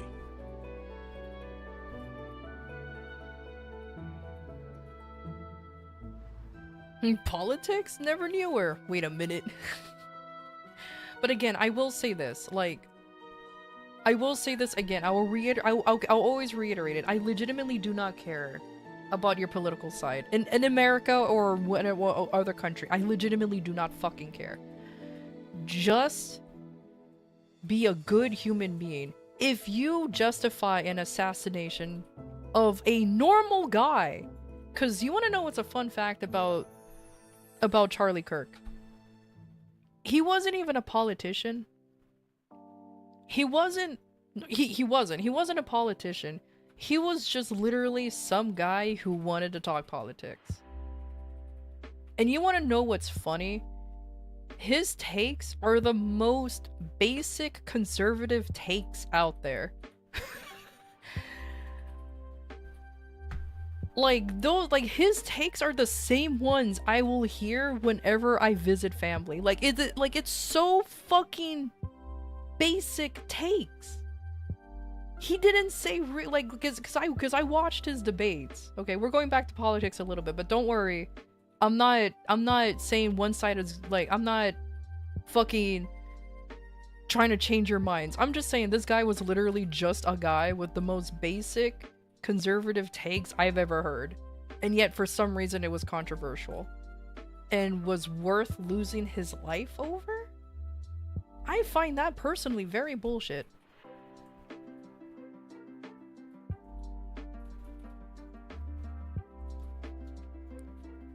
Ironic a little? It's not ironic, Mercy. Don't ever fucking say that. Losing your life due to irony is not... Like, get out of here with that, dude.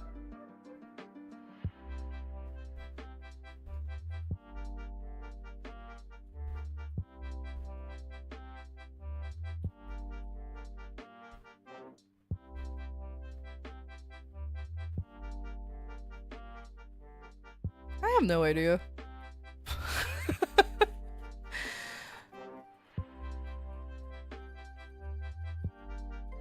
You started social media for the first time when you started streaming? It was just been a tool. Oh yeah, I don't know.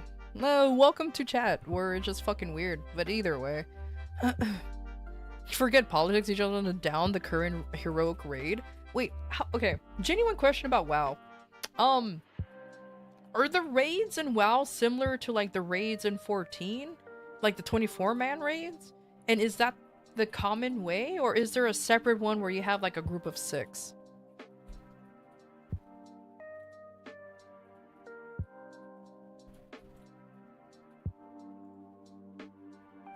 I guess I should be more specific. What kinds of raids are there in WoW? Is there like a 24-man raid like what 14 has? And there's a separate raid where you play at 6 with a party of 6 or whatever the max amount is? Or is all the raids like with multiple groups? That's a much better way to ask that question.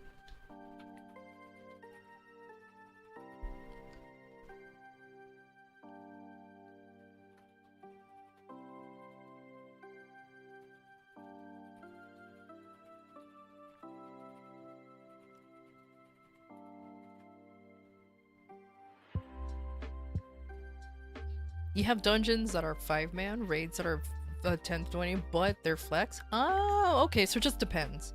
I see. So dungeons, okay, so like, cause like dungeons, I figure there'd be 5-man, but I'm talking to like, like the raids in, cause I know you've probably done raids in 14 before, like the, what do you call it? Like the, I don't know how I forgot what they're called now. Oh no. But you know what I meant. Yeah.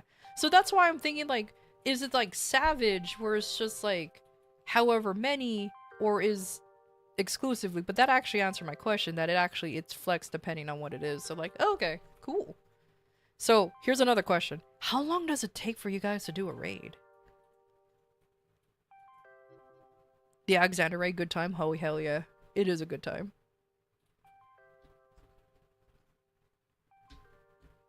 Yeah, a full-on raid. How long does it take?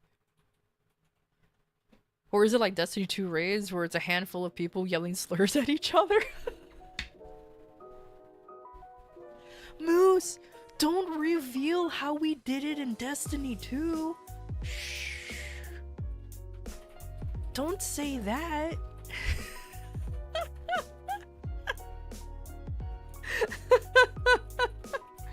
I'm just saying.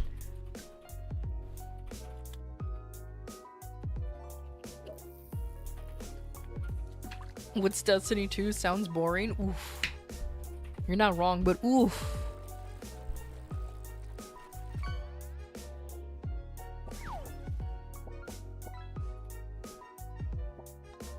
Oh, but to answer your question, Crispy, with the thought-provoking question, doesn't that apply to him as well? He just wanted a conversation. That's why there's debates. You are allowed to have debates. And if you can rebuttal against him, he's like, oh, okay, that's it. If you don't talk, like what he said, if you don't talk, then violence will happen. Well, there's violence happening, unfortunately. But anyways, going back to the WoW conversation, and also making fun of Destiny 2. Everybody likes making fun of Destiny 2. Whoever...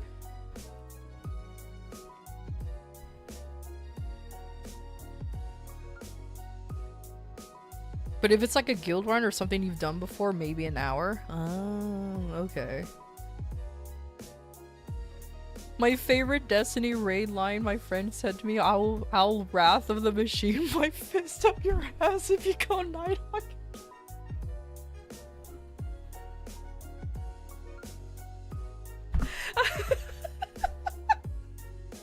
I can't help but to fucking laugh at that. That's so good.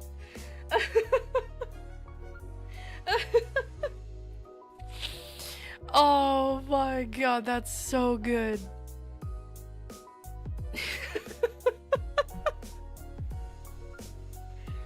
Oh man. I should be playing Maple Story, but that's you know what? Tell your friend. That's a good line right there. I'll Wrath of the Machine my fist up your ass if you go Nighthawk again. Oh, considering how Nighthawk was like almost never used for a long time, though it's a very nice looking exotic still. Oh man, that's a good one. Oh my god. It just reminds me of like it just reminds me when somebody I forgot, I don't remember, but I remember like I used to play with I don't know if he was even here.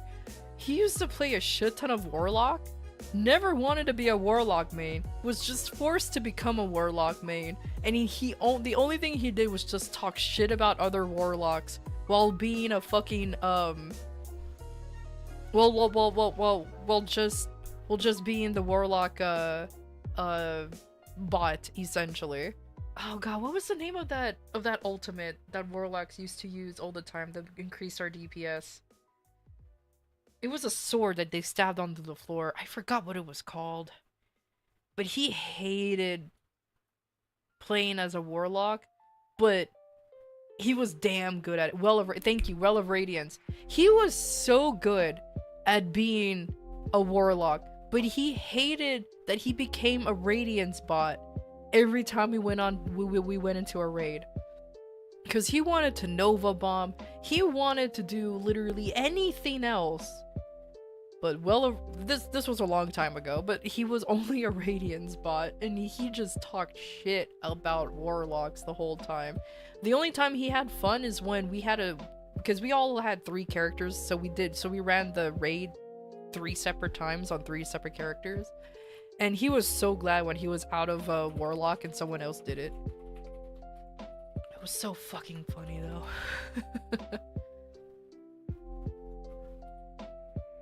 The only good thing about Destiny 2 is uninstalling the game. That was the true endgame. True. Very, very true. Oh, yo, you killed Jackal? Congratulations! Hell yeah. Now you can do delves at max level, basically solo dungeons where you get a dwarven NPC fan favorite to follow you around and do stuff for gear. Oh, really? Oh, they're going the typical MMO route where they allow you to like solo things because there might not be enough people to play that content because you know everyone else is like so far ahead. Ah, okay. That's cool.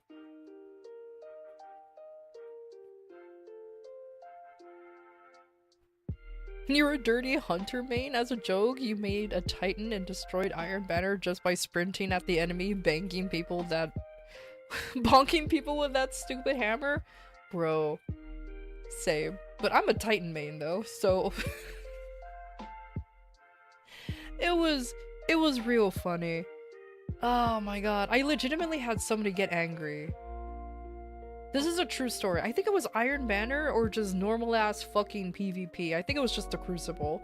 Somebody got angry over the fact that I was playing a Titan in PvP and not as because I have a hunter. I have one of every class. I have a hunter, Titan, and a warlock, but I mained Titan because I just love the bonk. And fucking this guy started yelling at me for playing Titan. And I'm just like, bro, this is not even ranked. Like, why are you even being angry about this? He ended up throwing, legitimately, because I guess he was just so rage baity, and then blamed me for his deaths, even though he was literally the only one going far into enemy lines, where me and the rest of the team, we were just kind of like vibing. Somehow our team ended up winning, but he, like, just fucking... Goddamn. It was ridiculous. Blame the other team always? Clearly. But when did I start playing Maple and when I got into Maple? I started playing Maple Story in 2008? 2008? Somewhere around there? And what made me play Maple, got into Maple Story?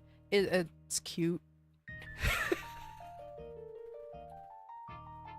I don't know, I was young and I wanted to play a game and Maple Story looked fun. I got into it, made some Maple friends, and just stuck with it since then. And I come back to it every once in a while to come to play Maple Story again. I usually take like a year or two break in between play sessions, not PlayStations, you dumb fuck. But this is the longest I've played Maple Story in a row.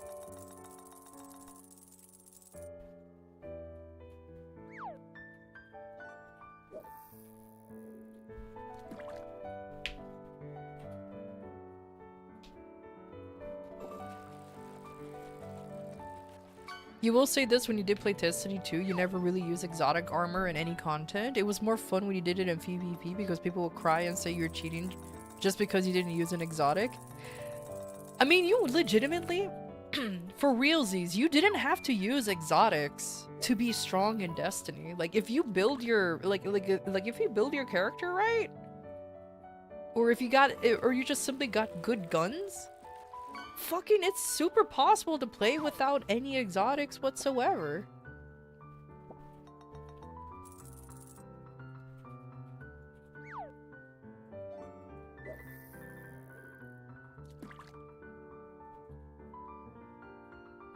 But don't worry, Val. You never played Destiny, so it's fine. It's just, there's just a lot of old Destiny veterans because, you know, because Warframe people moved from... There's a lot of Warframe players that came from Destiny 2 to Warframe and stuck with Warframe. and I'm one of them. And I'm one of them. Clearly, I'm one of them. So, there's that whole spiel.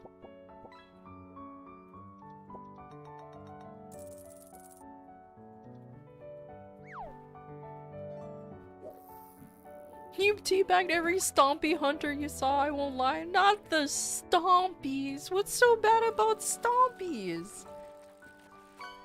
I unironically use stompies.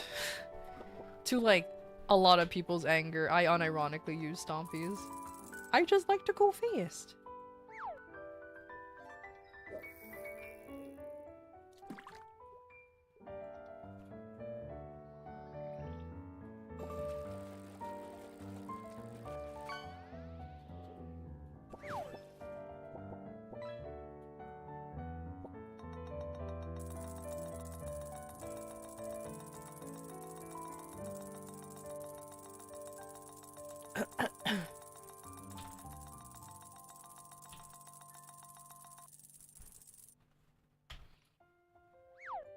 Oh my god. Oh my god, I have 2 of these expire. Now I have 4 of these expiring. I can't believe this is happening to me.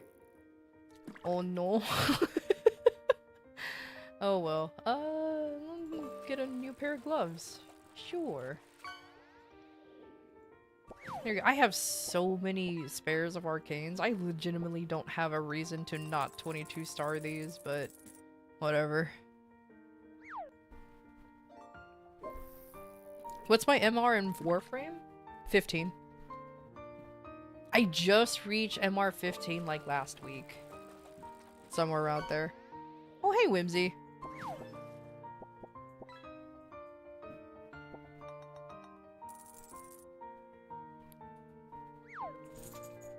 To me, Destiny was all about making stupid builds, just like Warframe, and like 30-second Nightfall golden guns and Liar's Handshake, Tank, Hunter, and Crucible. Bruv. Being a Liar's Handshake, Hunter, or even the Cowl, and running around punching things, pretending that you're a Titan, was the most bullshit thing out there. Because it's like, the fact that I see a hunter running around, fucking rolling, punching, and like things die because they were using the thunder aspect, which I forgot what it was actually called, made me very sad. Cause I was like, what the hell? I'm the Titan. I should be the one punching everything. But whatever. It was dumb. What does my Hexa look like? You'll be disappointed. Cause I don't do dailies. Yeah, here you go. That's my Hexa. Anyways.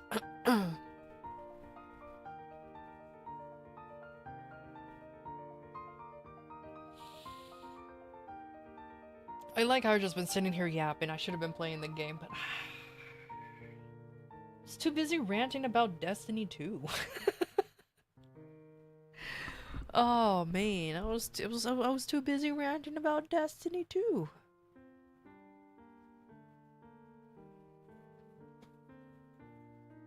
And yet you somehow gap you by 2K. Streamer luck.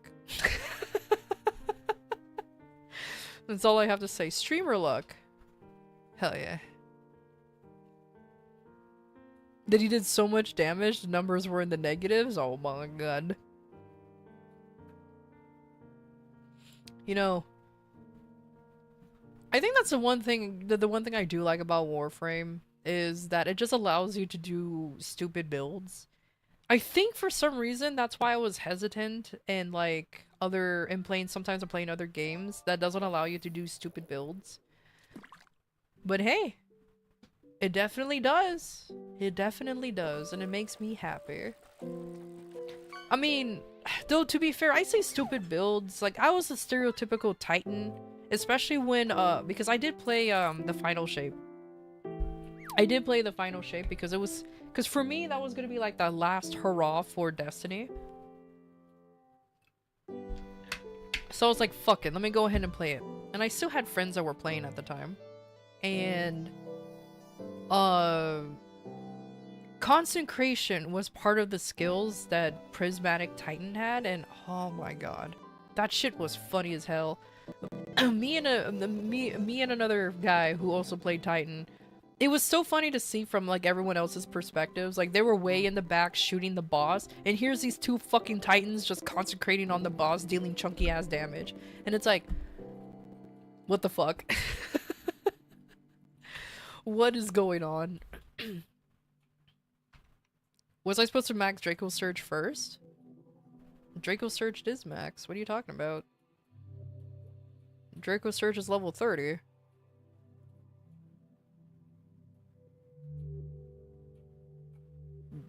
Unless you're talking about Gigas Wave? Because no, Gigas Wave is not the first thing we level up to 30.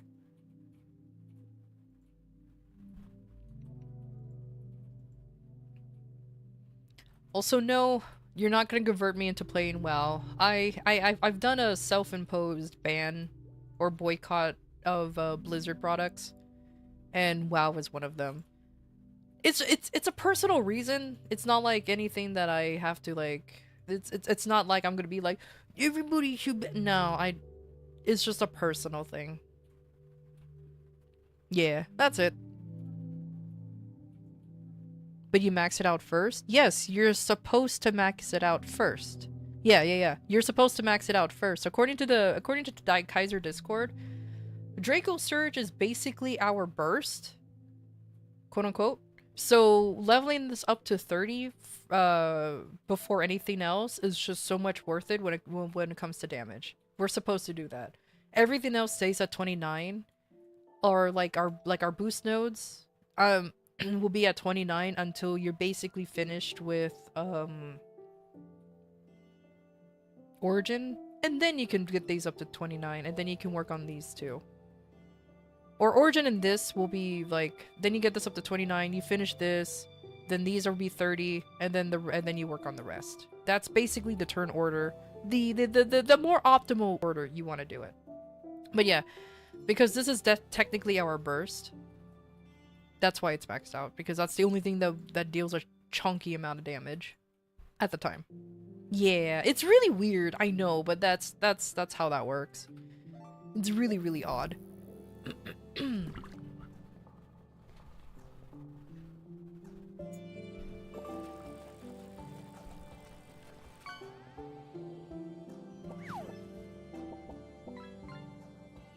Okay, I was supposed to look at Culvert real quick because you fucked up your rotation.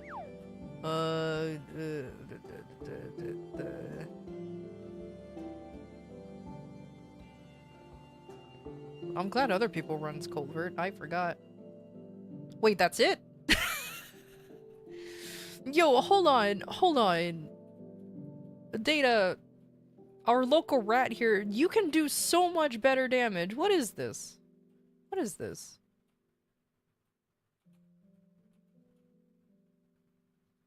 Ah, well. I mean, that's a good chunk of damage. That's a good chunk anyway, so who am I to judge? My Culvert, my Culvert will be really, really bad anyways. Click the arrow. Oh, he's just like, yeah. Oops, I meant this one. No, there you go. Yeah. I know you can do better than that, but I mean, that's still a lot. Yeah, I was expecting it to be over 100k, so that's why I was kind of surprised it's at 96. You mess up your are you gonna rerun it, or are you just gonna keep it, or are you just gonna say fuck it and keep it this way? Because I know you can do so much better than that. With the games that you got and in the events and the event buffs too.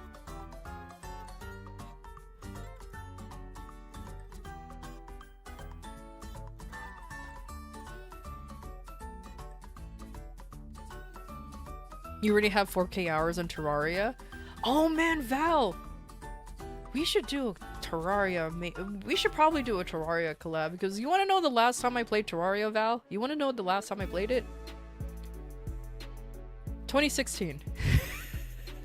I played Terraria last at 2016, so I have no idea how the game is anymore.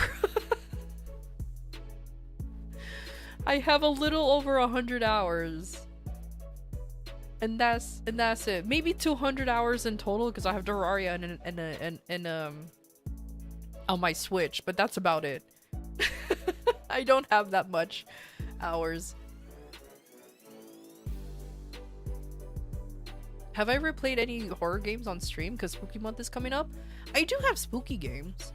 And I have played them before. The problem is I don't really get spooked like how other people want me to get spooked, but I can. Because I played Phasmophobia, but that's funner with other people.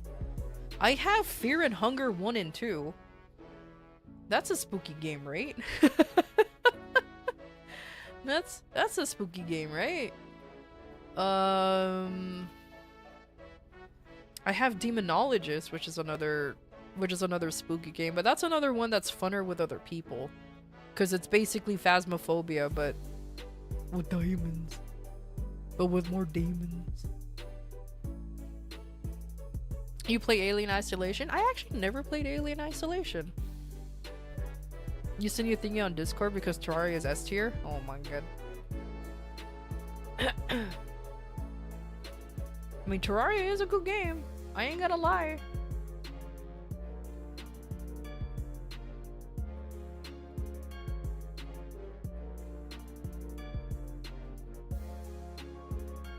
Oh god. Hold on. How much is Alien Isolation? Do you have any horror games that are cheaper?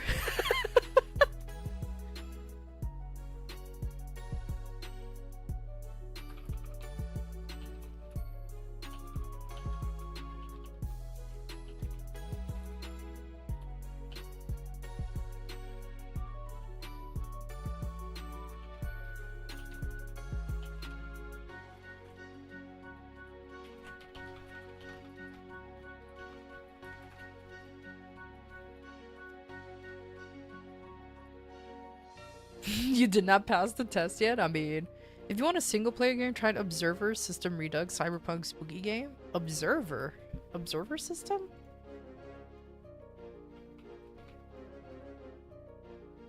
I like how I clicked on that and it's all I'm on observation duty. Wait, how many of those games are there? Oh my god, that's so many. Holy shit. You know what? I'll think about both Alien Isolation and Observer System Redux. Let's see.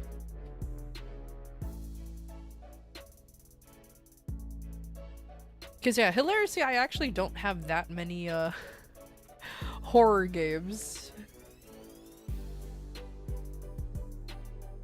Which is odd, considering that I don't mind horror, I just don't play a lot of them, I guess. You bet Alien Isolation would get you? Oh! I'm sorry, let me reiterate. I do get scared, I just don't scream. I apologize. No, I do get scared, I just don't scream or go ah or anything. I just go, ah, I'm spooked. And that's it. And I'm not even acting, that's just how I am. I don't know what's wrong with me. I think that's just skill issue maybe, but yeah, no. Like, don't worry, I will be scared. I just won't scream or anything. I probably might a little bit, but yeah, I usually just flinch is my normal reaction. Ask any of my IRL friends if they ever pop up on chat. Yeah, no, I legitimately don't scream. I don't know why. I have been told multiple times I scream in lowercase, which is a wonderful, wonderful description and how it happens.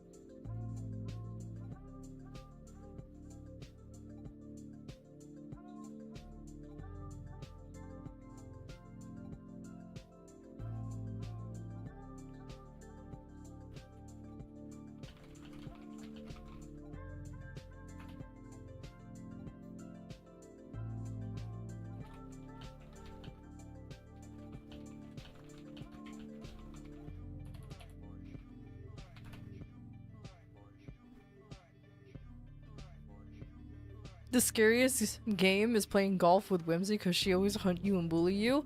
That I can confirm. I have played golf with friends with Whimsy before and she has done that. She is a sweet, sweet, sweet fae until you bump her golf ball at least once. Take that out of context. And now she hates you forever and she will bully until the ends of Earth.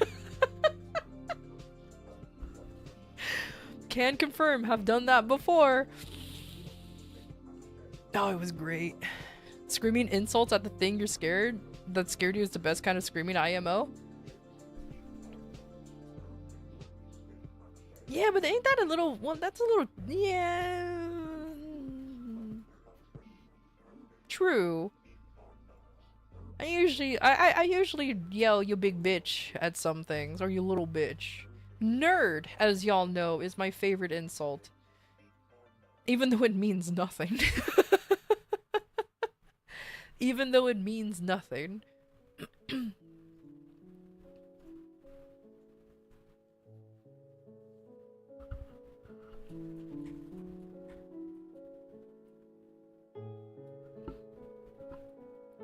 Oh, see? Here comes the bully now. Here comes the bully. Run, ukulele! The bully has come out.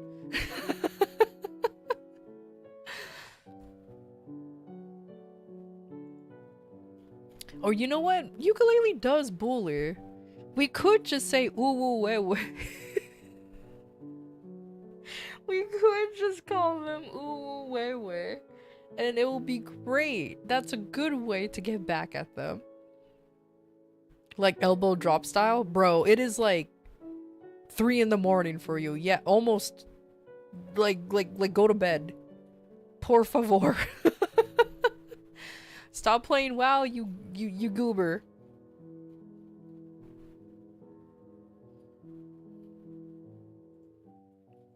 I like how I haven't been playing the Maple game. I've just been standing here yapping away. Beautiful times. Beautiful times. This is why I play Maple Story on stream. Exactly. You woo. Is that how he said it?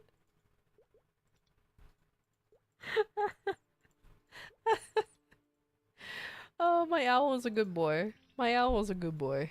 It's why I like him. I don't know if he actually said anything out loud though. I think he's been quiet this whole time. X3 nuzzles pounces on you. Oh, were you so warm? Oh my god. Now I'm gonna... Okay, now the owl's going silent.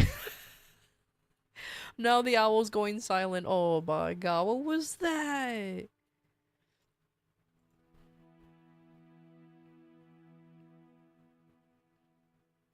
Now you're going to buy Life is Complete? How dare you? You made my owl go ooh woo. I hate that. If pronounced you, that's true. It's almost 3 AM for you also and you play Warframe? Good. Good. Or, thank you for the head pat. You know what? Whimsy.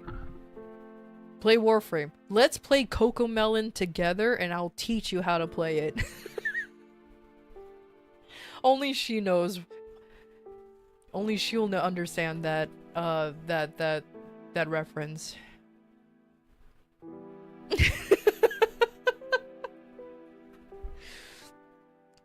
You know you want to. You can, and obviously you can just say no. I don't give a shit. I don't want to put you on the spot. I don't care. It will be kind of funny though. I'm just trying